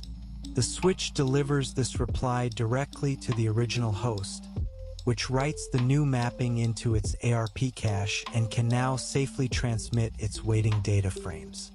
Now let us examine the Ethernet protocol, which is the dominant standard for wired LANs. An Ethernet frame consists of several distinct fields. It begins with an 8-byte preamble. The preamble is a sequence of alternating ones and zeros that allows the receiving NIC's hardware clock to synchronize its physical timing with the incoming signal. Following the preamble is the 6-byte destination address and the 6-byte source MAC address. Next is the 2-byte type field. which specifies which network layer protocol, such as IPv4 or IPv6, should receive the decapsulated payload. Following the type is the variable length data payload, which contains the actual IP datagram. Finally, the frame ends with a 4-byte CRC field, which we know is used for error detection. Ethernet provides an unreliable, connectionless service at the link layer. It is connectionless because there is no handshake before sending frames. It is unreliable because the receiving NIC simply discards corrupted frames without requesting retransmissions, leaving it to upper layer protocols like TCP to handle the missing data. To connect these Ethernet devices together, modern LANs use Ethernet switches. An Ethernet switch is a highly sophisticated, multi-port, Layer 2 forwarding device. Unlike routers, which operate at Layer 3, switches operate exclusively at the link layer. They do not understand IP addresses or routing protocols. They simply read the MAC addresses in the Ethernet headers and forward frames. Ethernet switches are self-learning and transparent.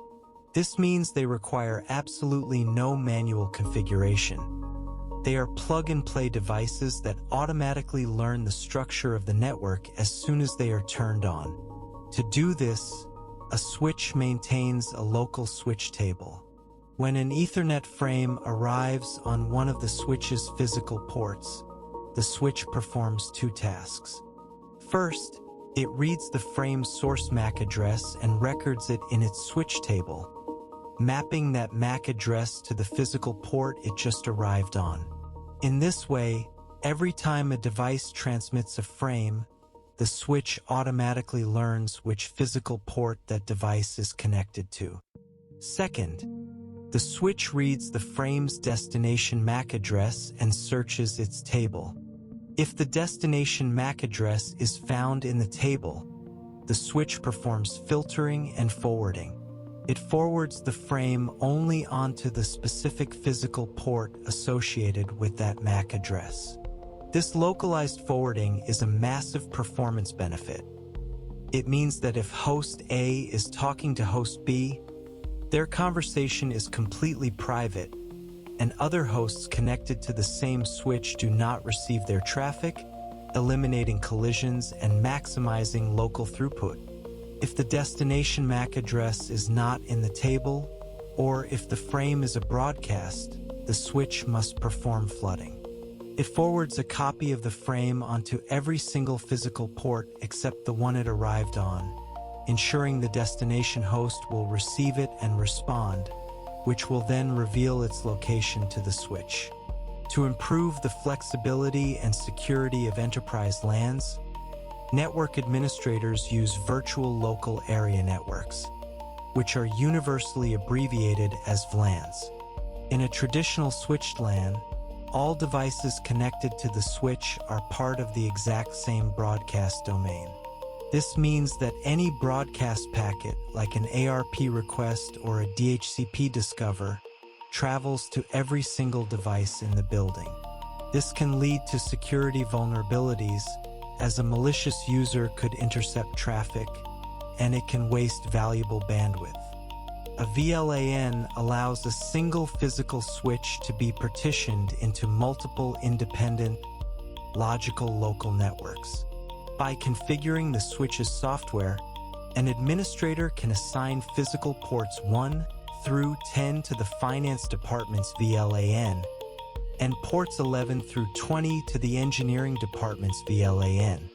Devices connected to different VLANs are completely isolated from one another at the link layer, as if they were connected to entirely separate physical switches. If a finance computer broadcasts an ARP request, the switch will only flood it to the other finance ports, completely isolating the engineering network. If two devices on different VLANs need to communicate, their traffic must be routed through a Layer 3 router, allowing administrators to enforce strict security firewalls between departments. To connect VLANs across multiple physical switches, engineers use trunk ports and VLAN tagging, standardized under IEEE 802.1q. A trunk port is a physical link that carries traffic for multiple VLANs simultaneously. When a frame travels across a trunk link, the switch inserts a special 4-byte VLAN tag into the Ethernet header, which contains a 12-bit VLAN identifier. When the switch at the other end of the trunk receives the frame, it reads this identifier, strips away the tag, and forwards the frame only to the matching logical VLAN ports. Now let us look at link virtualization, specifically focusing on multi-protocol label switching, which is universally abbreviated as MPLS. MPLS is a technology designed to improve the forwarding speed of routers in the core of large telecommunication networks. Traditional routers perform IP lookup using longest prefix matching, which requires searching through massive routing tables. MPLS replaces this complex lookup with a highly simple label matching mechanism. An MPLS-enabled router, called a label-switched router, does not look at the IP destination address. Instead, it reads a fixed-length, local label appended to the packet and forwards the packet based on that label. The MPLS header is inserted as a shim between the link layer frame header and the network layer IP header. It contains a 20-bit label field, a 3-bit experimental field used for quality of service, a single bottom-of-stack bit, and an 8-bit TTL field. As a packet travels through an MPLS network, each label-switched router looks up the incoming label in its forwarding table, swaps it with a new outgoing label, and forwards the packet onto the next link.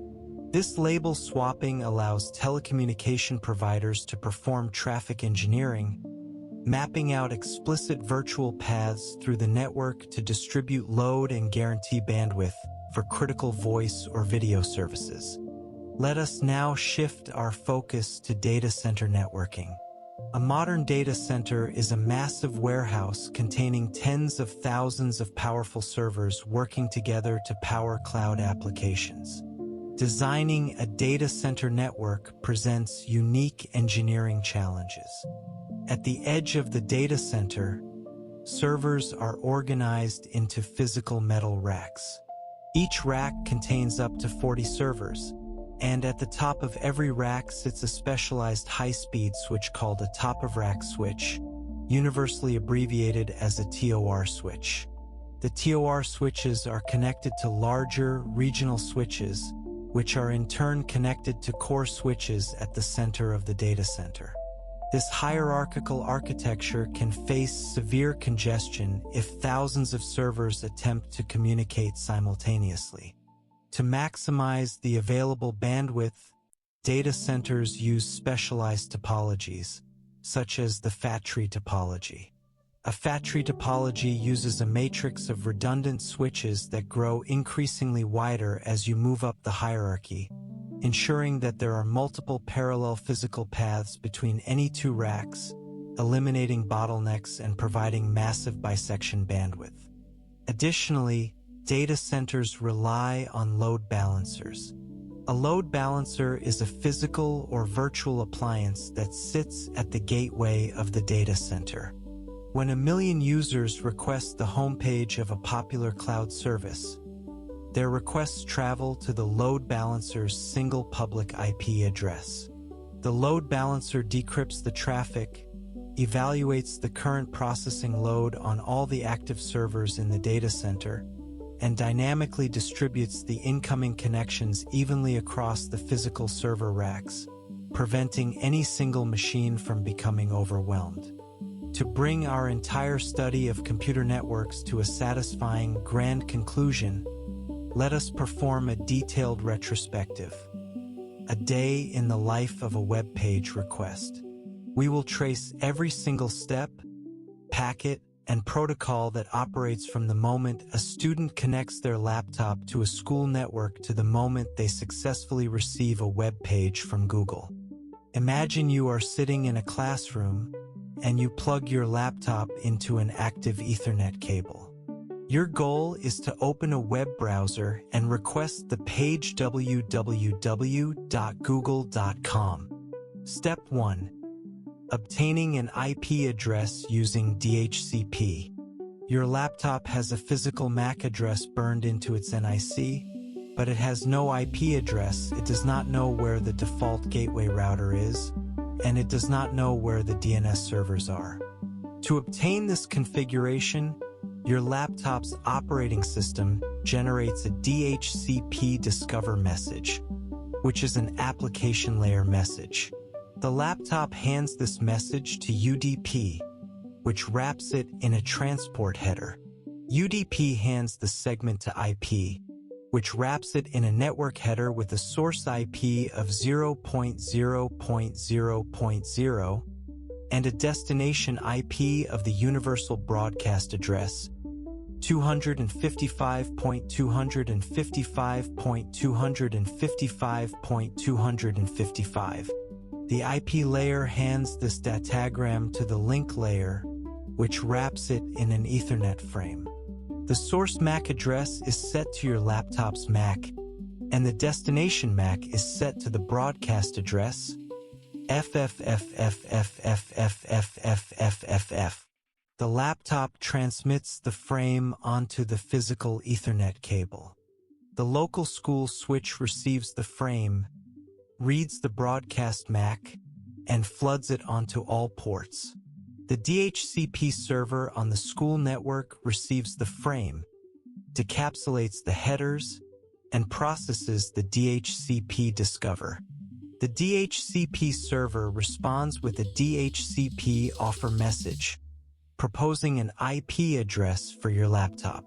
This offer is wrapped in UDP, IP, and Ethernet headers and transmitted. Because your laptop still does not have an IP address, the server broadcasts this offer or sends it directly back to your Mac. Your laptop receives the offer, selects the proposed configuration, and responds by broadcasting a DHCP request. The server confirms the transaction by sending a DHCP acknowledgement message. Your laptop's NIC receives the DHCP acknowledgement. Step 2. Translating the gateway's IP address using ARP. Now, your web browser wants to request www.google.com. However, to send a request across the global internet, your laptop must send the packets to the default gateway edge router.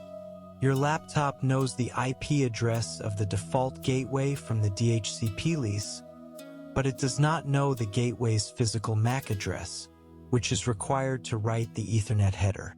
To find the gateway's MAC, your laptop generates an ARP request packet, asking, "Who has the gateway's IP? Please respond with your MAC." The laptop wraps the ARP request inside an Ethernet frame with the destination MAC set to broadcast FFFFFFFFFFF and transmits it. The local switch floods the broadcast frame. The default gateway router receives the frame, recognizes its own IP, and constructs an ARP reply containing its physical MAC address. The router sends this reply back to your laptop as a unicast frame. Your laptop's NIC receives the ARP reply, extracts the gateway's MAC address, and writes it into its local ARP cache. Step 3. Resolving the hostname using DNS. Now, your laptop wants to send an HTTP request to Google, but it only knows the hostname www.google.com. It must translate this name into a numerical IP address. Your laptop's operating system generates a DNS query message, asking for the type A record of www.google.com. The laptop wraps this query inside a UDP segment targeting port 53, which is the standard DNS port. The network layer wraps the segment inside an IP datagram with the destination IP set to the school's local DNS server address. The link layer wraps the datagram inside an Ethernet frame. The source MAC is set to your laptop, and the destination MAC is set to the default gateway router's MAC, which we just learned via ARP.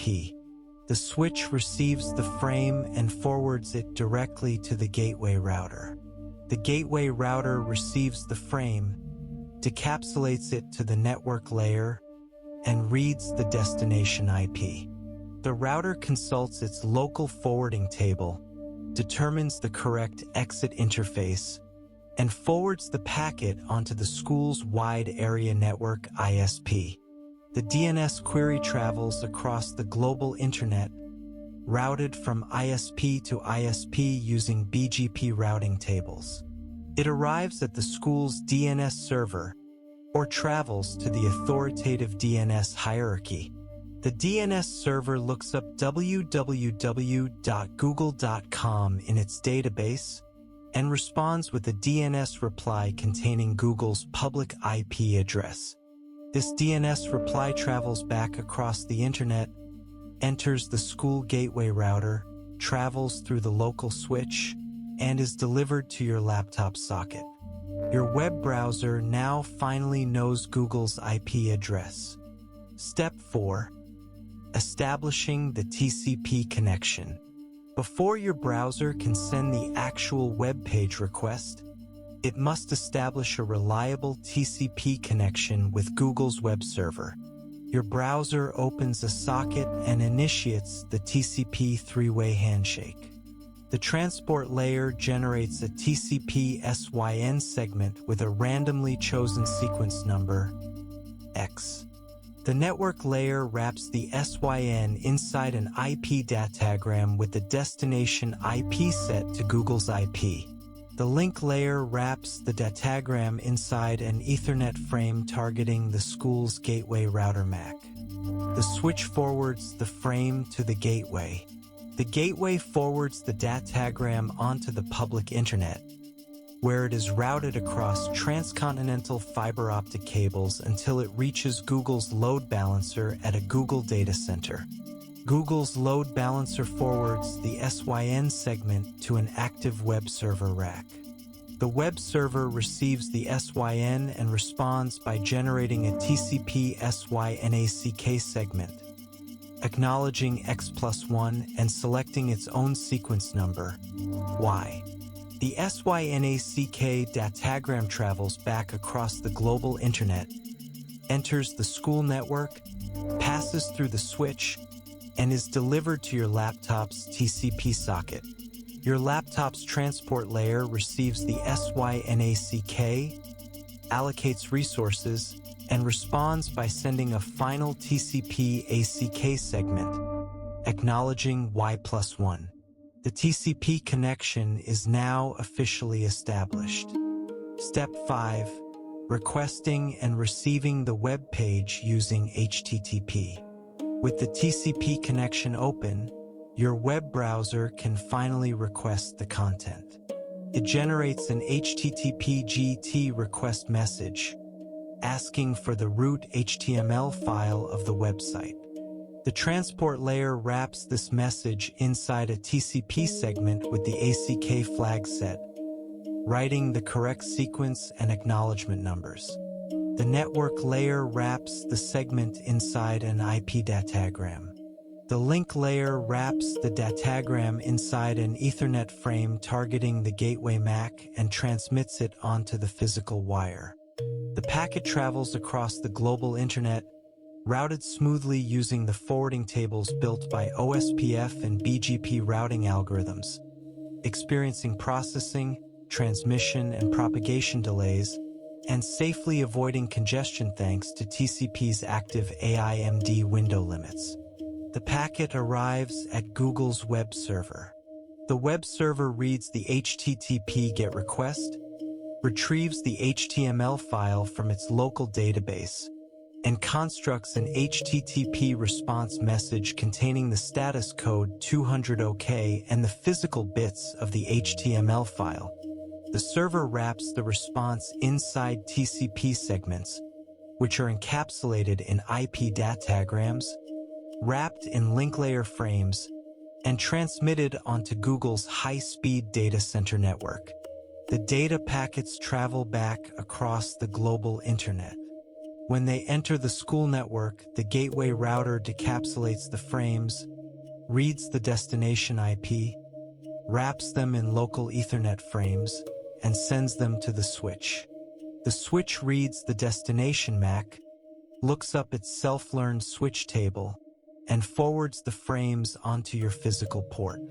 Your laptop's NIC receives the Ethernet frames, verifies their integrity using the CRC trailer, and decapsulates them. The network layer reads the IP headers. The transport layer reads the TCP headers, reassembles the byte stream in the correct order, and passes the payload to your browser's socket. Your web browser reads the HTTP response, parses the HTML code, and displays the Google homepage cleanly on your screen. Through this breathtaking sequence of thousands of coordinated operations occurring in a fraction of a second, we see the true majesty of computer networks. From the physical copper and fiber links to the hardware-driven link layer frames, to the global routing paths, to the reliable transport pipelines, and finally to the user applications, every layer of the network stack plays its part, working in perfect, silent harmony to keep our modern, interconnected world alive and communicating. As we continue our descent through the architectural layers of computer networks, we lift our eyes from physical wires, cables, and switches to explore the dynamic, invisible world of wireless and mobile networks. In our previous chapters, we established a robust mental model of wired local area networks, studying how physical NICs and switches coordinate to deliver Ethernet frames. Now, we must examine what happens when we replace copper wires and fiber optic cables with electromagnetic radio waves traveling through open space.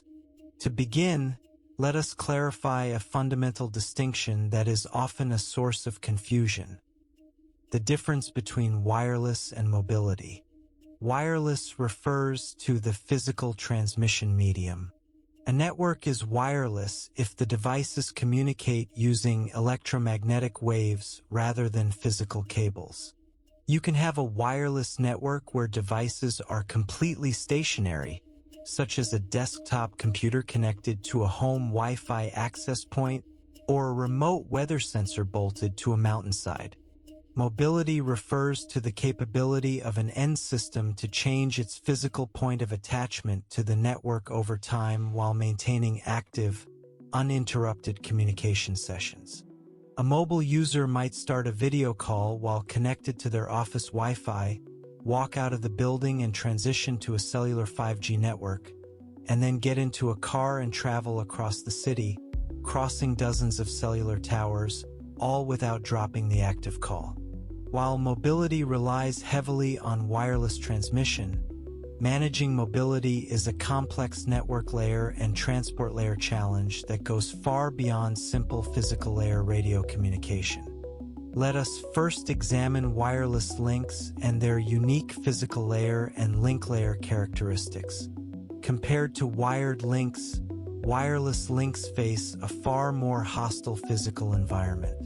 There are three primary physical phenomena that make wireless communication exceptionally challenging: path loss, multipath propagation, and environmental interference. First, let us look at path loss. When an electrical signal travels over a copper wire, the signal is contained within the physical cable and degrades slowly. When a radio signal is broadcast from a wireless transmitter, however, The electromagnetic waves spread out in all directions through three-dimensional space. According to the inverse square law, the strength of the radio signal decreases rapidly as the distance from the transmitter increases. Furthermore, as the radio waves travel, they must pass through physical obstacles like walls, concrete floors, trees, and rain, which absorb and scatter the signal, a phenomenon known as path loss or signal attenuation. Second is multipath propagation. When radio waves travel through an environment, they do not just travel in a straight line. They bounce off physical obstacles like metal filing cabinets, concrete walls, building facades, and the ground. Because of these reflections, multiple copies of the exact same signal travel along different physical paths of varying lengths, arriving at the receiver's antenna at slightly different times. These arriving signals can interfere with one another, either amplifying or completely canceling out the signal. This effect, known as multipath propagation or fading, can cause the signal strength to fluctuate wildly even if the device moves only a few centimeters. Third is environmental interference. Wired networks are physically shielded from external electrical noise. Wireless networks, however, share open space.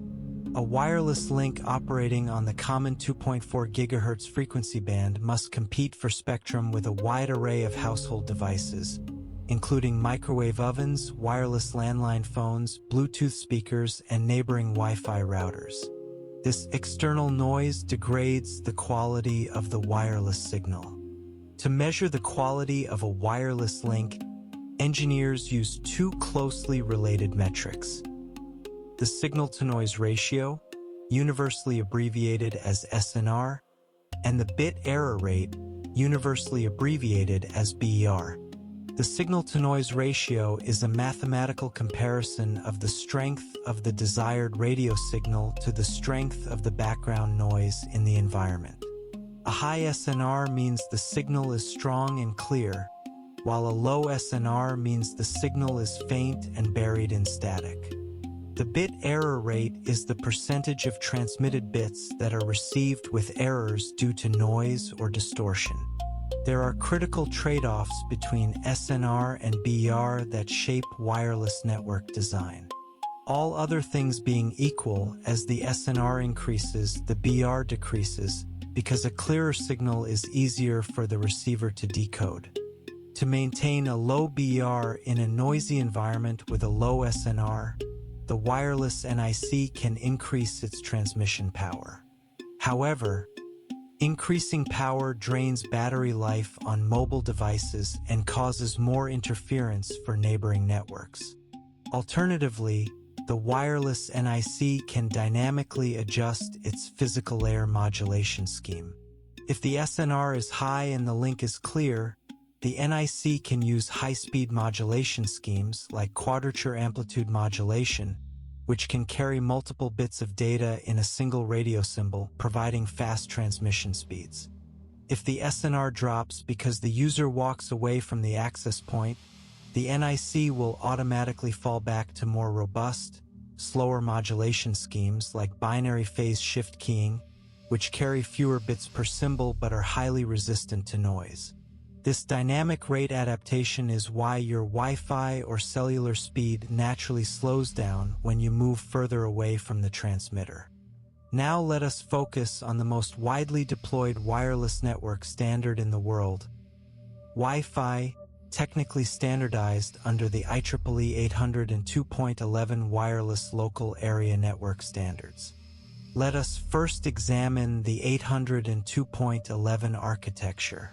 The fundamental building block of a Wi-Fi network is the basic service set, universally abbreviated as BSS. A BSS consists of one or more wireless client stations, such as your laptop or smartphone, and a central base station, known as the access point, universally abbreviated as AP. A BSS can operate in one of two modes: Infrastructure mode or ad hoc mode. In infrastructure mode, which is the standard setup used in homes and offices, all communication must pass through the central AP. If one wireless laptop wants to send a file to another laptop sitting on the same desk, the frame must travel wirelessly to the AP first, and the AP then forwards the frame wirelessly to the destination laptop. In ad hoc mode, there is no central AP. The wireless stations communicate directly with one another in a peer-to-peer fashion.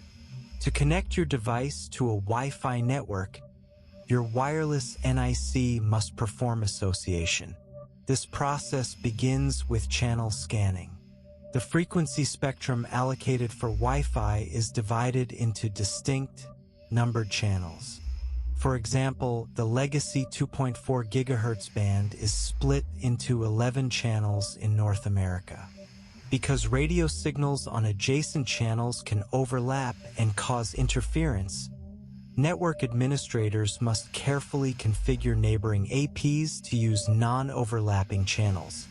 In the 2.4 GHz band, there are only 3 non-overlapping channels: Channel 1, Channel 6, and Channel 11.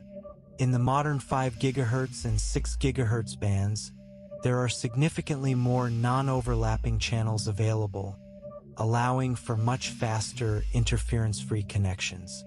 To discover available APs, a wireless client can use either passive scanning or active scanning. In passive scanning, the APs do all the work. Every AP periodically broadcasts a special control frame called a beacon frame, typically 10 times every second. The beacon frame contains the AP's physical MAC address, its human-readable service set identifier, commonly called the SSID, and a list of supported transmission speeds and security protocols. Your smartphone's NIC listens for these beacons, compiles a list of available networks, and displays them on your screen. In active scanning, the client initiates the search. The client's wireless NIC broadcasts a probe request frame. Any active APs within physical range receive this request and respond with a unicast probe response frame containing their SIDs and capabilities. Once an AP is selected, the client initiates an authentication handshake to verify security credentials, followed by an association request frame. The AP responds with an association response, allocates memory resources for the client, and officially registers the client's MAC address in its local association table. The client is now connected and can begin transmitting data. As we learned in our previous study of the link layer, multiple wireless devices connected to the same AP share the same physical radio frequency, meaning they must use a multiple access protocol to prevent their signals from colliding in the air. Wired Ethernet networks use CSMA/CD to detect and abort collisions. However, because wireless devices cannot detect collisions while transmitting, and because physical obstacles can create hidden terminal scenarios where two clients cannot hear each other, 802.11 networks must use carrier-sense multiple access with collision avoidance, universally abbreviated as CSMA/CA. Let us explore the detailed mechanics of how CSMA/CA coordinates wireless transmissions using the distributed coordination function, universally abbreviated as DCF. When a wireless NIC has a frame to send, it first performs carrier sensing. If the NIC detects that the channel is busy, it defers its transmission and waits. If the NIC detects that the channel is completely idle, it still does not transmit immediately.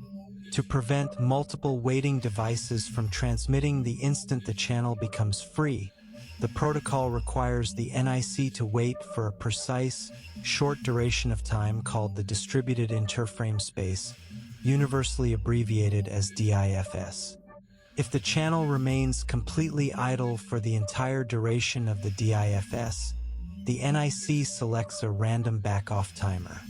The timer is a countdown counter. The NIC decrement the counter only while the channel is idle. If another device starts transmitting, the NIC pauses its countdown timer, resuming it only after the channel becomes free again and remains idle for another DIFS.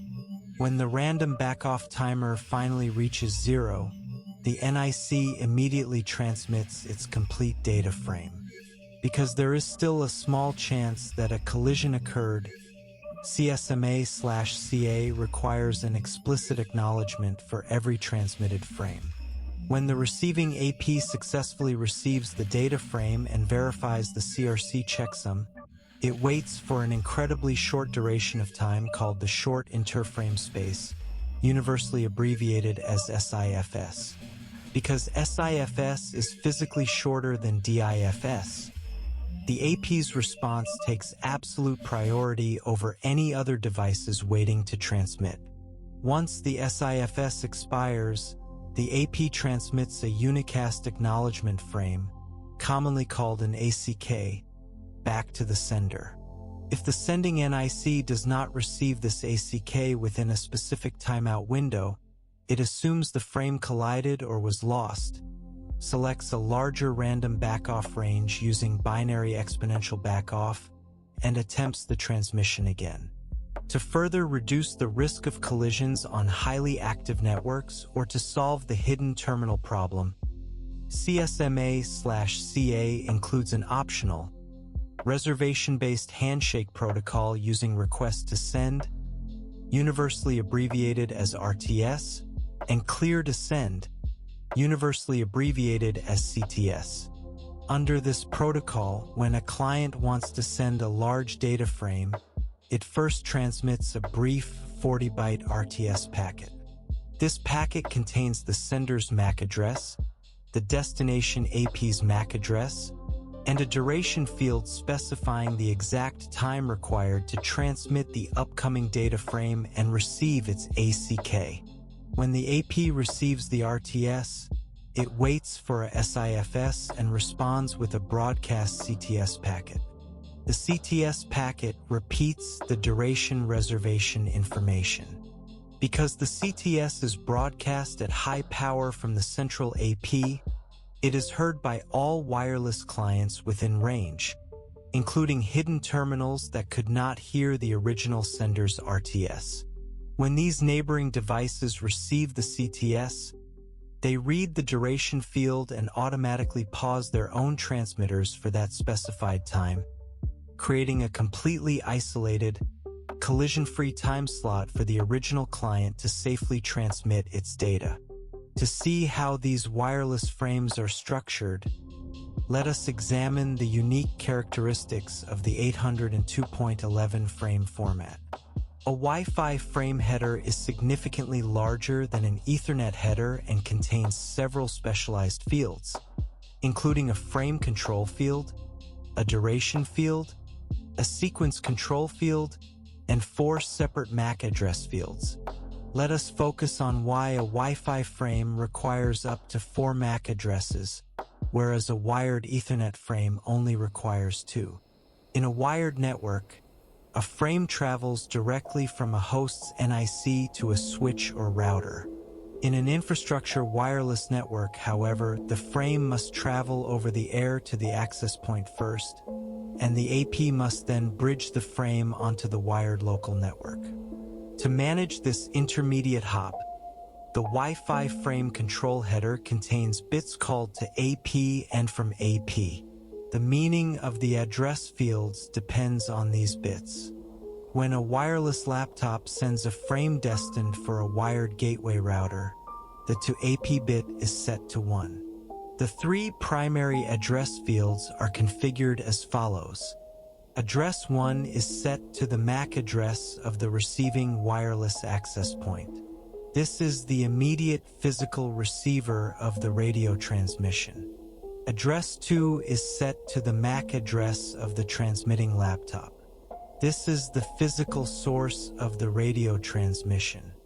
Address 3 is set to the MAC address of the target gateway router. This is the ultimate destination interface on the local wired subnet. When the AP receives this wireless frame, it strips away the wireless header, extracts the IP datagram, and wraps it in a standard two-address wired Ethernet frame. The AP writes the gateway router's MAC into the destination field, writes the laptop's MAC into the source field, and transmits the frame onto the wire. Conversely, when the gateway router responds, it sends an Ethernet frame targeting the laptop's MAC. The AP intercepts this frame, sets the from AP bit to 1, and wraps it in a wireless frame where address 1 is the laptop's MAC, address 2 is the AP's MAC, and address 3 is the router's MAC. Address 4 is only used in highly advanced ad hoc or wireless mesh topologies, where frames must be bridged wirelessly from one AP to another adjacent AP before reaching their final destination. Before we leave Wi-Fi, let us look at how mobility is managed within the same local IP subnet. Imagine you are walking through a large office building with your laptop. As you move from the east wing to the west wing, the signal to your original AP, let us call it AP1, drops. Your wireless NIC automatically performs scanning, discovers a closer AP, let us call it AP2, and associates with it. Because both APs are connected to the exact same physical Ethernet switches on the same local subnet, your laptop does not need to change its IP address. However, this transition introduces a physical layer problem. The local Ethernet switches still believe your MAC address is located on the physical port leading to AP1. If a packet arrives for you, the switch will forward it to AP1, and it will be lost. To solve this, as soon as your laptop successfully associates with AP2, AP2 immediately generates a dummy Ethernet frame, called a gratuitous ARP frame, with the source address set to your laptop's MAC, and transmits it onto the wired switch. When the self-learning Ethernet switches receive this frame, they read the source address and instantly update their switch tables, mapping your MAC address to the new port leading to AP2. All subsequent packets are then smoothly forwarded to your new location without dropping a single active TCP connection. Now let us lift our eyes to a much larger, continental scale and examine cellular networks.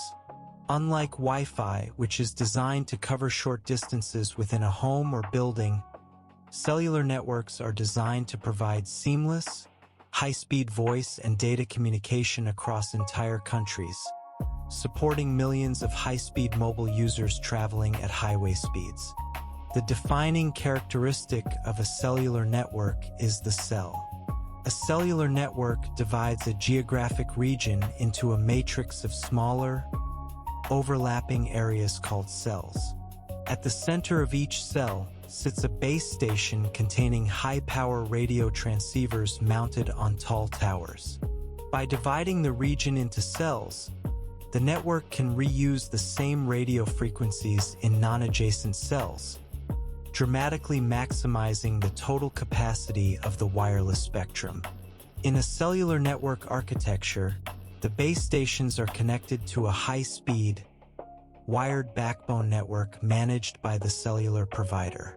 In legacy cellular systems, the central coordinator of this backbone was the Mobile Switching Center, universally abbreviated as MSC.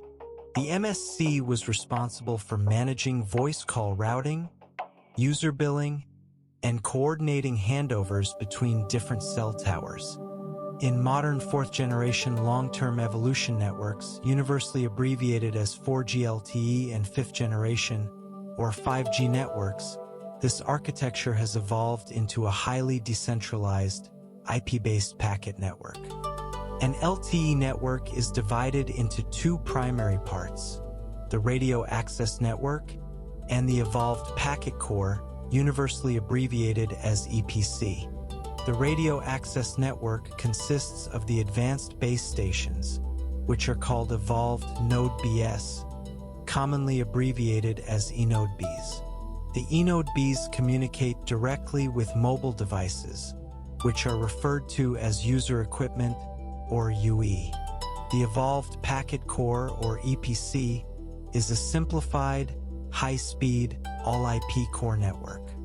Unlike older systems that used separate circuits for voice and data, EPC treats all traffic, including voice calls, as standard IP packets. The EPC consists of several key functional components. First is the Mobility Management Entity, universally abbreviated as MME.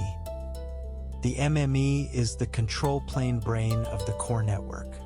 It handles user authentication, security key negotiation, and tracks the physical location of all idle mobile devices as they move from cell to cell. Second is the Home Subscriber Server, universally abbreviated as HSS.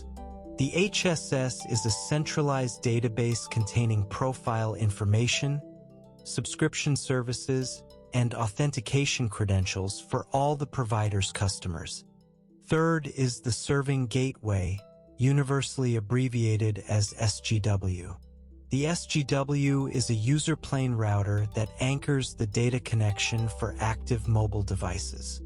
As a user travels and crosses different cell towers, the SGW remains the local anchor point, routing data packets to the correct eNode B.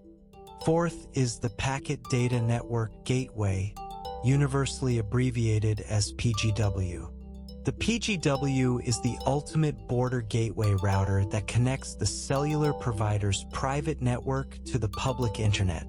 The PGW assigns IP addresses to mobile devices, performs NAT operations, and enforces quality of service policies. In modern fifth-generation or 5G networks, this architecture has been refined even further.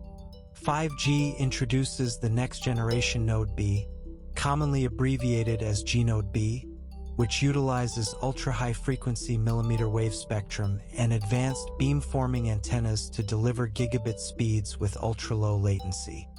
5G also implements network slicing, a virtualization technology that allows a cellular provider to partition a single physical network into multiple logical slices, custom-tailored for different use cases, such as a high-bandwidth slice for mobile video streaming, an ultra-reliable, low-latency slice for autonomous vehicles, and a low-power, high-density slice for millions of Internet of Things sensors. Now let us focus on our final major topic, mobility management. As we learned in our introduction, mobility management is the complex set of protocols and routing strategies that allows a mobile device to travel across entirely different subnets while maintaining an uninterrupted connection, ensuring that active TCP connections do not break. To understand why this is a massive challenge, let us recall how routing works on the Internet. IP addresses are hierarchical, and Internet routers forward packets based on the network prefix of the destination IP address. If a mobile laptop moves from its home network to a visited network, such as a corporate office in another city, its home IP address is no longer valid on that new visited subnet. If the laptop changes its IP address to match the visited network, any active TCP connections will instantly drop, because a TCP socket is uniquely identified by a 4-tuple containing the IP addresses. If your IP changes, the remote server socket will reject your packets, forcing you to restart your sessions. To solve this, mobility management protocols introduce a 2-tier addressing architecture, utilizing a home network, a visited network, and a care of address. The home network is the permanent network where the mobile node's permanent IP address resides. Inside the home network, a A specialized routing agent called the home agent manages the mobile node's identity. The visited network, or foreign network, is the remote subnet where the mobile node is currently traveling. Inside the visited network, a visited agent or foreign agent helps coordinate local communication.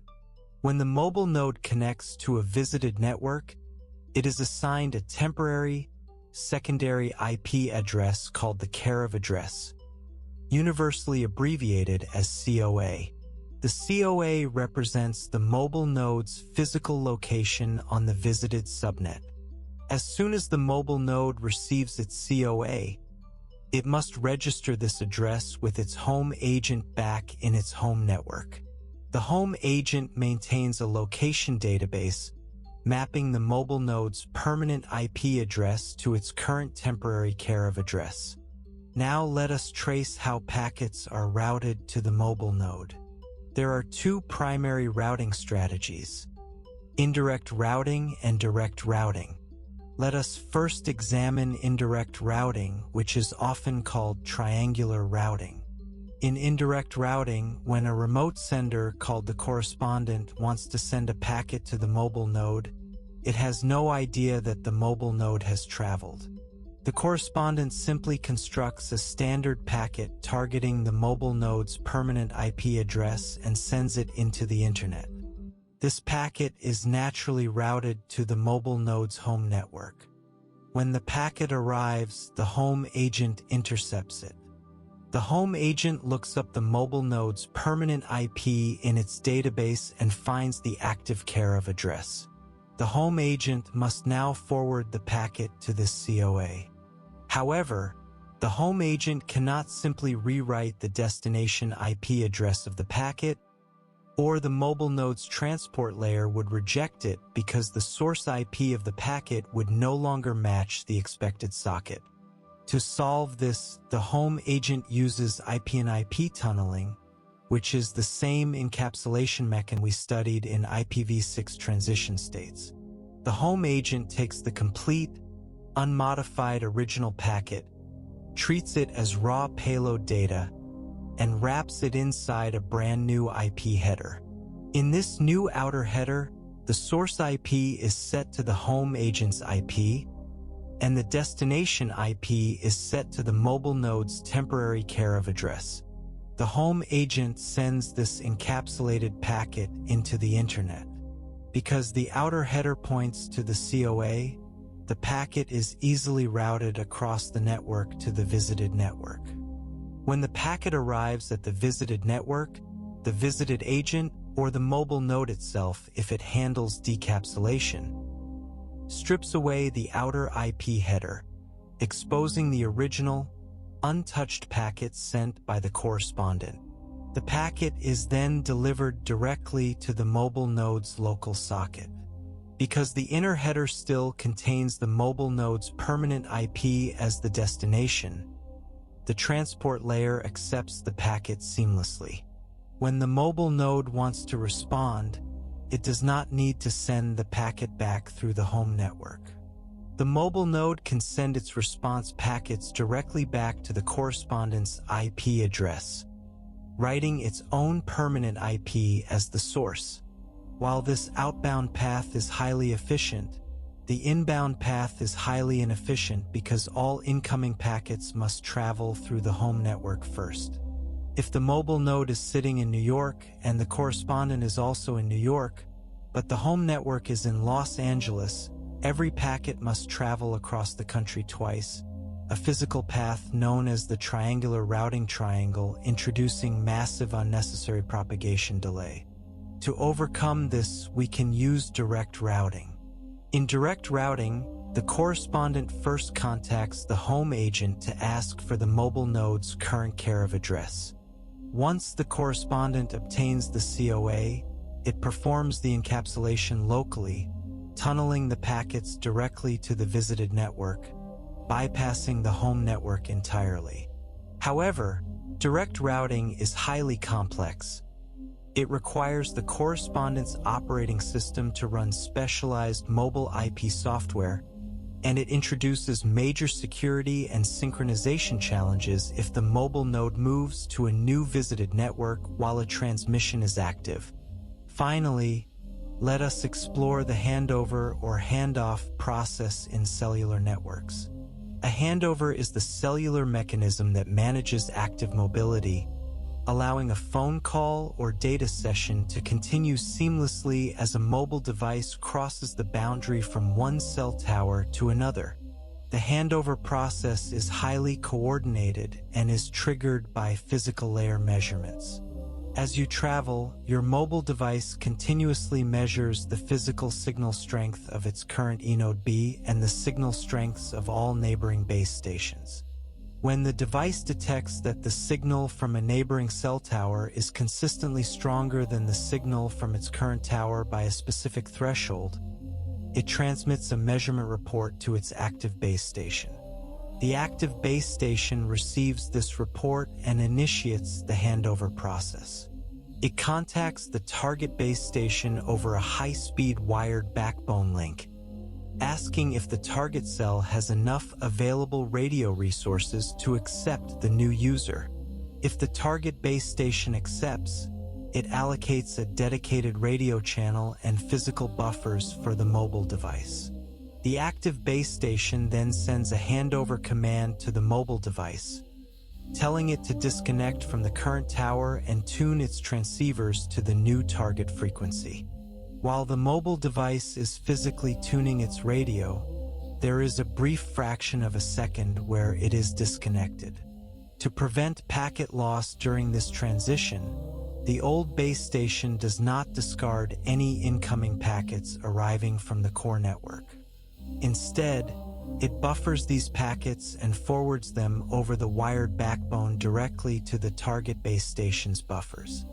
Once the mobile device successfully associates with the target base station, the target tower immediately begins transmitting these forwarded, buffered packets to the device over the new wireless link. The target base station then contacts the core network serving gateway, telling it to update its routing paths and forward all subsequent packets directly to the new tower. The handover is complete, and the user experiences a flawless, continuous connection without dropping a single bit of data.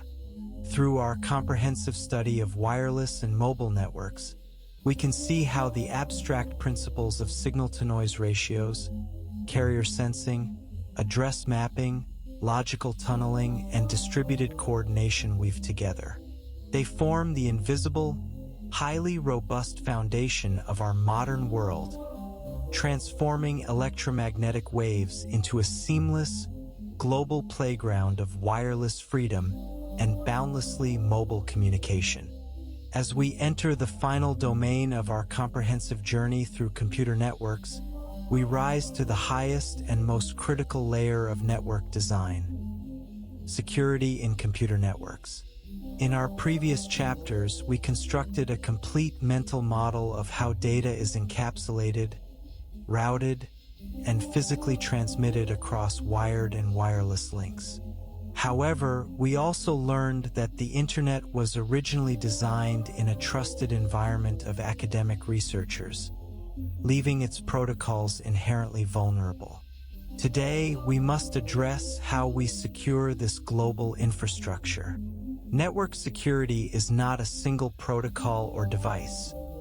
Rather, it is a continuous, multi-layered architecture designed to protect data, verify identities, and defend systems from malicious actors. To begin, let us define what network security actually is by examining the 4 core properties of secure communication: confidentiality, endpoint authentication, message integrity, and operational security. First is confidentiality. Confidentiality ensures that only the sender and the intended receiver can understand the contents of the transmitted message. To achieve this, the message must be encrypted at the sending side so that it becomes unreadable static to any passive attacker, like a packet sniffer, and then decrypted back into its original form at the receiving side. Second is endpoint authentication. Authentication is the process of proving your identity to the entity you are communicating with. In a global network where you cannot physically see the other person, we must have robust cryptographic protocols to ensure that when you connect to your bank's website, you are communicating with the actual bank and not a malicious imposter. Third is message integrity.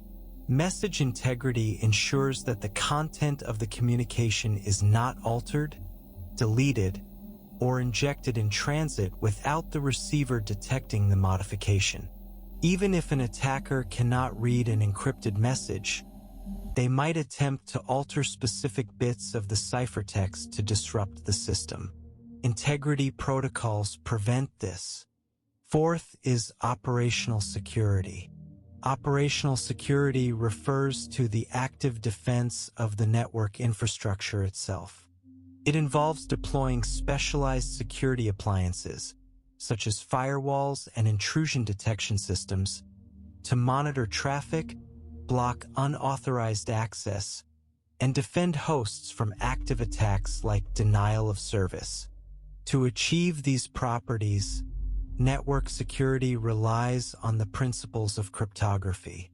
Cryptography is the mathematical foundation of secure communication. It involves taking an original, readable message, which we call plaintext, and using a mathematical algorithm and a secret key to transform it into an unreadable scrambled format, which we call ciphertext.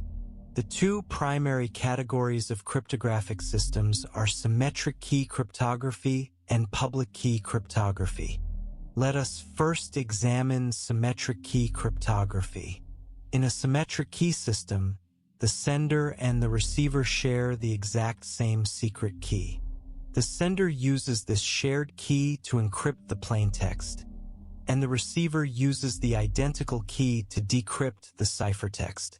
Symmetric key cryptography is highly efficient and exceptionally fast in hardware and software, making it the preferred choice for encrypting large volumes of data.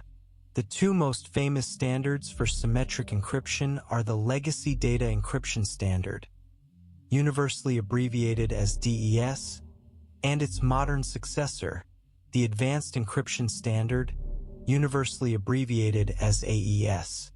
DES was developed in the 1970s and utilized a 56-bit key. Because a 56-bit key has only 72 quadrillion possible combinations, modern high-speed computers can easily perform a brute force attack to try every key and decrypt the message in a matter of hours.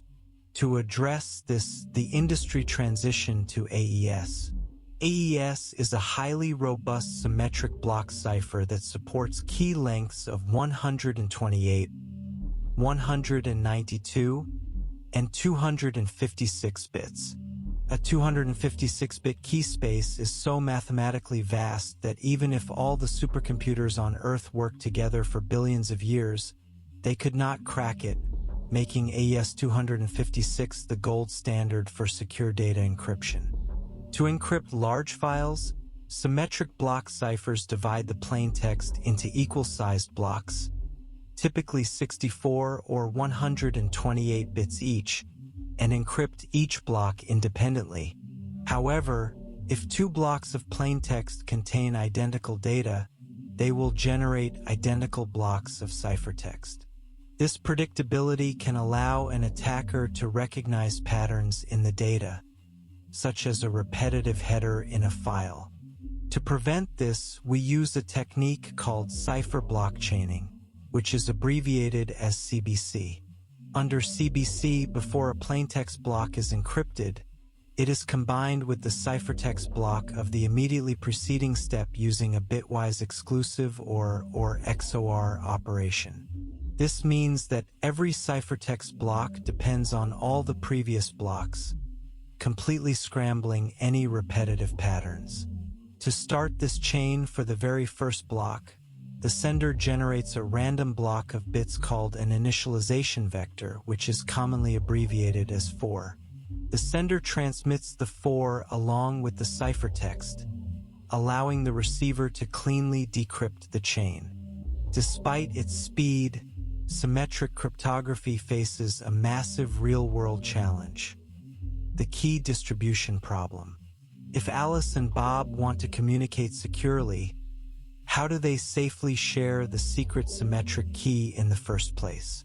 If they send the key over the public internet, an attacker can intercept it, rendering all subsequent encryption useless. To solve this, we use public key cryptography, which is also commonly called asymmetric cryptography. The mathematical breakthrough of public key systems, most famously implemented in the RSA algorithm, named after its creators Rivest, Shamir, and Adelman, is that they use two separate mathematically linked keys: a public key and a private key. The public key is made completely public and can be distributed to anyone in the world. The private key must be kept absolutely secret by its owner. The mathematical magic of asymmetric algorithms is that a message encrypted using a host's public key can only be decrypted using that host's corresponding private key. Let us trace how this solves key distribution. If you want to send a secure message to a server, you first obtain the server's public key. You encrypt your message using this public key and transmit the ciphertext. Because only the server holds the corresponding private key, the server is the only entity on Earth that can decrypt and read your message. Even if an attacker intercepts the public key and the ciphertext, they cannot reverse the encryption because they do not have the private key. The security of the RSA algorithm relies on the mathematical difficulty of factoring extremely large prime numbers. The algorithm multiplies two massive prime numbers together to generate a public key. While it is incredibly easy for a computer to multiply two numbers together, it is computationally impossible to take the resulting product and factor it back into its original primes if the numbers are thousands of bits long. While public key cryptography elegantly solves the key distribution problem, it is computationally expensive and significantly slower than symmetric algorithms like AES. Because of this speed difference, real-world secure systems like HTTPS web browsing use a hybrid approach. They use public key cryptography to perform a secure handshake and safely agree on a temporary symmetric session key. Once this session key is established, they switch to fast symmetric encryption for the rest of the high-volume data stream. Additionally, parties can establish a shared secret key using the Diffie-Hellman key exchange. This is a mathematical protocol that allows two users to negotiate a shared symmetric key over an insecure, public channel without actually transmitting the key itself, relying on the mathematical difficulty of discrete logarithms.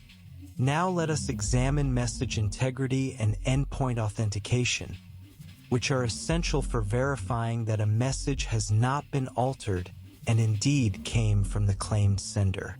To ensure message integrity, we rely on cryptographic hash functions. A cryptographic hash function takes an arbitrary length message and compresses it into a fixed length string of bits, called a hash or a message digest.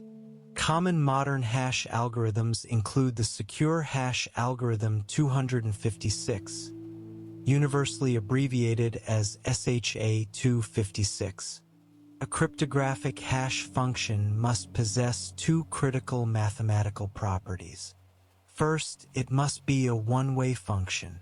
This means that given a hash value, it is computationally impossible to reverse the process and determine the original message. Second, it must be collision resistant. This means it is highly unlikely that two entirely different messages will ever generate the exact same hash value. If you want to verify that a downloaded file has not been altered by an attacker, you can calculate its SHA-256 hash locally and compare it to the hash published by the software developer. If even a single bit of the file was altered, the resulting hash will change completely, a phenomenon known as the avalanche effect. However, on a dynamic network, an attacker can intercept a message, alter its contents, calculate a new hash for the modified data, and send both to the receiver. The receiver would calculate the hash, find a match, and be fooled. To prevent this, we use a message authentication code, which is universally abbreviated as MAC. A MAC combines the message data with a shared secret key before running the hash function, creating what is called a keyed hash message authentication code, or HMAC. Because the attacker does not know the secret key, they cannot calculate a valid MAC for their modified message, allowing the receiver to instantly detect the tampering. To achieve both authentication and non-repudiation, we use digital signatures. A digital signature is the cryptographic equivalent of a physical handwritten signature. To sign a message, you first run the message through a hash function to generate a digest. You then encrypt this digest using your private key. This encrypted digest is your digital signature, and you attach it to the message. When the receiver gets the message, they decrypt the digital signature using your public key, which yields the original digest. They then calculate the hash of the received message data locally and compare the two digests. If they match, the receiver is certain of two things. First, the message was not altered. Second, the message must have been sent by you, because your public key could only successfully decrypt a signature that was created using your private key.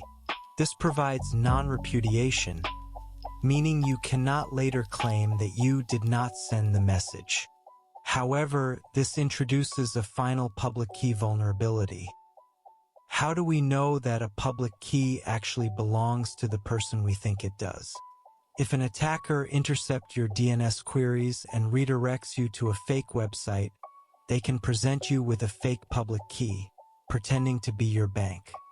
To solve this identity verification problem, the Internet relies on a public key infrastructure, universally abbreviated as PKI, and certification authorities, universally abbreviated as CAs. A certification authority is a highly trusted, independent third-party organization, such as DigiCert or Let's Encrypt. When a company wants to secure its website, it generates a key pair and sends its public key and proof of identity to a CA. The CA verifies the identity, constructs a digital certificate containing the company's name and public key, and signs the certificate using the CA's own highly secure private key.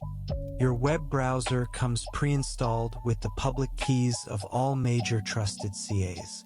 When you visit a secure website, the web server sends you its digital certificate. Your browser reads the certificate, uses the CA's pre-installed public key to verify the CA's digital signature, and instantly confirms that the certificate is valid and that the public key indeed belongs to the website, establishing a foundation of trust. Let us now look at how these cryptographic building blocks are implemented to secure different layers of the network architecture. We will explore secure email, secure TCP connections, and secure IP routing. First is securing email, which is typically implemented using pretty good privacy, universally abbreviated as PGP. PGP is an application layer security protocol that provides confidentiality, integrity, and authentication for email messages. When you send an email using PGP, the application first generates a random, temporary symmetric session key. It encrypts the body of your email using this session key with a fast cipher like AES. Next, PGP encrypts the session key itself using the recipient's public key. It then combines the encrypted email body and the encrypted session key into a single package and transmits it. When the recipient receives the email, Their PGP client uses their private key to decrypt and extract the symmetric session key, and then uses that session key to decrypt the email body. PGP can also attach a digital signature to the email, allowing the recipient to verify your identity. Second is securing TCP connections, which is implemented using Transport Layer Security, universally abbreviated as TLS, and its legacy predecessor, Secure Sockets Layer, universally abbreviated as SSL. TLS operates as an intermediate layer sitting directly between the transport layer and the application layer. Any application layer protocol, like HTTP, can run seamlessly on top of TLS, transforming it into HTTPS. A TLS session begins with a highly structured handshake phase. During the handshake, the client and server negotiate which cryptographic algorithms they will use, and the server sends its digital certificate to the client. The client verifies the certificate using its pre-installed CA keys to authenticate the server's identity. Once authenticated, the client and server use public key cryptography to safely generate a set of shared symmetric session keys. They also negotiate keys for generating message authentication codes to ensure integrity.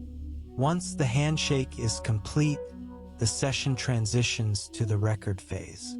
During the record phase, the TLS layer takes application layer data, breaks it into manageable blocks, calculates a MAC for each block to guarantee integrity, encrypts the block and the MAC using the symmetric session key, and hands the secure record down to the standard TCP transport layer for delivery.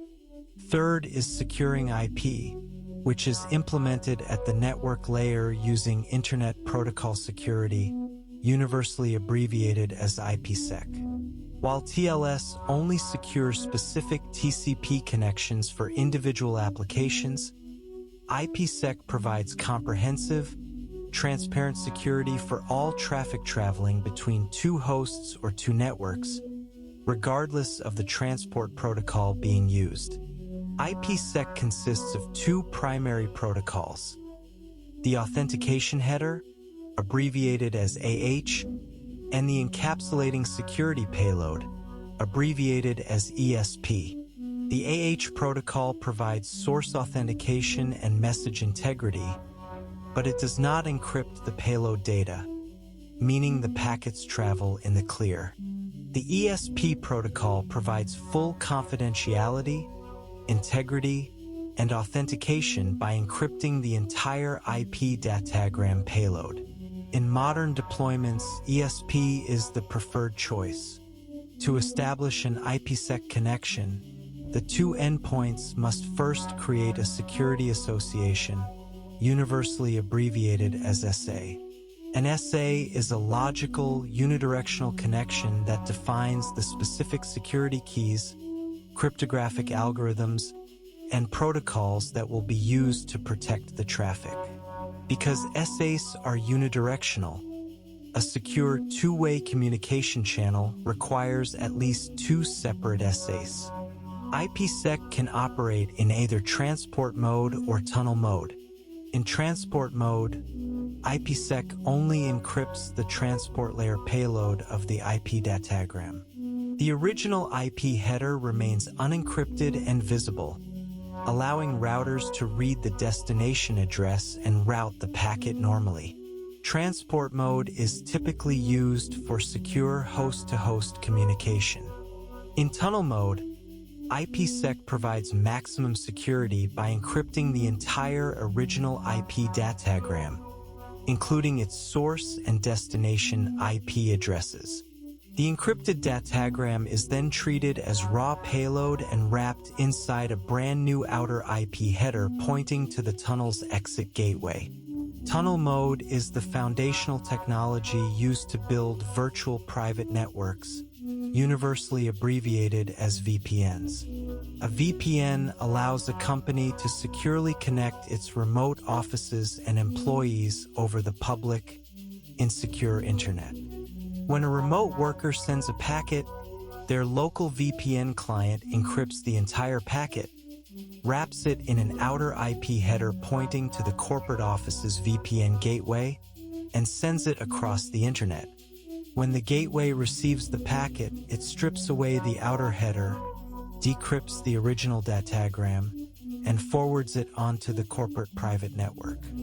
To the employee, it feels as if they are physically plugged into the office local network, completely protected from external eavesdropping.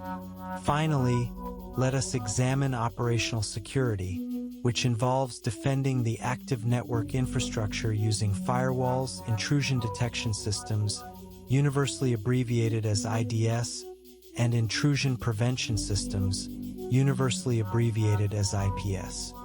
A firewall is a physical or software barrier that sits at the boundary of a private network to regulate incoming and outgoing traffic. Firewalls can be classified into packet filters, stateful filters, and application gateways. A packet filtering firewall inspects packets individually at the network and transport layers. It evaluates each packet against a set of rules, deciding to drop or forward the packet based on its source and destination IP addresses, protocol type, and TCP or UDP port numbers. A stateful filter is more advanced. It does not look at packets in isolation. Instead, it tracks the state of active connections, such as TCP three-way handshakes. A stateful firewall will block any incoming packets that claim to be part of an active session unless the internal host initiated the connection first. An application gateway operates at the application layer. It acts as an intermediary for specific applications, such as a proxy server for web traffic. It intercepts all requests, inspects the actual application layer data, and filters out malicious content before forwarding the traffic. While firewalls are excellent at blocking unauthorized traffic at the border, they cannot detect sophisticated attacks hidden inside legitimate traffic. To solve this, we deploy intrusion detection systems, or IDS, and intrusion prevention systems, or IPS. An IDS or IPS is designed to perform deep packet inspection, looking past the headers to evaluate the actual payload of the traffic. They utilize two primary detection methods: signature-based detection and anomaly-based detection. Signature-based systems maintain a database of known attack signatures, which are specific patterns of bytes or behaviors associated with malware, viruses, or exploit attempts. If a packet matches a signature, the system triggers an alert.